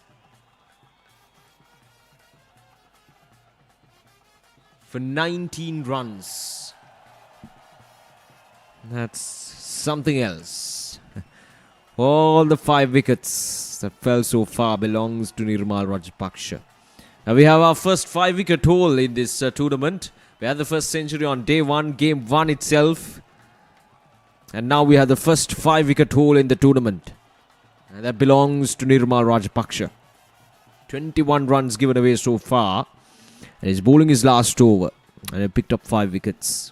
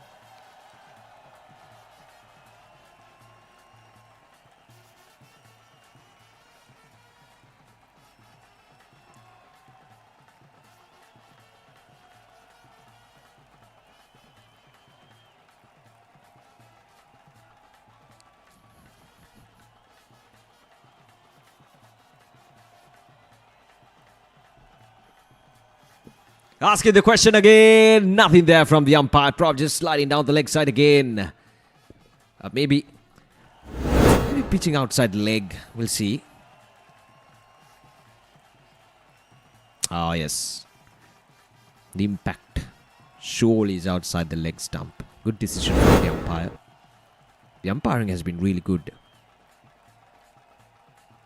As far as what I've seen from up here. I made some good decisions. And that's the end of the over. 16 overs done. 125 for 6. 125 for 5.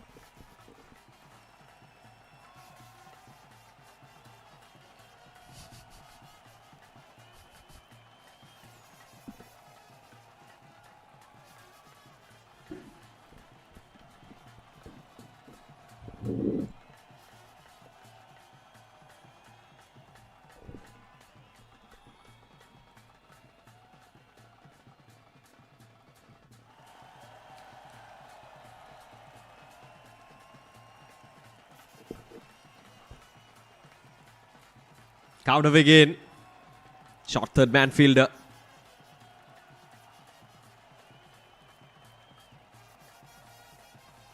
Cuts it down for just a single.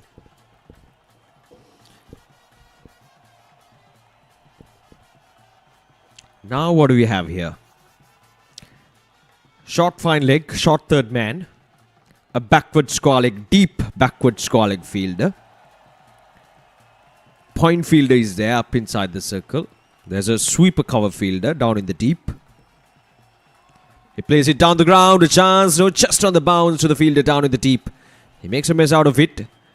So just a single.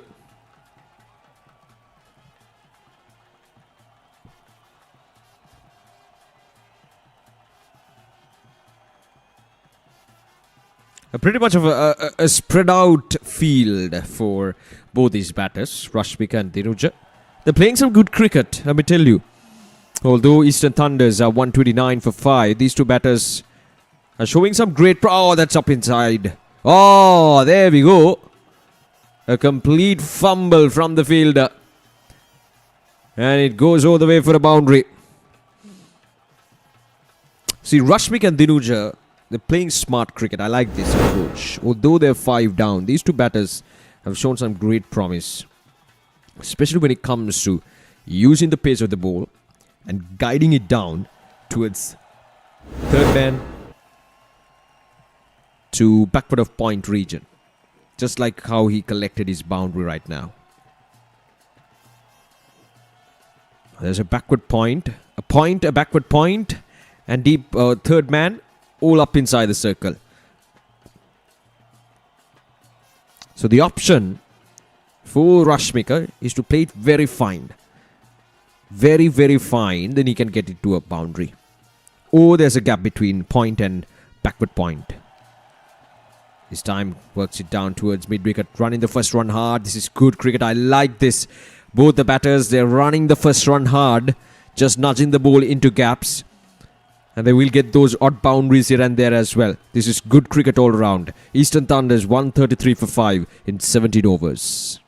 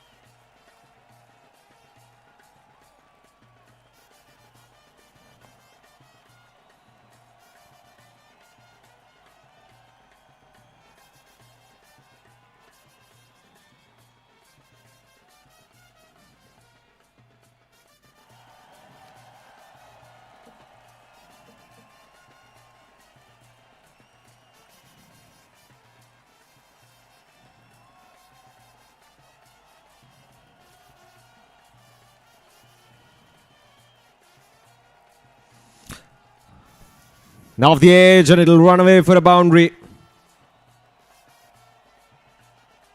Good strike there. There we go. Well, it would be unfair for the play if I call it an edge because that was very much intentional.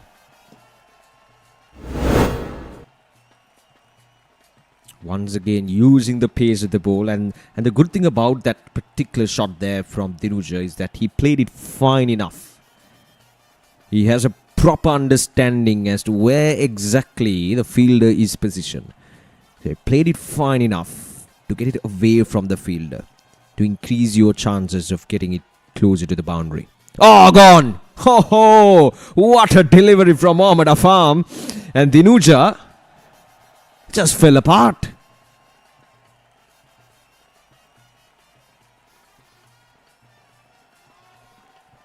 He just crashed down, Dinuja. And the 6th wicket, just like that, 141 for 6. Mohammad Afam picks up his first wicket. Oh, that is brilliant. That's such an anticlimax thing as well. There we go. It was right in the block hole. You cannot get anything better than that from Mohammad Afam at this stage. A pinpoint yorker right into the block hole against a batter who looked good out there in the middle. And that's all the more reasons why this wicket is a very important and a timely wicket for the Northern Falcons. 141 for 6.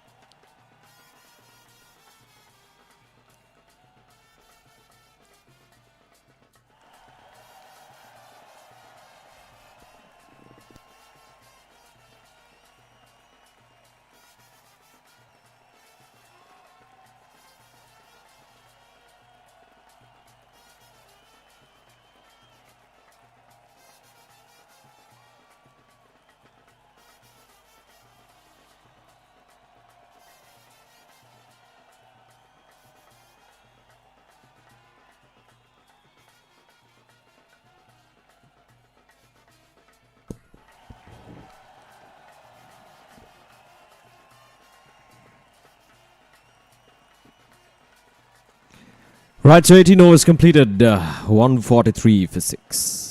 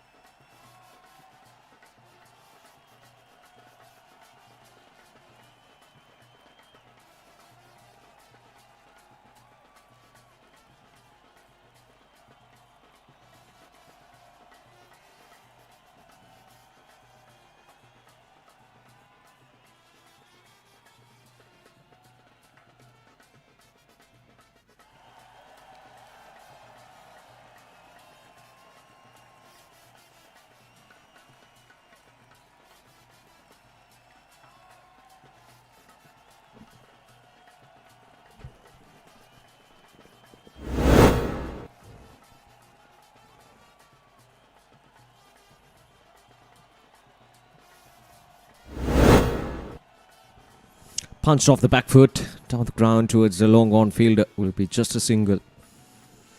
The run rate has tipped down a bit.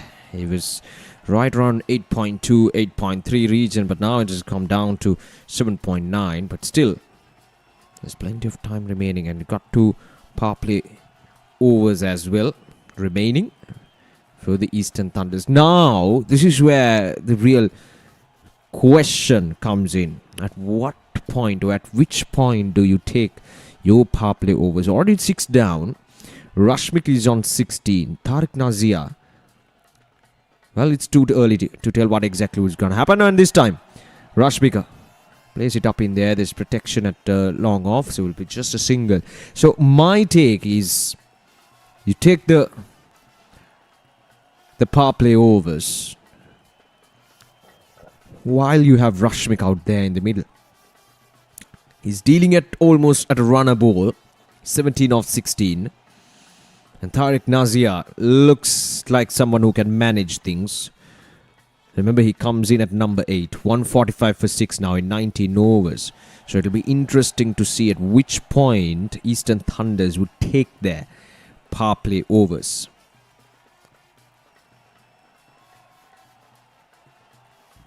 So being at 145, I would fancy taking the power play overs now, or maybe the next over. No later than that. Because once you lost Rashmik, once you lose Rashmik out there in the middle, that becomes a huge problem. Because you don't have batters who can utilize those power play overs to its maximum potential.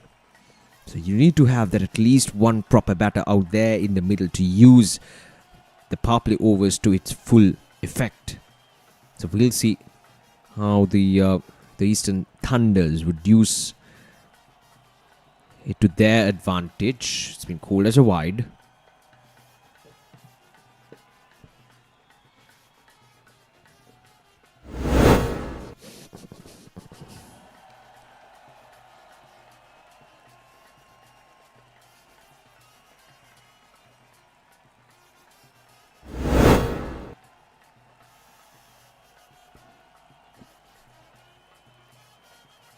This time, man, it's gone. Oh, it's the big man. It's Rashmika.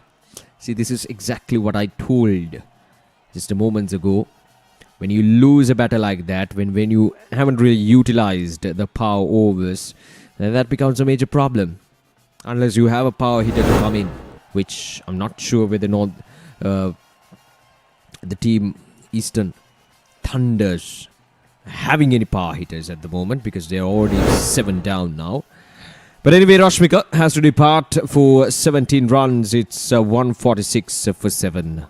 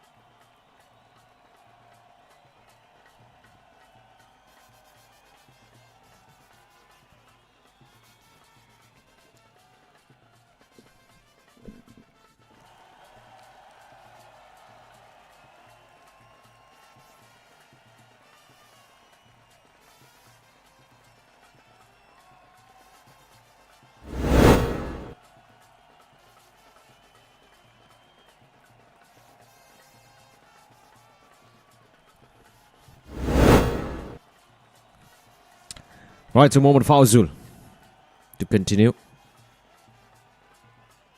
Good bit of fielding. This is good. That's backing up your bowlers.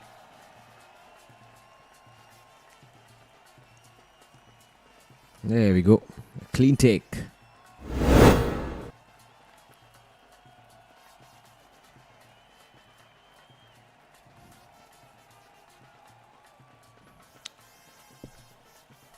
Next over it is. Surely has to be the power play.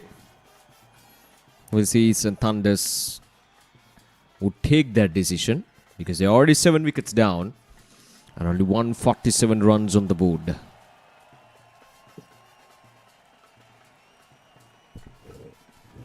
Tariq Nazia and Shamud, the two batters out there in the middle. And that's the end of the over. 20 overs done.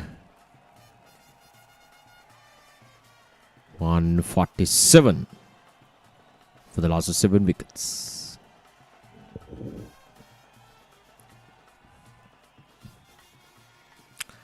And from the looks of it, it doesn't really look like the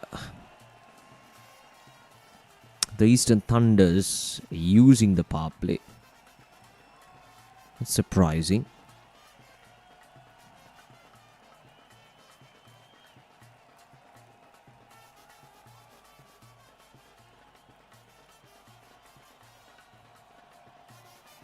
You literally have your number 9 batter Chamud out there in the middle. And Tariq Nazia, one of just 7. Oh, that's a good shot. That's down the ground. Has it gone all the way for a maximum? Ah, yes, it has. Wow. There we go. Chamud is proving me wrong here. Coming in as number 9 batter. That's a really good shot for a number 9 batter. That's sheer power there from the batter himself. Playing it down the ground quite nicely, gracefully as well.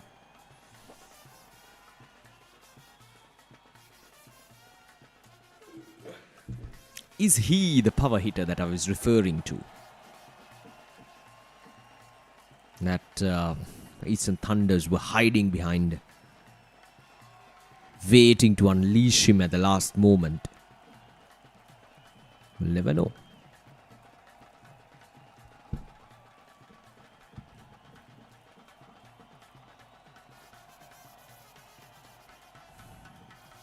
Off the pads. Is it? Nothing there from the umpire.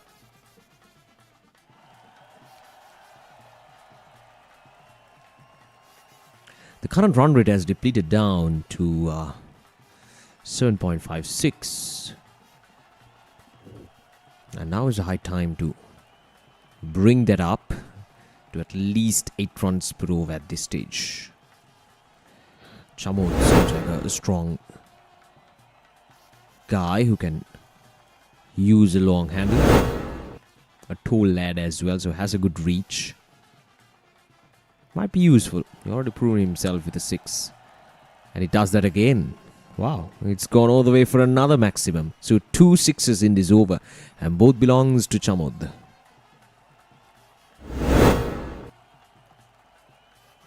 Yeah, once again touch to full there from the bowler. And straight and almost similar kind of shot. This time as well. Very similar to the first 6 that he struck in this over. The first ball of this over. Straight, full, and dispatched. Last ball of this over coming up. 14 runs so far from this over. From Lasanta. Cut away. It's up in there and it's taken. Well. That was a very loose delivery from Lasanta. And Chamod ends up gifting his wicket. Let's have a look at that again. Very wide. But look at the foot movement. Playing it very, very idle. His position is idle. He is not moving his body. He is not moving his legs. And that's the second time that this kind of a thing happened today. It happened in the previous match as well, if I'm not mistaken. The batter just poking his bat at the at a delivery that goes very wide outside the off stump, you got to push your body. The line of the delivery, you should be able to reach to that line of the delivery. If not, you're always going to get it up in the air.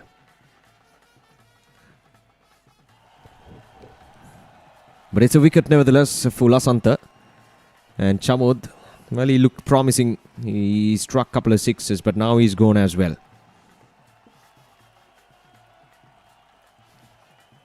One more delivery remaining in this over. Maybe Eastern Thunders should try to get the power play next over. They're already 8 down. They're very late as of now as well. But we'll see. Punched on the ground this time. And that's the end of the over. 21 overs done. 162.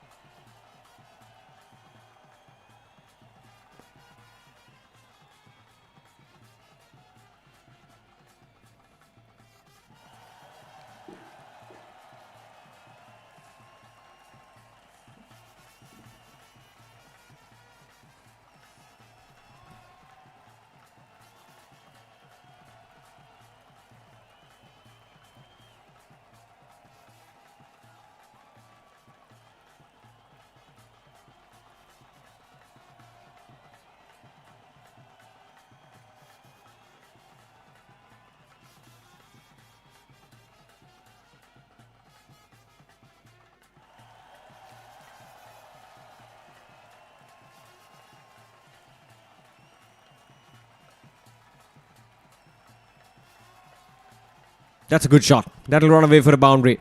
The fielder, well, I thought he had his chances to stop that boundary, but then just went, well, much too quickly, I guess.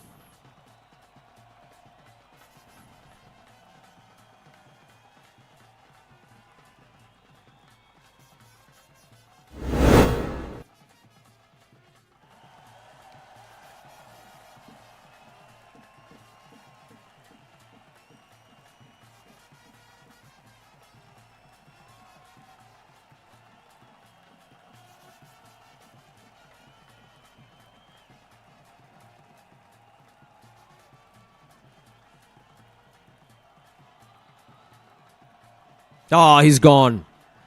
So 9 down now. 166 for the loss of 9 wickets. Oh, this is terrible. Let's have a look at the complete mix-up. There was no single there.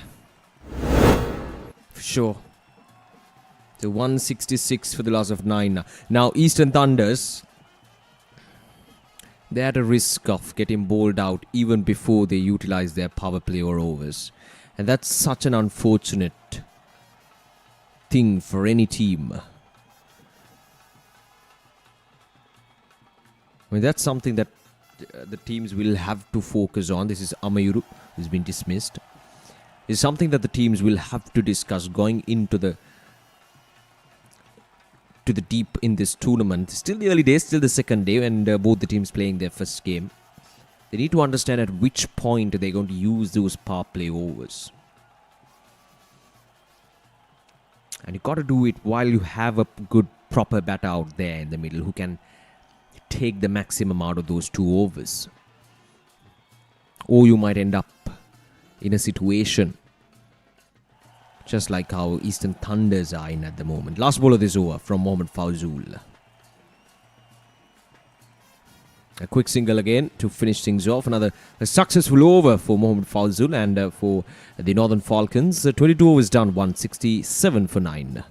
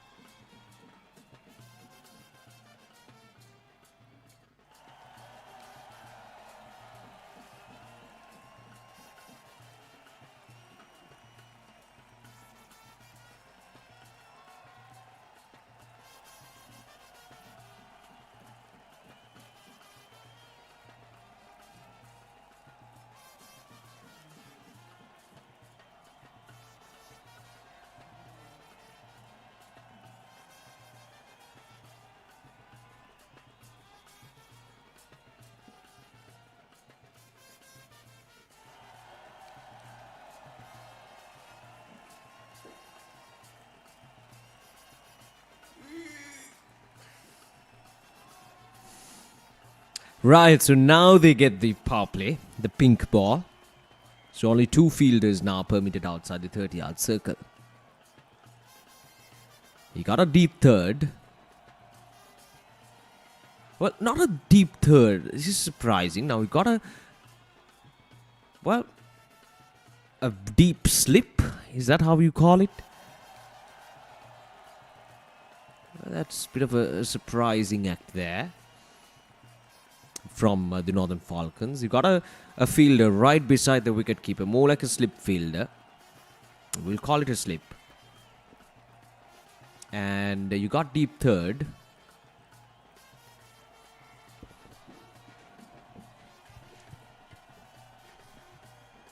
Gone. That's it. See, this is a problem.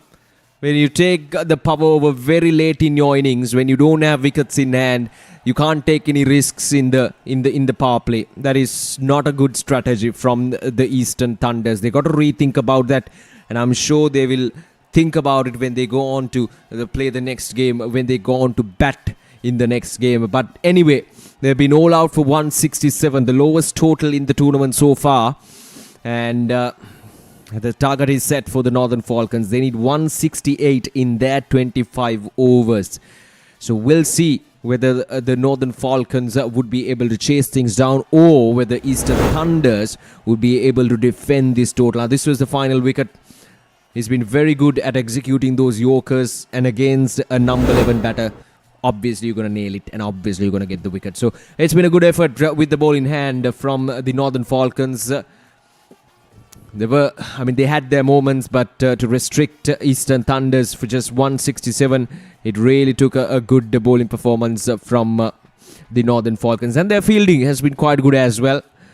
Few chances were dropped down and fielding lapses here and there. But overall, I would rate it as a good fielding effort from the Northern Falcons. So Eastern Thunders finishing things off with 167 in 22.1 overs. It was a start that really took them to a good stage. Dasuna Abhivardhana 40 of 25, Sajid Guntilaka 26 of 27, and Lahiru Sitpriyad 19 of 14 as well. In 22.1 overs, the total they get is 167. With 20 extras. And in terms of bowling, it was Nirmal Rajapaksa, the first 5-wicket haul in this LSPL 2026. 5 wickets for 22, and a couple of wickets for Mohammad Afam as well. He was quite brilliant, and he's one of the top fast bowlers that I have seen so far in this tournament, because he absolutely dominated with the Yorkers, and in 22.1 overs they managed to get 167 all out.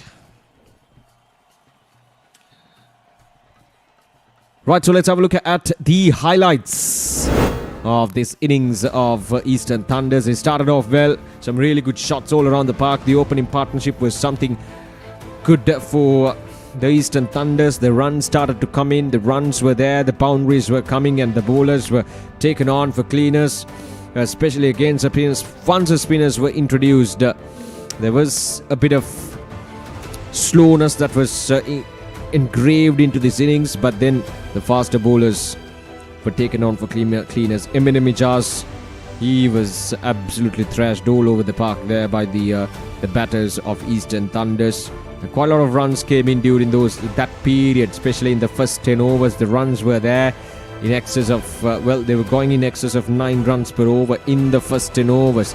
But the scenario completely changed after the end of that 10th over. Nirmal Rajapaksa came in and he just casually plucked 5 wickets out of nowhere, and this was the first one. And at one point they were 5 down, and all 5 wickets were taken by Nirmal Rajapaksa. A bit of unorthodox bowling action, bowling with the wrong foot, but then very effective in these sort of conditions where it's giving a bit of a support as well. The spinners didn't really have the impact that the teams had in the first game, but still it was all about Nirmal Rajapaksa. This was the other wicket. It just went very high up in there, and this was a good catch from the fielder down in the deal. One of the best catches that I've seen in this tournament so far. And then there was this brief period where a good partnership was building up between two players, but then Nirmal Rajapaksa came in and plucked wickets one after another. just making it look so easy out there in the middle to record the first 5-wicket haul in the tournament, the LSPL 2026. Eastern Thunders finishing off their 22.1 overs all out for 167. They only played one delivery in the power play, and that is something, as I mentioned earlier countless times, that is something that they will have to think about moving into the next match when they're going into bat. You've got to have wickets in hand because you are taking a risk in the power play overs, and to do that you need to have wickets. And when you're 9 down and you take the power play, it doesn't really make any sense at all. So as a result, Eastern Thunders, their chance of pushing for anything beyond 180 was scrapped off because of their own strategies, I would say. So they finished things off with 167. This was the final wicket, the first ball of the power play. Right, so Eastern Thunders making it to 167 in 22.1 overs. And the equation is quite simple for the Northern Falcons. They need 168 in 25 overs. So we'll take a short break and we'll be back on the other side with the run chase.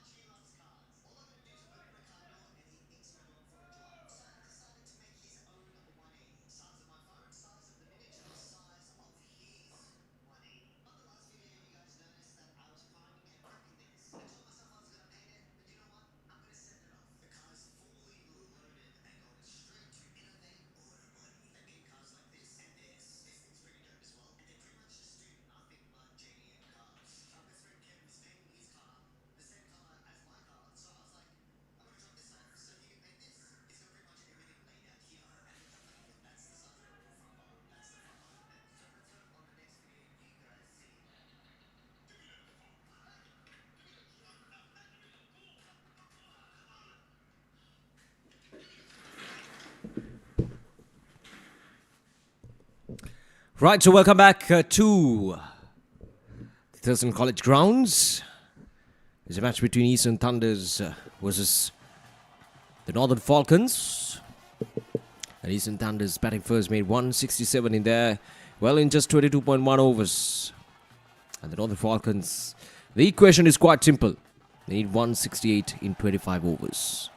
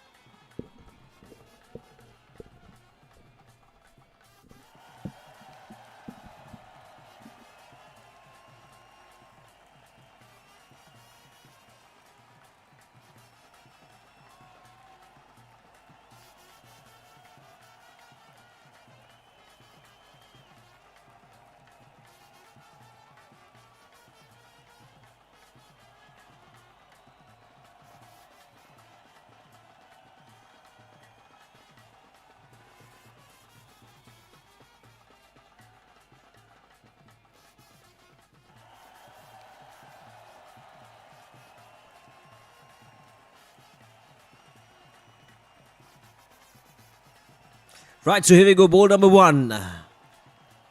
Oh, that's a good delivery. Nah, the batter is safe.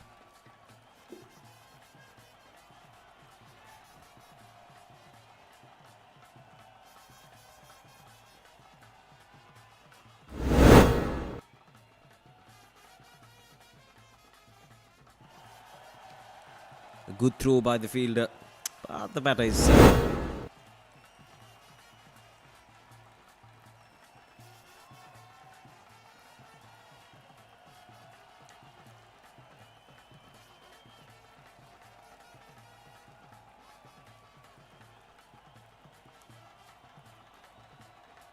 At this time, well, probably an inside edge. That looked close enough. Let's have a look at it again. Yeah, a big inside edge onto the pads. There is a good display of fast bowling from the Nirmal. He's putting the early pressure in. A tall lad hitting the deck hard. I like this.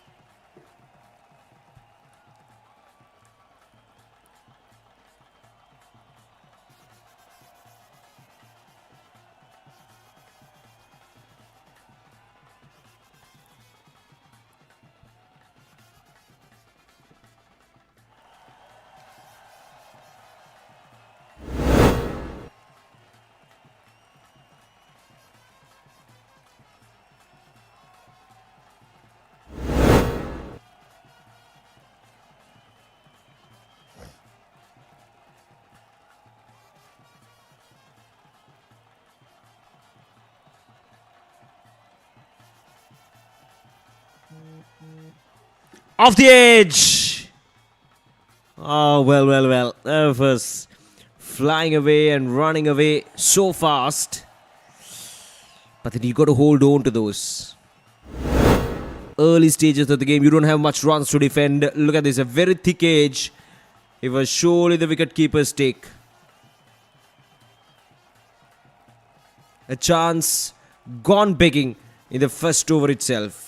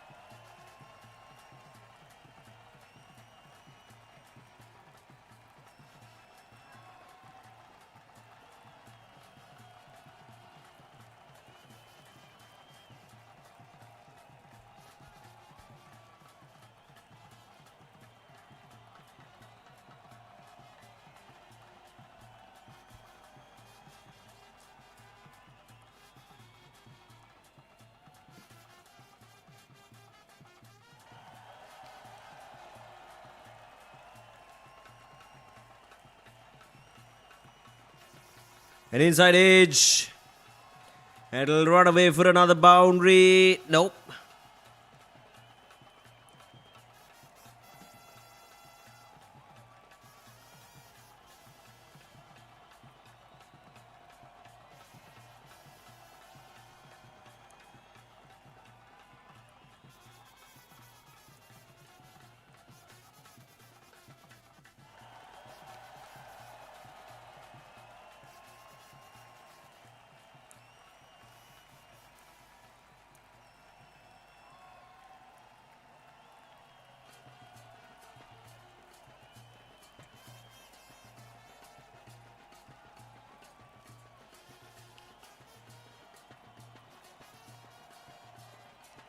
Driven nicely.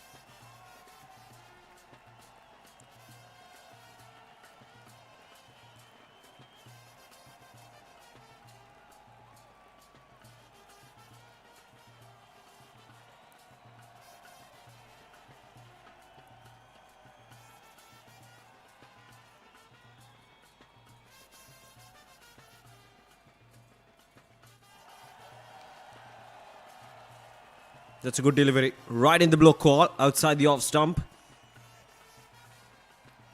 6 runs so far on the board.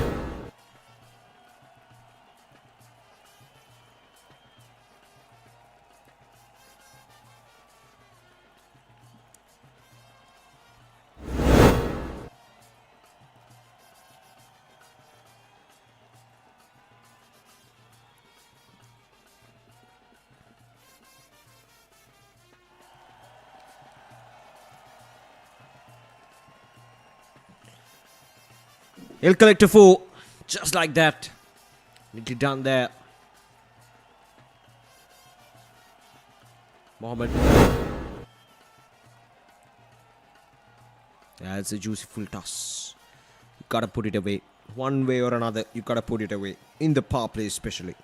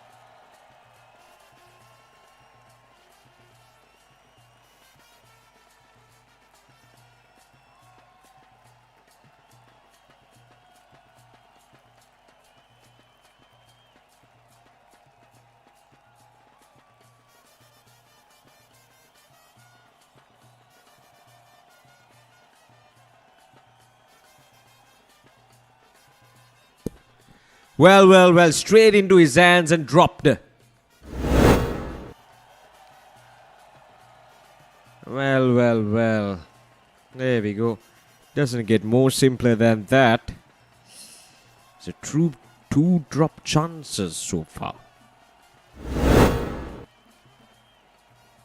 That's a bit concerning.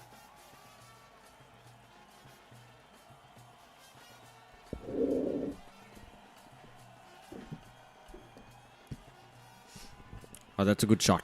That's gone. That is one bounce and into the boundary line it goes. That's a real good authoritative shot there from the batter.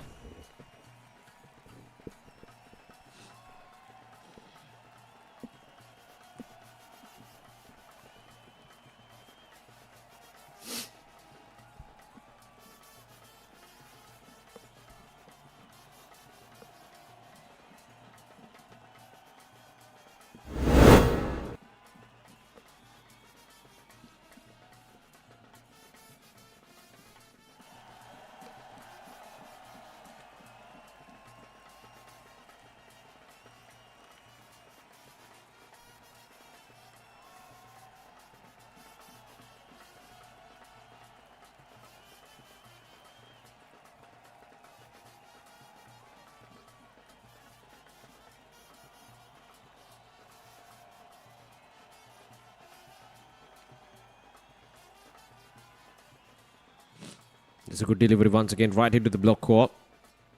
The Nirmal doing the right thing here.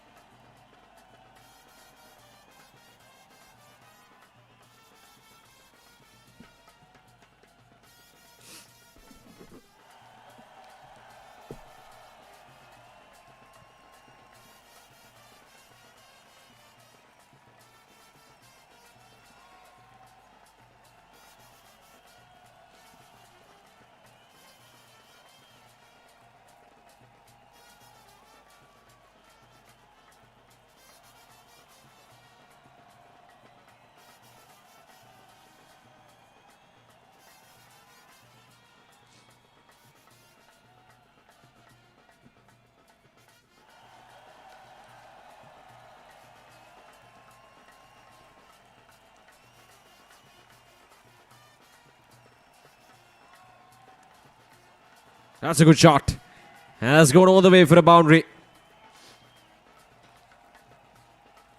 Mohammad once again. It was directed right into the pads from Daham Nirmal. Oh, much straighter than I thought, but then he plucked it out of outside the off stump.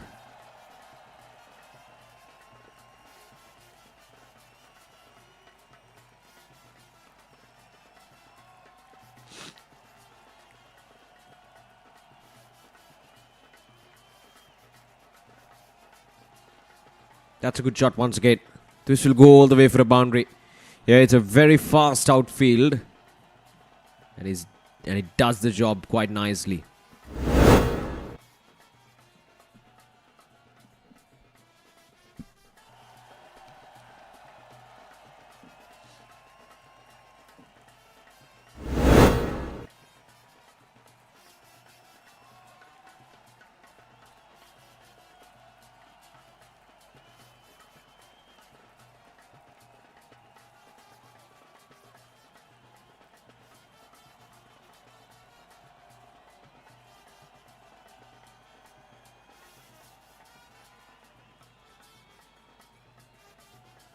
Powerfully struck once again, straight into the mid-on field.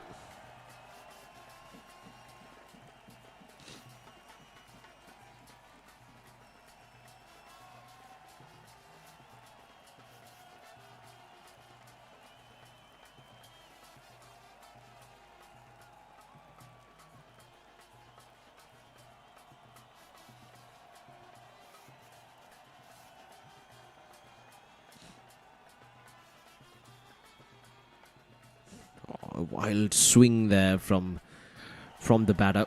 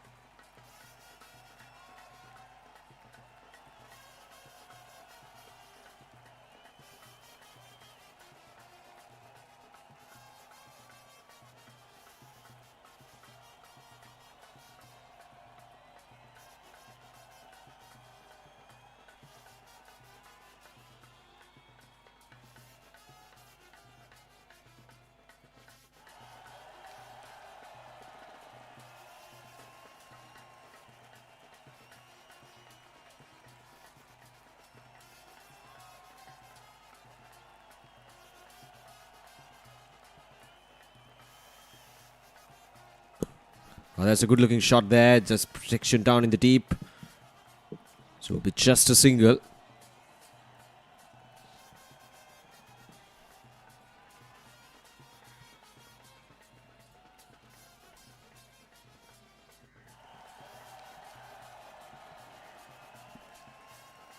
Off the edge, and it'll run away for another boundary.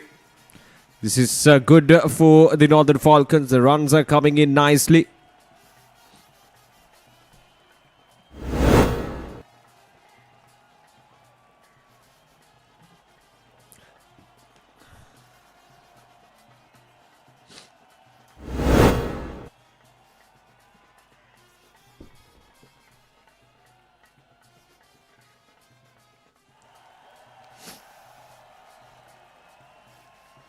The faster delivery there. Oh, but not much in control. He's more of a slugger. Mohammed. Try to go after you. Dinuj, you got to be smart here.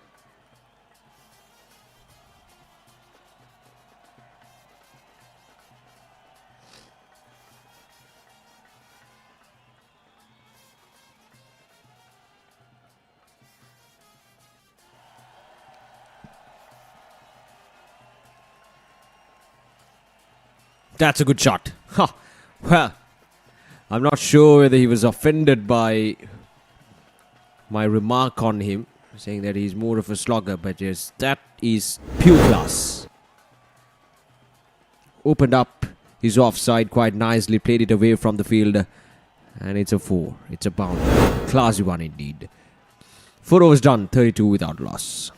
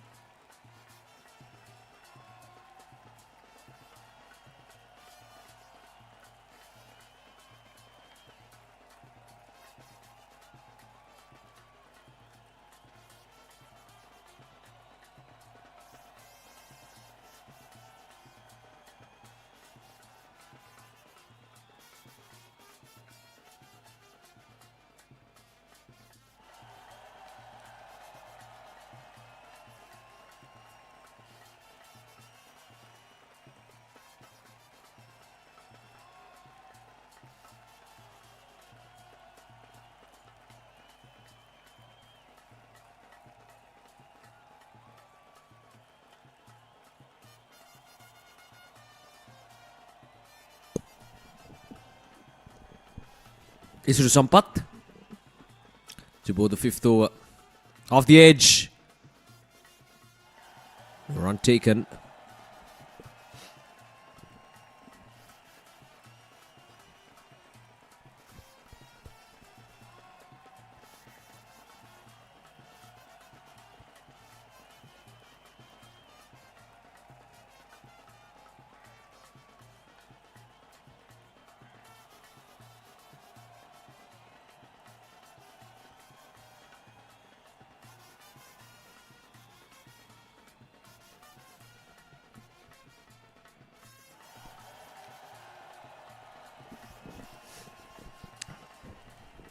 And they register yet another boundary this time.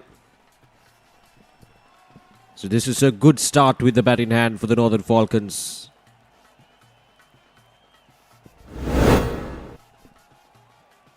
Once again, striking it well. Down the ground. Let's go all the way to maximum indeed.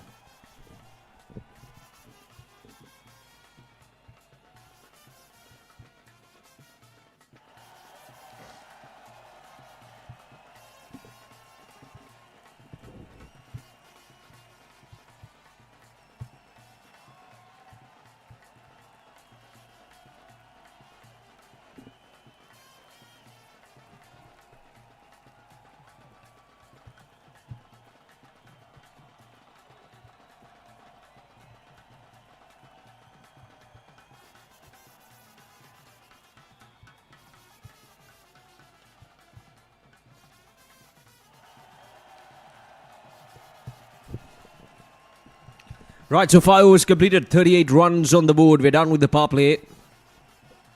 And it certainly belongs to Northern Falcons. 38 without a loss. Any day you will take that when you're chasing down a total of what? 167.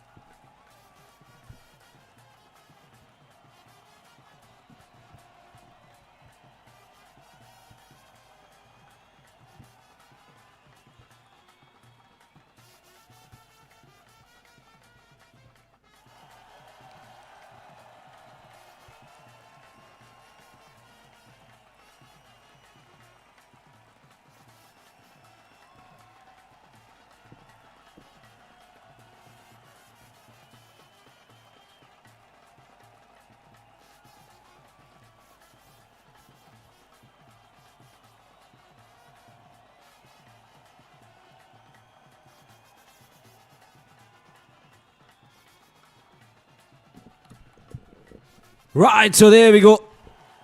That's the breakthrough that they've been looking for. The opening partnership is now shattered. Let's have a look at it again.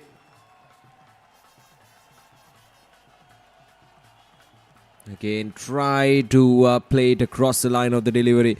It was coming in straight, an easy decision for the umpire as well. So Dinuja Samaratna gets the breakthrough. And Mohammad Amjad is gone for 11 off 13.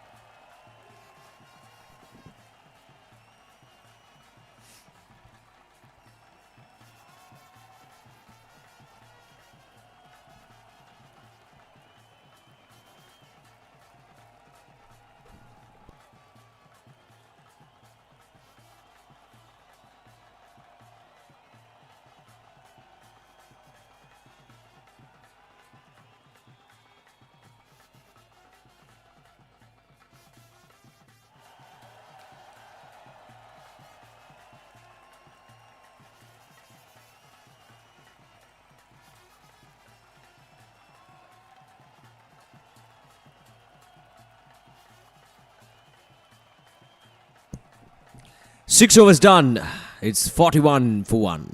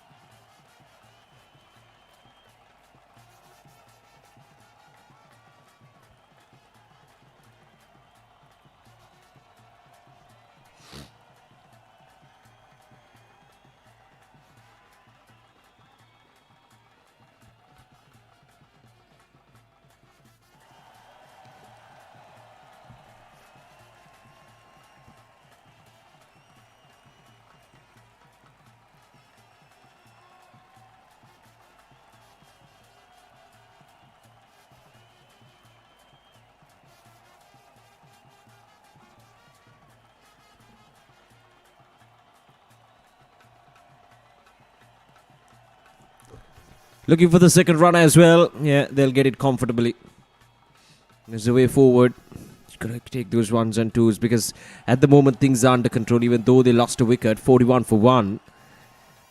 127 off 114 is very much controllable.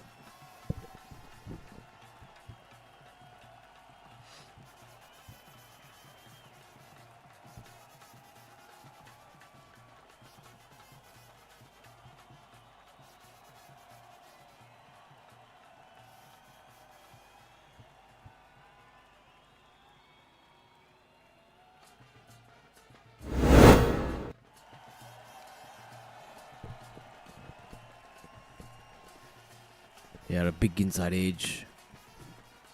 How far did the peel there? Probably.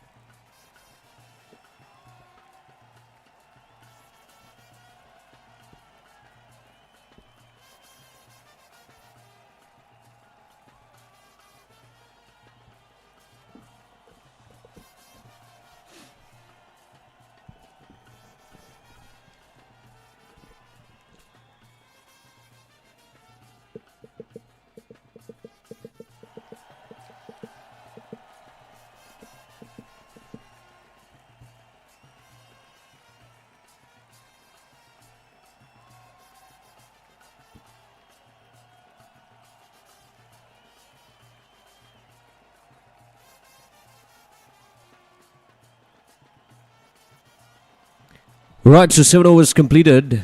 46 for 1. 122 more runs in here. Wasim and Mohammed. The two batters out there in the middle. And here's Dinuja, the wicket-taking bowler, being brought back into action to bowl his third over.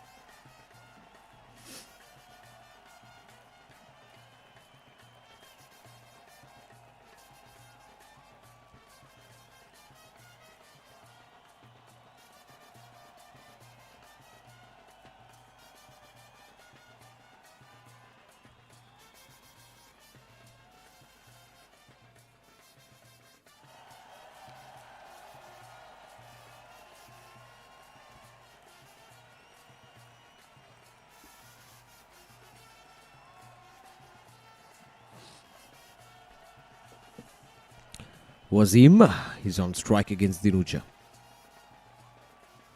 That is good bowling. Dinuja is a smart bowler.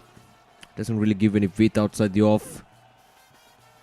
Keeps it as straight as possible, bowling it wicket to wicket. And bowling in good lengths as well. Not keeping it to full O shot. There we go, much better. There we go, brilliant.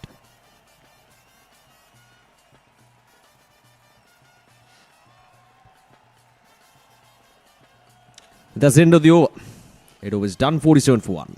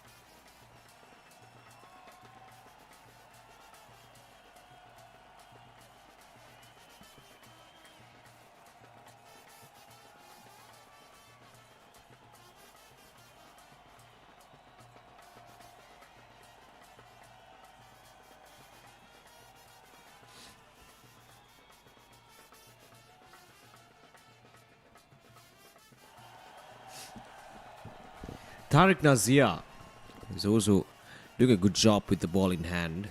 You look at his figures, 1.3, none for 6. He's keeping things tight alongside Dinuj at the other end. And that is good to see. A good bowling partnership is what they need at this stage. The Eastern Thunders, they don't have much runs to defend. Ah, there we go. A big inside edge once again. We've seen quite a bit of shouting or appealing from Tariq Nazir, but none of it really convincing the umpire as well.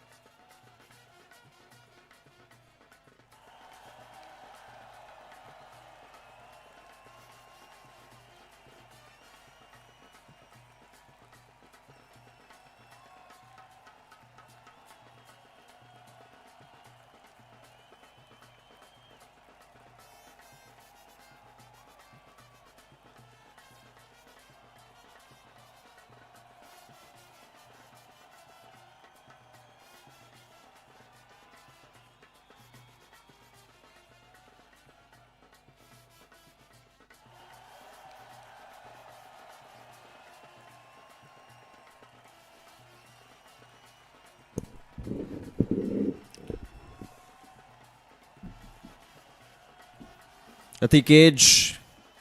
Trying to steal a single there, but not to be.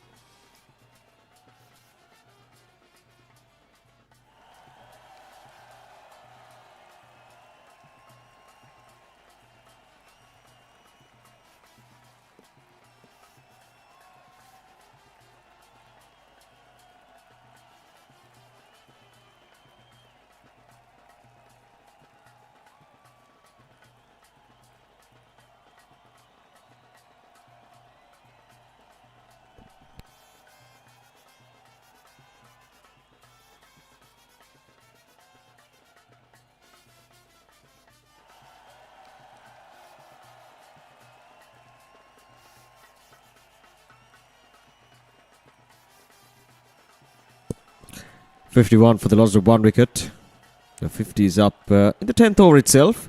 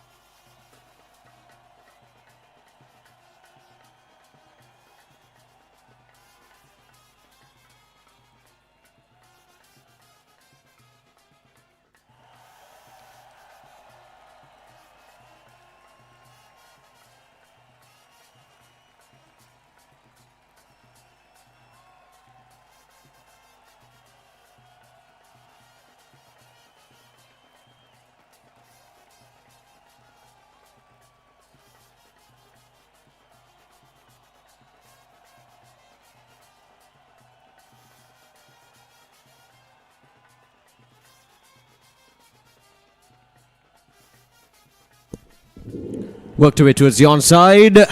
Good bit of work down in the deep from the fielder. So we just a single.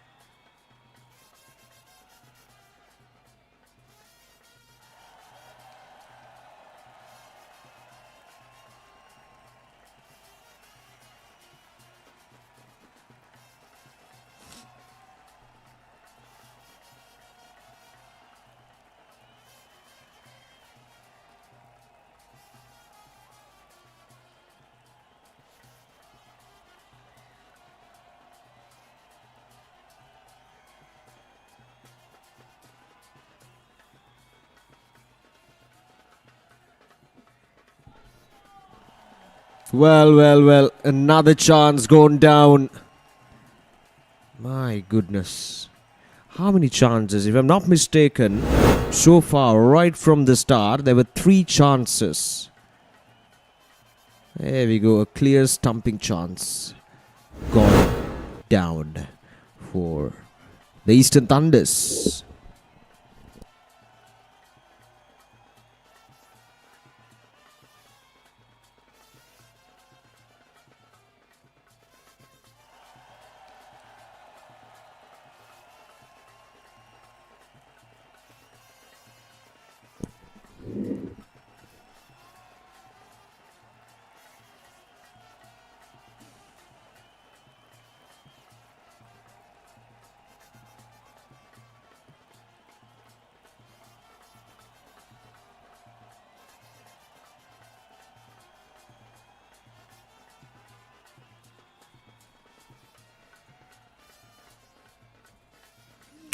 An eventful over comes to an end. 11 overs done, 52 for 1.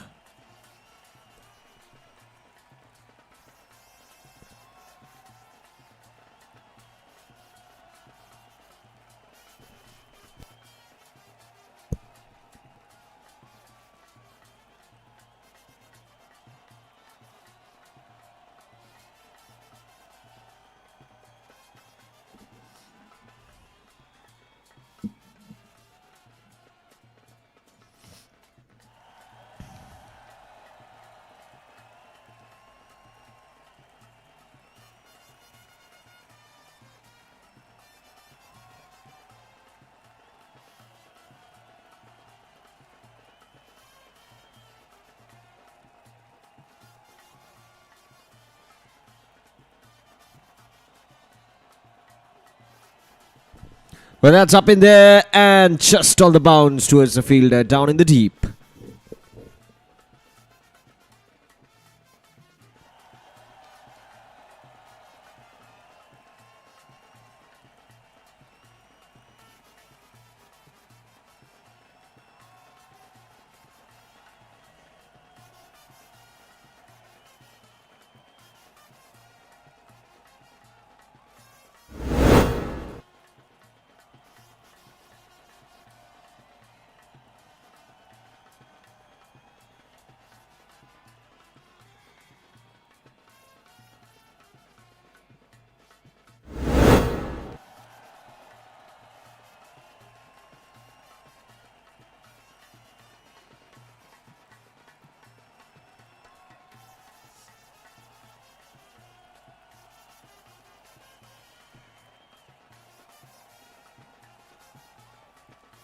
Another quick single. Oh, a close chance.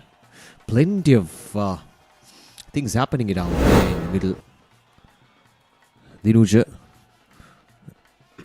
Just a gentle push. Between the wickets. I like this approach from both the batters. Wasim and Mohammad. Just taking their time. 110 in 81 is gettable.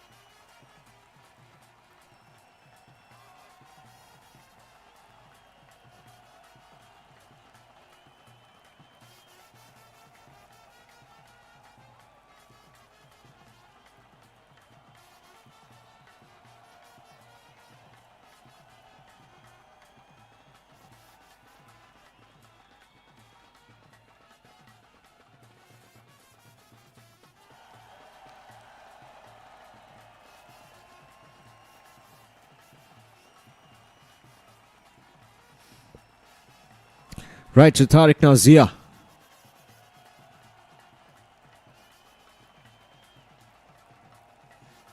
Again, just a small pinch in towards the offside. Cannot steal a single there. In fact, they do.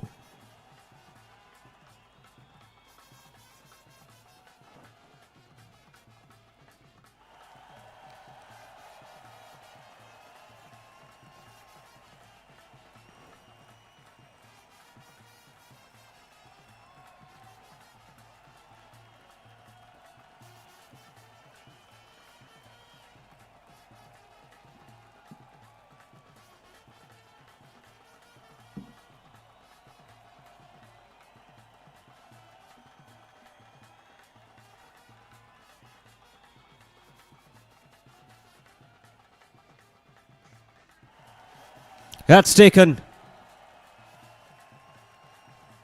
And the second wicket goes down just like that in a timely manner. And Tariq Nazia with the breakthrough. Let's have a look at it again. Trying to go for a big shot on the offside. There's a fielder down in the deep. He makes no mistake. So the second wicket goes down for 52 runs on the board for the Northern Falcons.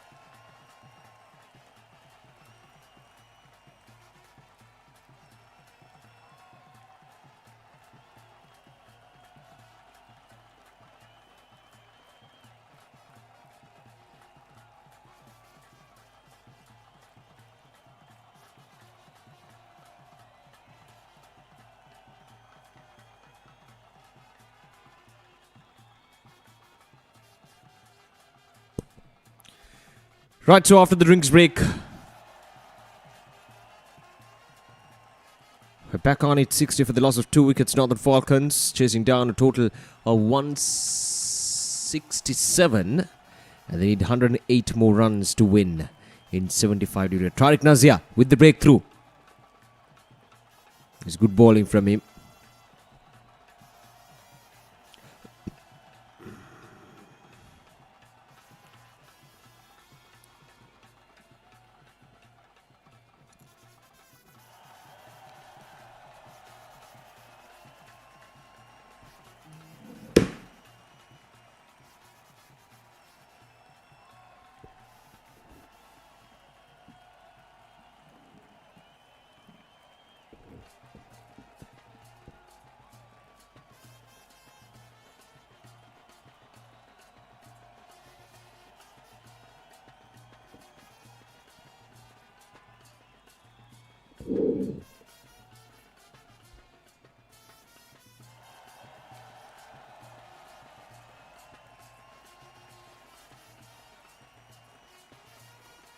That's a good looking shot there, but just a single.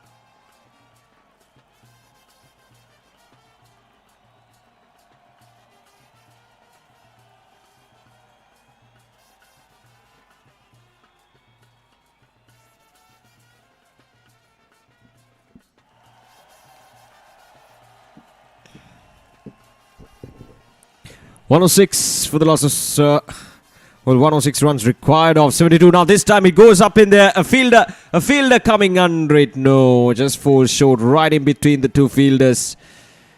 Well. He was up in there for some time, hitting the toe part of the bat. But none of the fielders could come in time. Was falling right in between the two fielders. Right, so 63 for 2.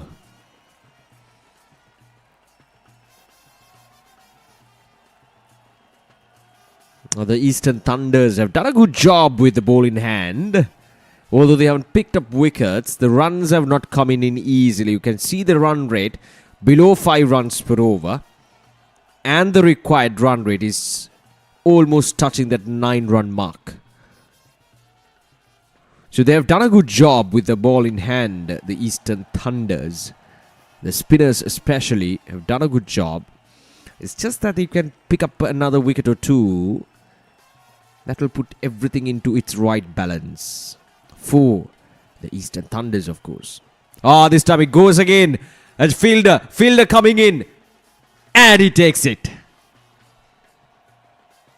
Well. Just as I mentioned that a wicket here would work perfectly well for the Eastern Thunders. A wicket goes down. Again, bowling wide outside the off stump. It's just a pure slog there from the batter himself. Was not in control. And a simple enough catch for the fielder who came running in. Almost popped out of his hands, but it looks like it's the line.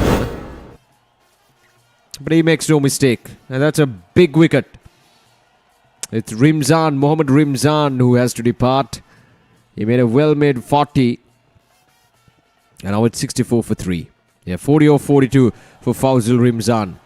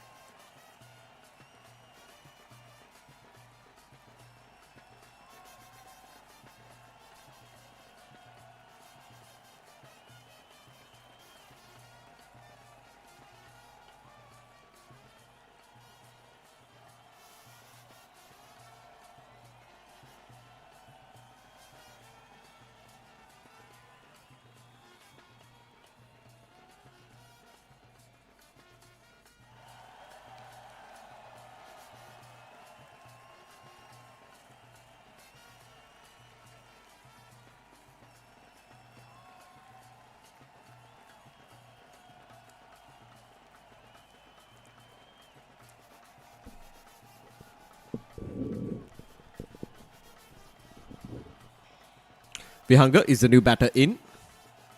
Still over 100 runs required. 14 overs down, 65 for 3.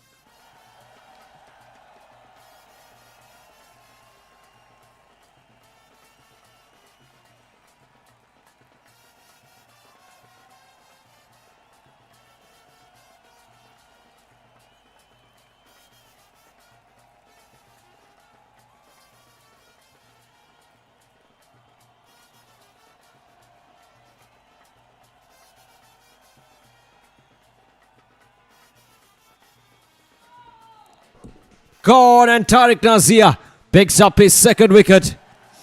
Vihanga coming down the track, and the ball was coming in at him very slowly.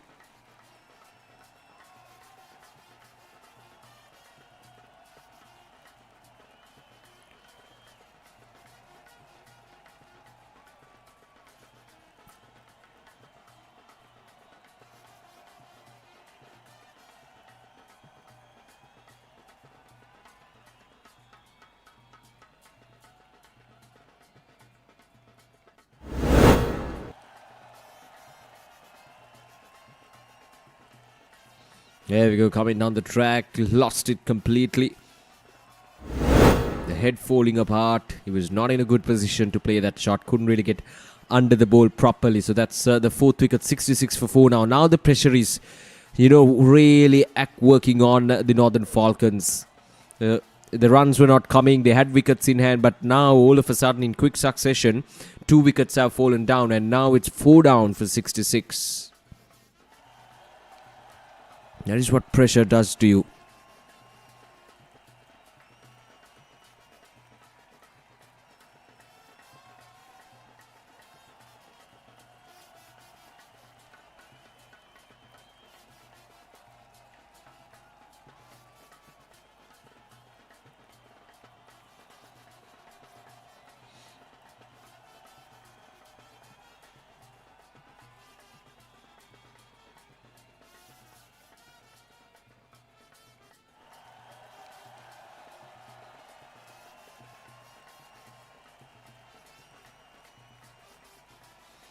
Now the ground, and straight enough, he gets a boundary.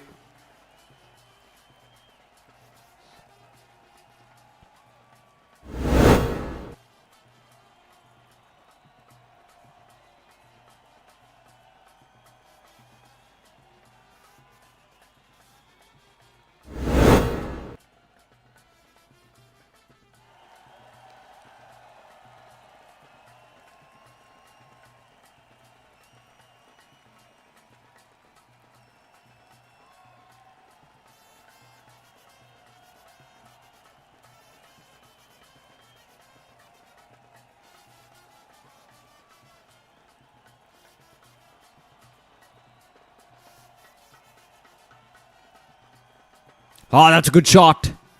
Has gone out of the park into the rugby ground.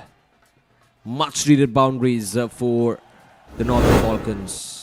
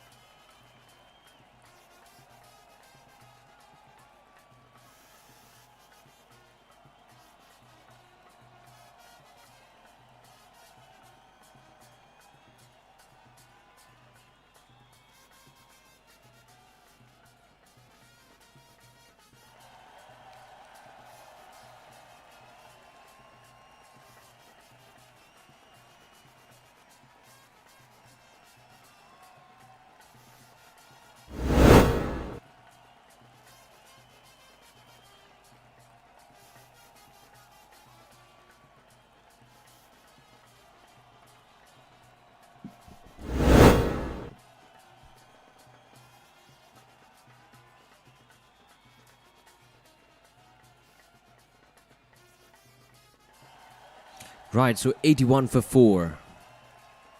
Need 87 runs or 57. That's the equation. We need a few boundaries here and there. Just to keep them in the game. To keep that required run rate at a bay.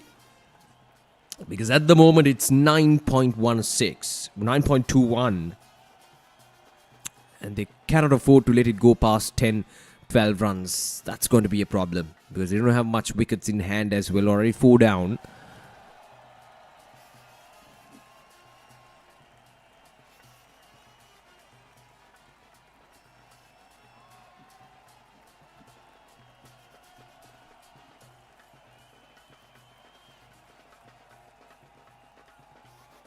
Oh, there we go. That is really good. The presence of mind there from the two batters. As soon as the bowler missed the ball, the next thing you know, the batters are running. And they steal another single here.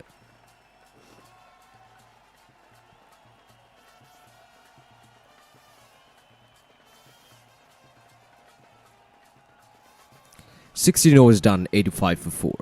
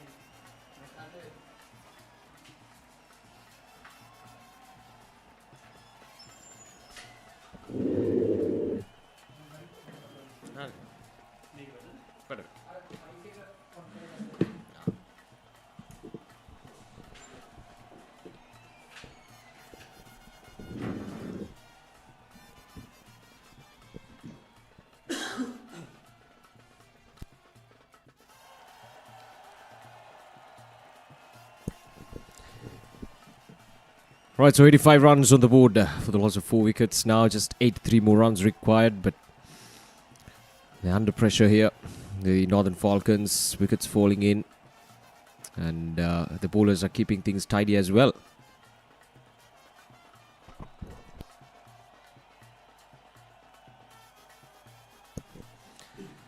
Right, so a close chance there. A couple of chances going down as well. Right, so it's Feroz joining us, or rather joining me in the comm box. Welcome. Welcome, Oshida. A good passage of play. We've got the leg spinner being brought into the attack, and some urgency between the two players. We've got a couple of quick singles being taken, and on that occasion, a well-run 2. There was a passage of play in which I thought the Falcons lost out a bit of momentum, but the introduction of Chamat has changed the fortunes for the Northern Falcons. Azim Mohammed has looked busy, so these two bringing back some momentum. There's plenty of cricket left, 52 deliveries, 80 runs required. There we see the required run rate, 9.23. And most importantly, Oshada, there is that 2 overs of power play. A passage of play in which they use the peak ball, and that can shift the momentum, and it can work the other way as well.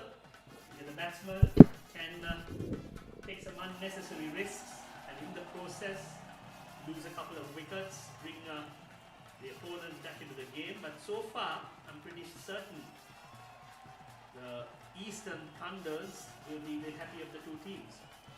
Yeah, indeed. With 4 wickets down, and when you have the opposition, the required run rate climbing up as well. And they have good spinners in their lineup. And they've certainly put up a really good pressure here, and a couple of chances going down as well. That would have hurt the Eastern Thunders. The whole scenario would have been a lot different if they hold on to those catches and the drop chances, few stumpings as well. But all in all, this is turning out to be a good encounter between these two teams. Oh, there we go. Well bowled, Milinda. Sanjay tossing it up, the leg spinner, inviting the batsman. Chamat tried to play his favourite slog sweep, missed out completely. This time on the shorter side, goes towards mid-wicket, takes a single. Good battle between Milinda and Chamat. End of 17th over, 90. Oh, we got one. Delivery Yeah. left. Apologies. Azim on strike. They're bowled again, right on the money. Gentle depth towards short turn. Fetches in a single. End of 17 overs, 91 for 4.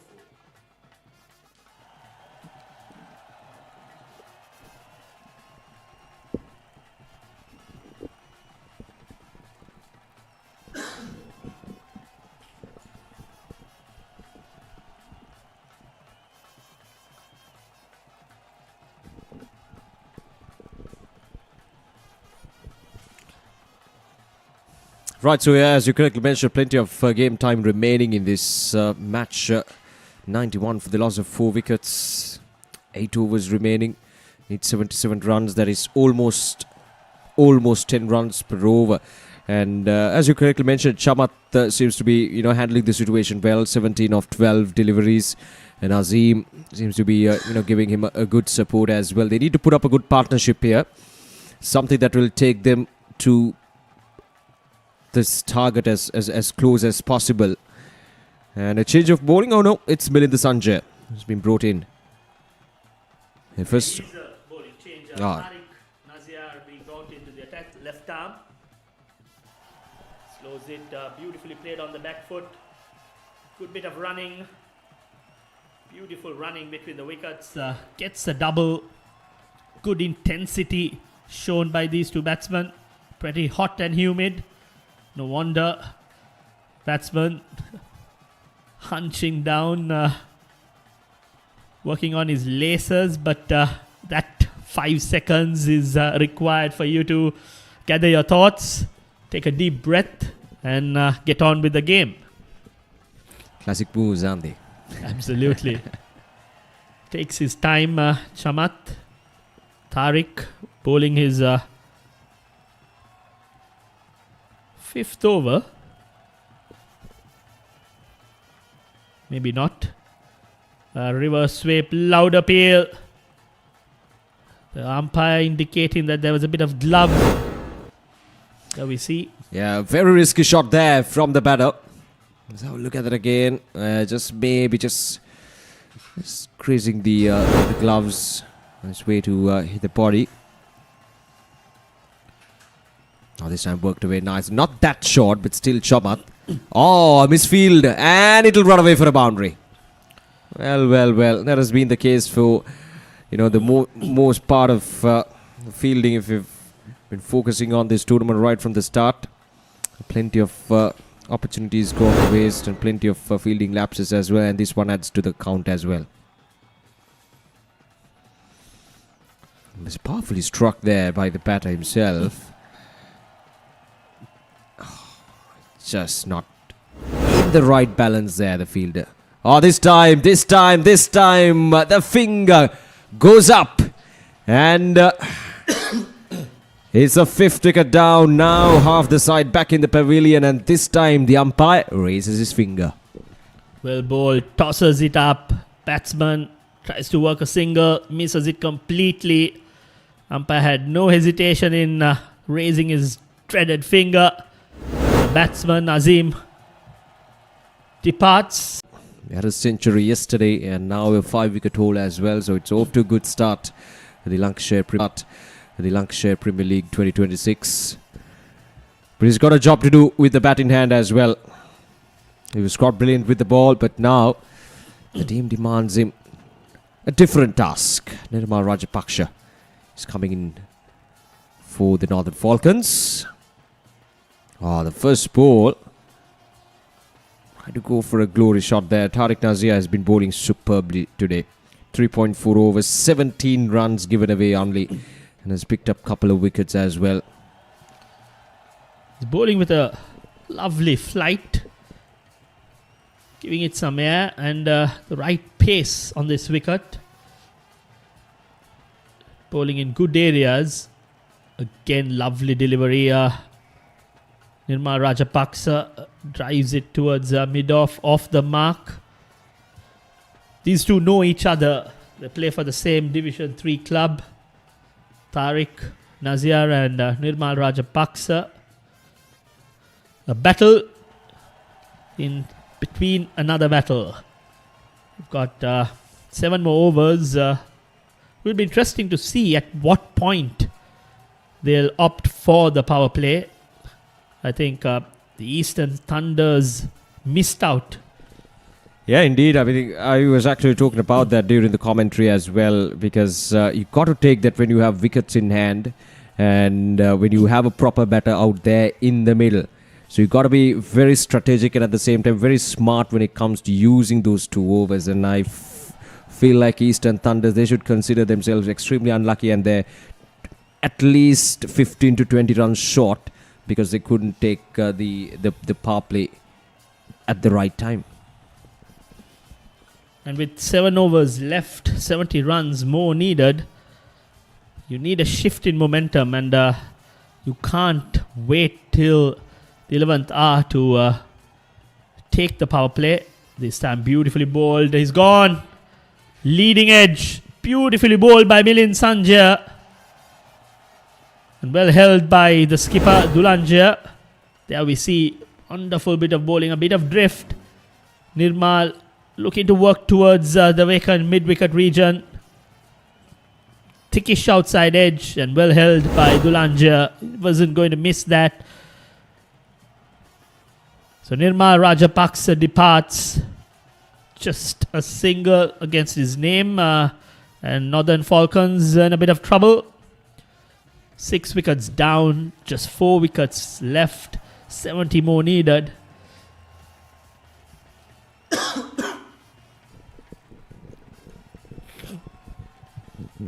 Troublesome times for the Northern Falcons. 70 more runs required, 98 for 6. And the bowlers, the spinners, they've taken a good control of this game. The spinners, compared to yesterday, they had a good purchase of the surface. I feel like the conditions have slowed down a bit compared to yesterday. And they're getting, well, compared to yesterday, some good grip of the surface as well.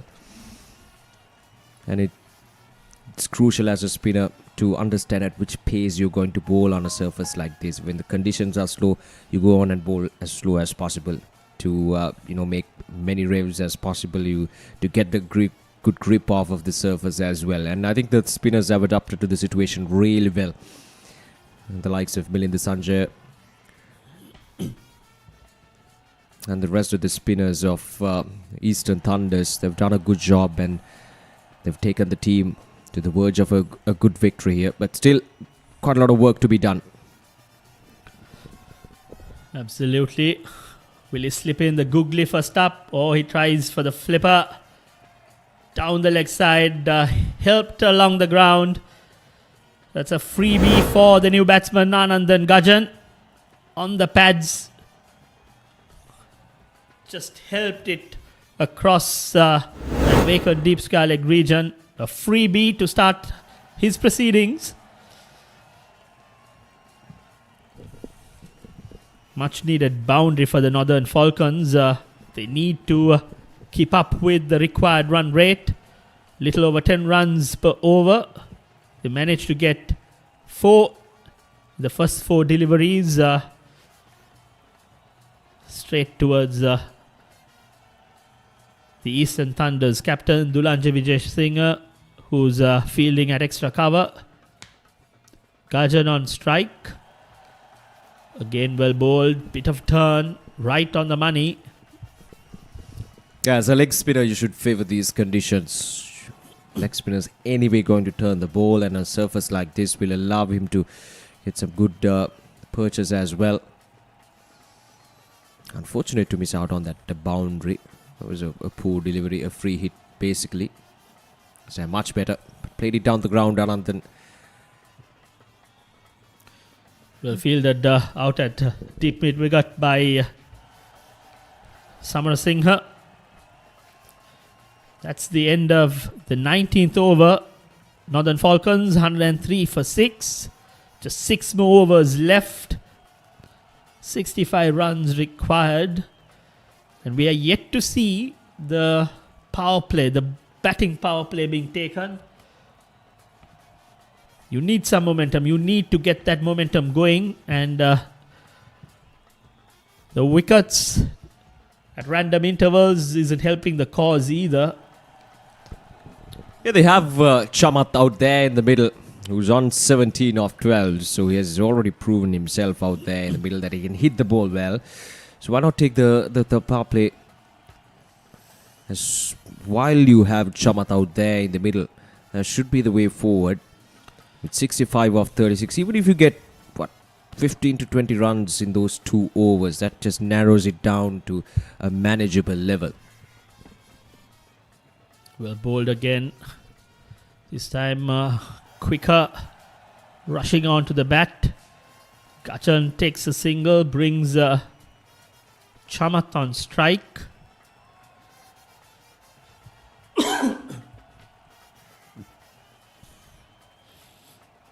The Northern Falcons would have loved to have the left-hander batting, especially with the leg spinner and the left-arm spinner bowling.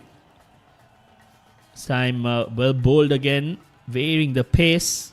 This time on the slower side. Tariq using his experience. Canny bowler. Varying his pace. I think that's very important. The shorter the game, the variations. This time tosses it up. Batsman would have been better off playing it with a straighter bat that dipped on him. And Chamat missed it out completely. He's used that sweep to good effect, but on that occasion, Tariq was a bit more experienced, wily. Wow, what a follow-up delivery. This time, followed it up with a slightly quicker. The ball went on with the arm, and that's the 7th wicket down for the Northern Falcons. This time the ball just went in with the arm, no turn on offer. He was slightly quicker as well on a flatter trajectory, and it took the batter by surprise. And just like that, the 7th wicket goes down, and it's a set batter. Now this is what we discussed earlier as well. Chamat Hiranta is gone for 17, and Tariq Nazia with the breakthrough.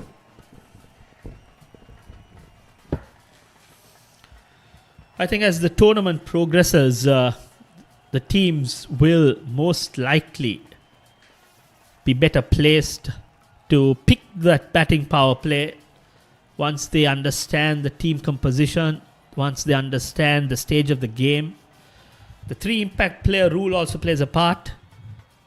You can balance both the batting and the bowling. You can play an extra bowler as well as a batsman. And it affords the specialist player, the specialist bowler or a batsman to be played. It doesn't require the half-baked all-rounders to be in your 11, playing 11. It brings a bit more balance, a bit more competition, in my opinion. And on the other hand, the batting team needs to know when to use the batting power play, which is allowed to be taken after 15 overs.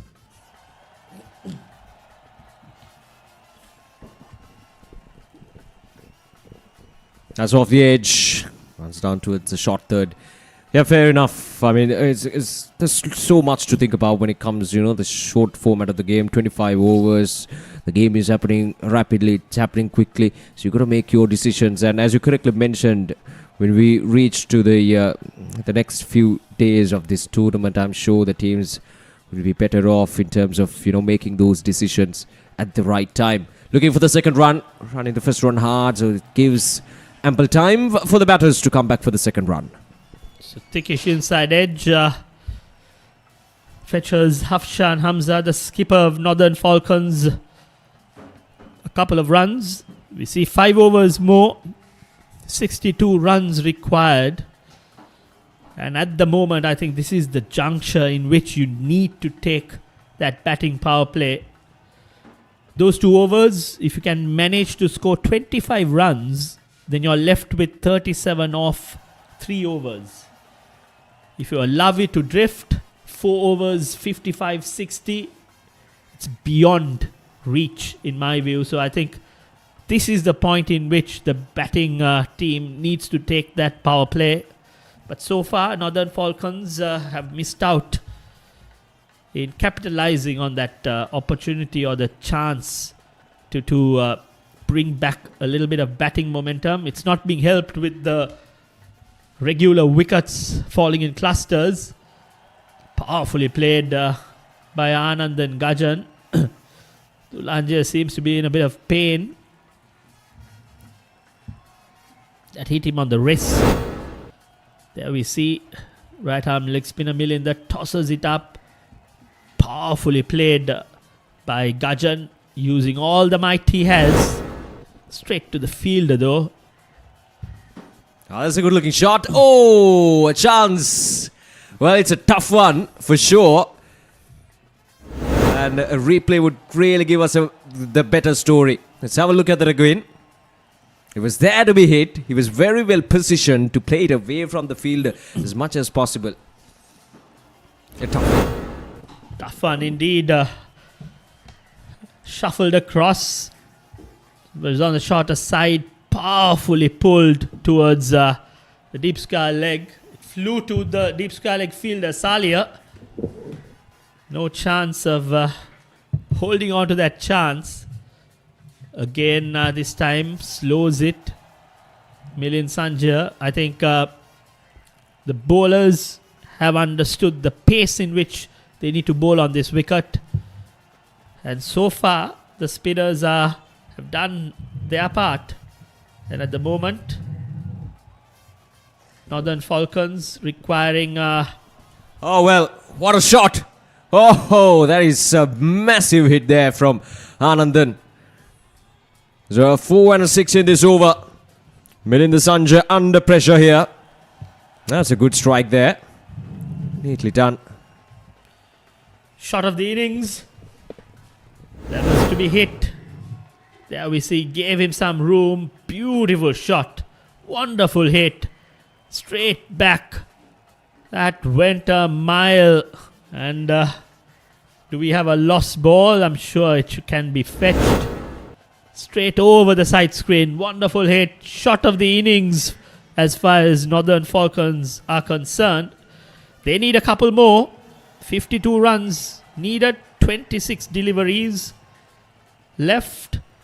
Milind Sanjay bowled well for the first 2 overs. But this third over is a little costly as far as the Eastern Thunders are concerned. Yeah, indeed. The record run rate has gone up to 12 runs per over. Already got 10 runs from this one from Milinder. And Anandan must be having a good idea as to, what to expect from Milind Sanjay. And at the same time, what the team needs at this stage. Another short pitch delivery being hammered away. And it's in the gap as well. So another boundary. So that is 14 runs coming off from this over with one more delivery to go. And this is not good bowling. This is just asking to be hit. It was in the gap once again. Just one bounce and into the boundary line. Well, couple of bounces. And into the boundary line it goes. 120 now. 48 of 25. This is actually turning out to be a much closer game than I thought. Absolutely. We were talking about momentum and using the power play. But Anand Gajan, he has other plans. Well done to him. A very costly over. 15 runs off that Milind Sanjay over. 21 gone. 121 for 7. 11.75 the required run rate. 4 overs, 47 needed. Will they still opt for the power play, or are they keeping it for the last 2 overs? Ideally, they should be taking, especially with Anand and Gajan not being afraid to go after the bowling. Just 2 fielders are loved outside the 30-yard circle, and with the spinners bowling, I'm sure Anand and Gajan would prefer to take the power play and utilize the restriction. At the moment, he seems to be going after the bowling, and Dulanjay Vijay Singh has the luxury of having 5 fielders outside the 30-yard circle. You've got, on the offside, you've got 3 fielders behind the wicket. So the line of attack will be outside off stump, and he will try to bowl as quick as possible outside off stump. There we see, surprisingly straighter, but I'm sure the batsman too was expecting it to be outside off stump. Played with a straight bat. That is fast as well, powerfully driven, beautiful hit by Anand Gajan. There are 5 fielders out in the deep. Gajan using his power, using his long levers, beautiful shot all along the ground, using that bottom hand of his to good effect. A bit of momentum for Northern Falcons. 22 balls, 43 runs needed. Yeah, indeed, the boundaries are coming in nicely now for the Northern Falcons. The captain Dulanjay Vijay Singh will have to figure out something here. He's wide outside the off stump. That's up in there, but that's safe. But there's protection. So it will be just a single. Got to keep things very tight here. And Anandan has already proved his worth out there in the middle. 26 off just 14. He's been hammering the bowlers all over the park the past couple of overs. And even now as well against Dulanjana. Anything straight, we'll put it away. He gets another single here. Give the strike back. 41 off 20. And all of a sudden that equation doesn't really look bad on the part of Northern Falcons. It looks manageable. Yes, 12 and almost 12 and a half runs. That's the required run rate. But from what we're seeing right now, on paper it may look like a big asking rate. But then if you look at the situation happening out there in the middle, it does seem the game is well within the reach of Northern Falcons. Unless Eastern Thunders put the pressure right back on them by picking up a wicket. Well, everything depends on how Anand and Gajan goes along this innings. I think the 3 overs that's left, 18 more deliveries, 40 runs required. And had they taken the power play, Oshada, that third delivery that was powerfully driven towards sweeper cover, that would have fetched him a boundary, because the 2 fielders, I'm sure Dulanjay would have opted for a long on and a deep mid-wicket. And that particular strike would have brought him a boundary. And at the moment, 3 more overs required. And you can't wait for the last 2 overs. You need to get that power play, because the last 2 overs, inevitably you're going to go after the bowling. So you need to use this as a strategic ploy to capitalize on. So I'm pretty certain that the better option is to take the power play. And as we speak, they haven't still taken. The bowler has the white ball in his hand. Yeah. A fast bowler has been brought into the attack. That's where the spinners were bowling, they should have opted for the power play. Yeah, indeed. Quite a lot of decision making to be done out there in the middle. And Northern Falcons opting to keep their power play overs for the last 2. And now it looks as if Daham Nirmal is going to bowl the 23rd over. So 40 runs required. It's a smart move as well from the Eastern Thunders to bring in the fast bowler. because both these batters they looked comfortable against the spinners. And might as well just use the fast bowler to see if he can bring in an impact with the ball in hand. A sweeper, long off, long on, deep mid-wicket. Manning the outfield. The wideish, deepish cover point as well. May look to bowl straight.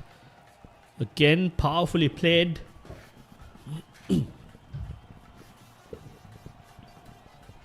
Just a small shuffle across the stumps as well for the batter, Anandan.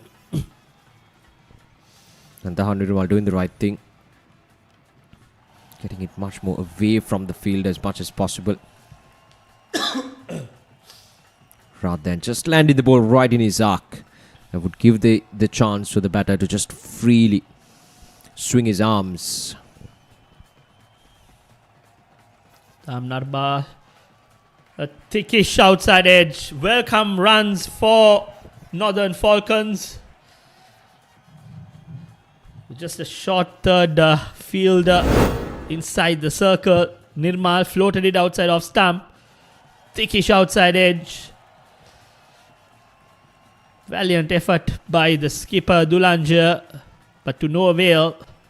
That trickles towards the boundary and fetches the Northern Falcons a welcome boundary. Yeah, much needed boundaries for the Northern Falcons here. Hafshan Hamza getting a thick bottom edge and it runs away for a boundary. Here we go, Daham Nirmal. The third ball of this over.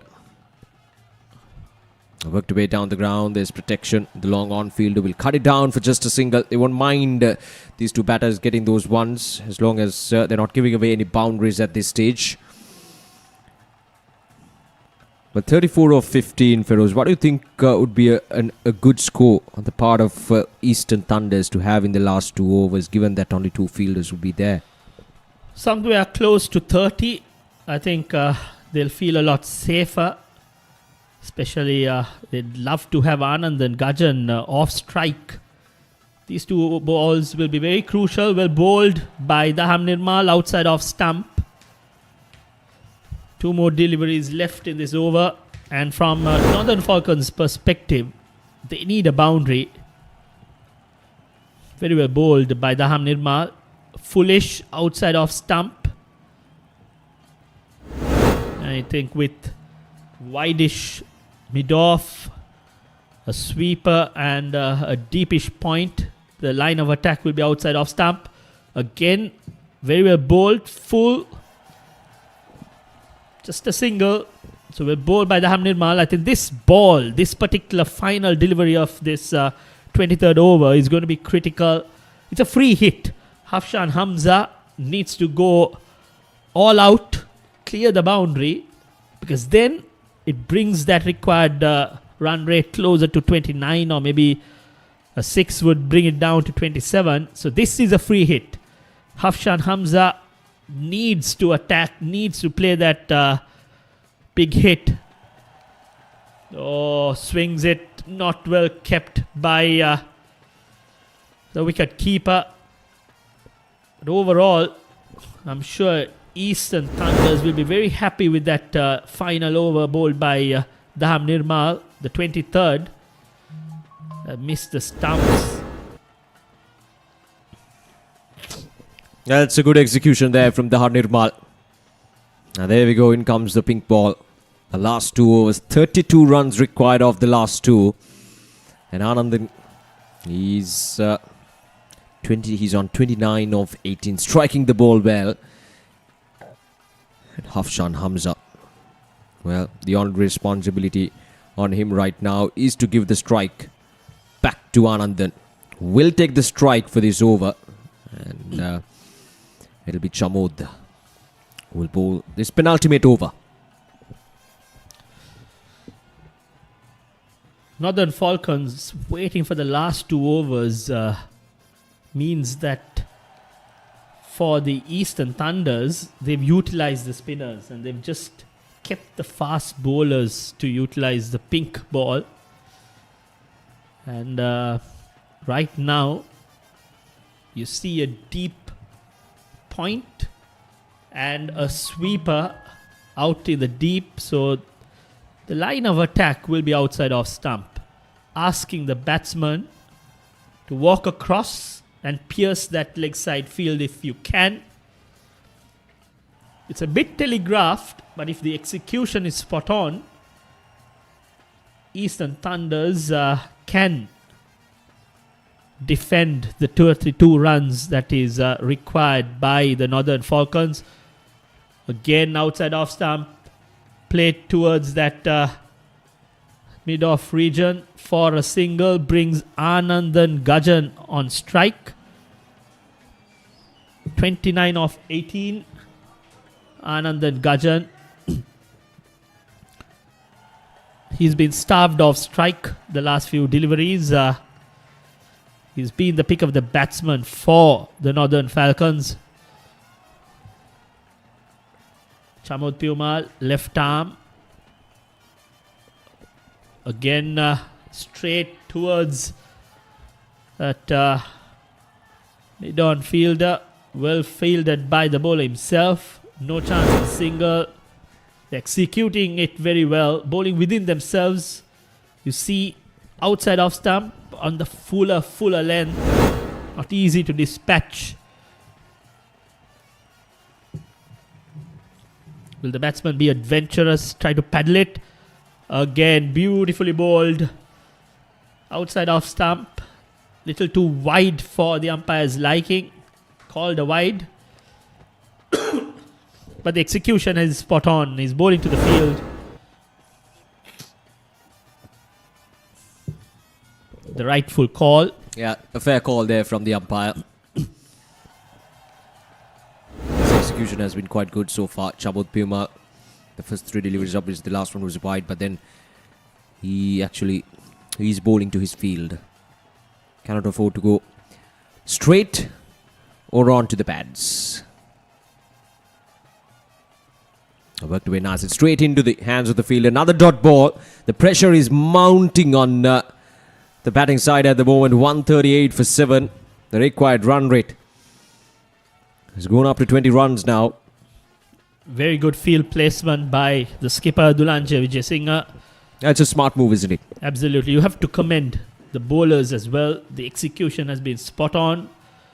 Outside off stump on the foolish length. Not trying to bowl to express, just getting the execution right. Brilliant catch by Rashmika Amarasinghe at deep mid-wicket, short mid-wicket. A few meters to the left, and that would have fetched him a boundary. Straight at him, but was well held. Yeah, that's a good catch. A sharp one there from the fielder.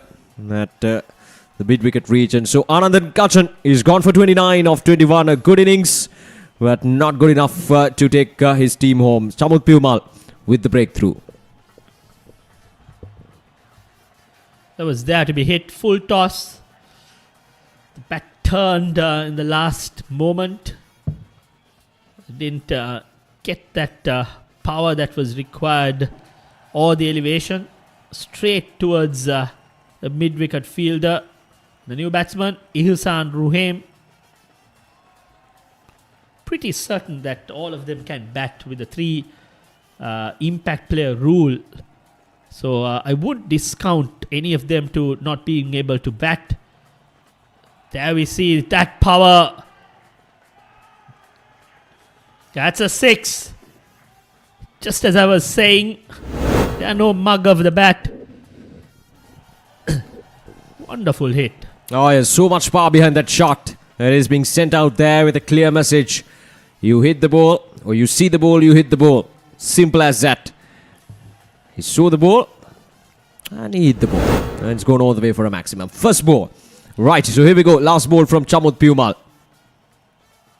And again, punched on the ground. Oh, just over the head of the field, and it goes all the way for a boundary. So 10 runs coming off from the last 2 deliveries. And that narrows it down to 24 runs in the last over. Look at that shot. Flat battered shot. And the mid-off fielder Well, just over his reach. Didn't connect it cleanly. Ruhaim hit the lower part of the bat, and the field at mid-off, I feel, misjudged it a bit. Nevertheless, last over, 20 runs required, and Ihsan Ruhaim has a strike rate of 500.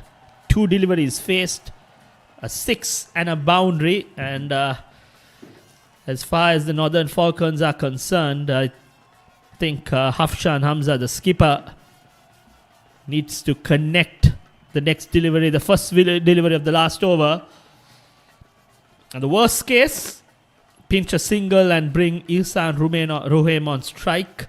Daham Nirmal will bowl the last over.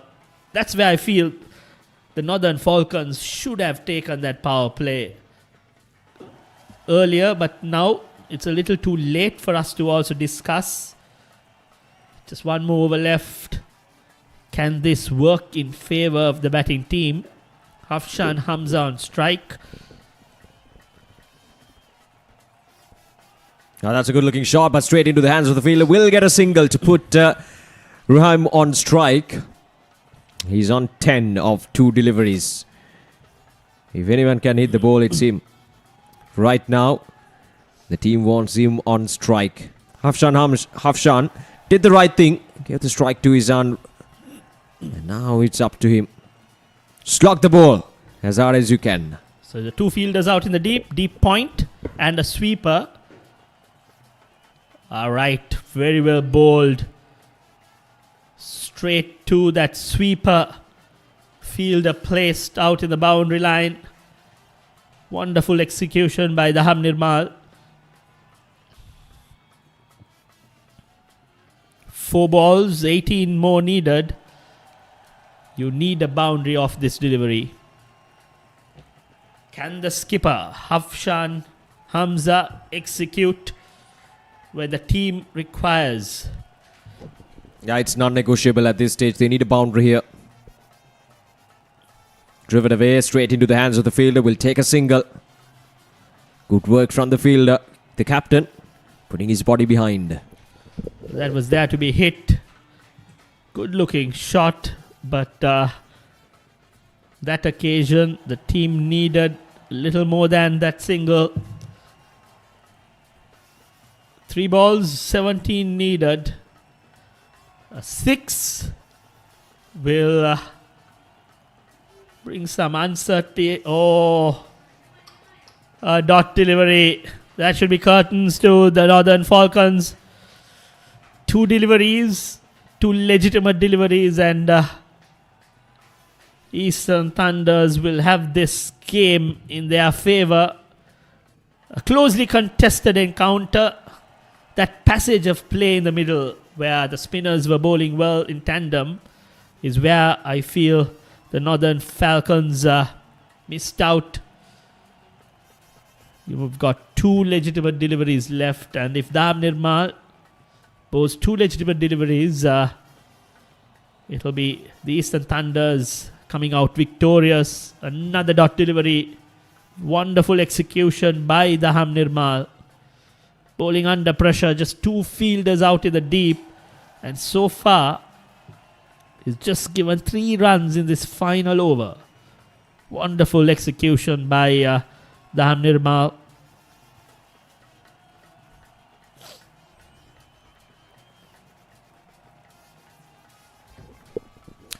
Right, so here we go. The last ball of this innings. 17 runs required. And a swing there from Ruhaim. Couldn't get the connection he was looking for. And there we go. That's a win for the Eastern Thunders. They win by 16 runs. A good win for them. At the early stages of the tournament, the Eastern Thunders, they batted well. And they have done a good job with the ball in hand as well to restrict Northern Falcons to 16 runs behind their total.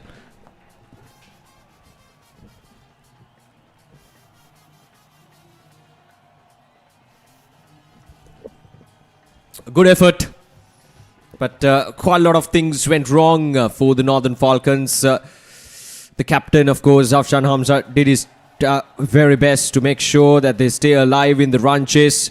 But then, as Feroz also mentioned, it's just that they didn't really take the decisions at the right time. We feel that the power play, the 2 overs of power play, they should have taken it much earlier when they had set batters out there in the middle. That would have narrowed down the asking rate, especially in the last 2 overs. So a lot to think about. Still the first game of the tournament, only the second day of the tournament and the first game of the tournament for both the sides. So I'm sure they will regroup and will have the coaching staff and everyone assessing what went wrong today, and sure they will come back and bounce back strongly in the second game as well. So Northern Falcons 40 for Fazul Rimzan, 40 of 42, and Anandan Gajan 29 of 21, 2 of the standard performers with the bat in hand, but it was not enough to chase things down as Northern Falcons fall for 151 for the loss of 8 wickets in 25 overs. Looking into the bowling, couple of wickets each for Isudu Sampath and Tariq Nazia. He bowled extremely well, 4 overs, 2 for 17. The pick of the bowlers, and the 1 wicket apiece for Chamud Piumal, Dinuja Samaratna, Dulanjana Vijay Singh, the captain, and Milinda Sanjay as well. Wickets falling in regular intervals, and they never really let the Eastern Thunders, they never really let Northern Falcons to set themselves up in this run chase. So restricted them for 151 for the loss of 8 wickets in 25 overs.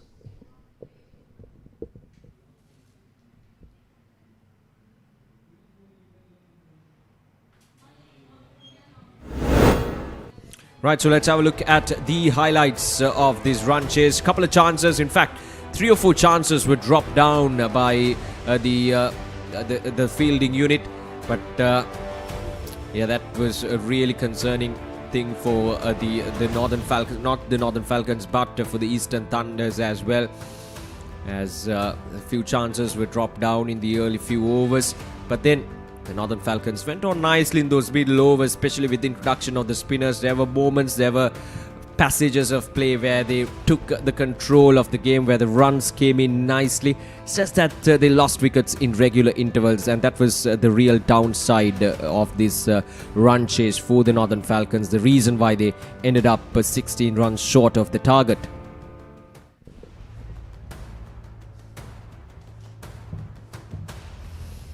And the Northern Falcons 151 for the loss of 8 wickets in their 25 overs. As I mentioned earlier, as we were discussing as well, has to be a strategic decision as to when do you take those 2 power play overs. And I think, and we think that I think Feroz also would agree with me, that Northern Falcons, they didn't really take that decision very well, and they waited till the last moment. They waited till the last 2 overs, and by that time it was too late, as they didn't really have any set batters out there in the middle, and it was just too much for them to handle in the last 2 overs. Some 30 or rather 20 runs were required in the last over, and that was not enough, or rather too much for the Northern Falcons. It ended up being too much, and the spinners in those middle overs played really well, or rather made sure that they had things under control.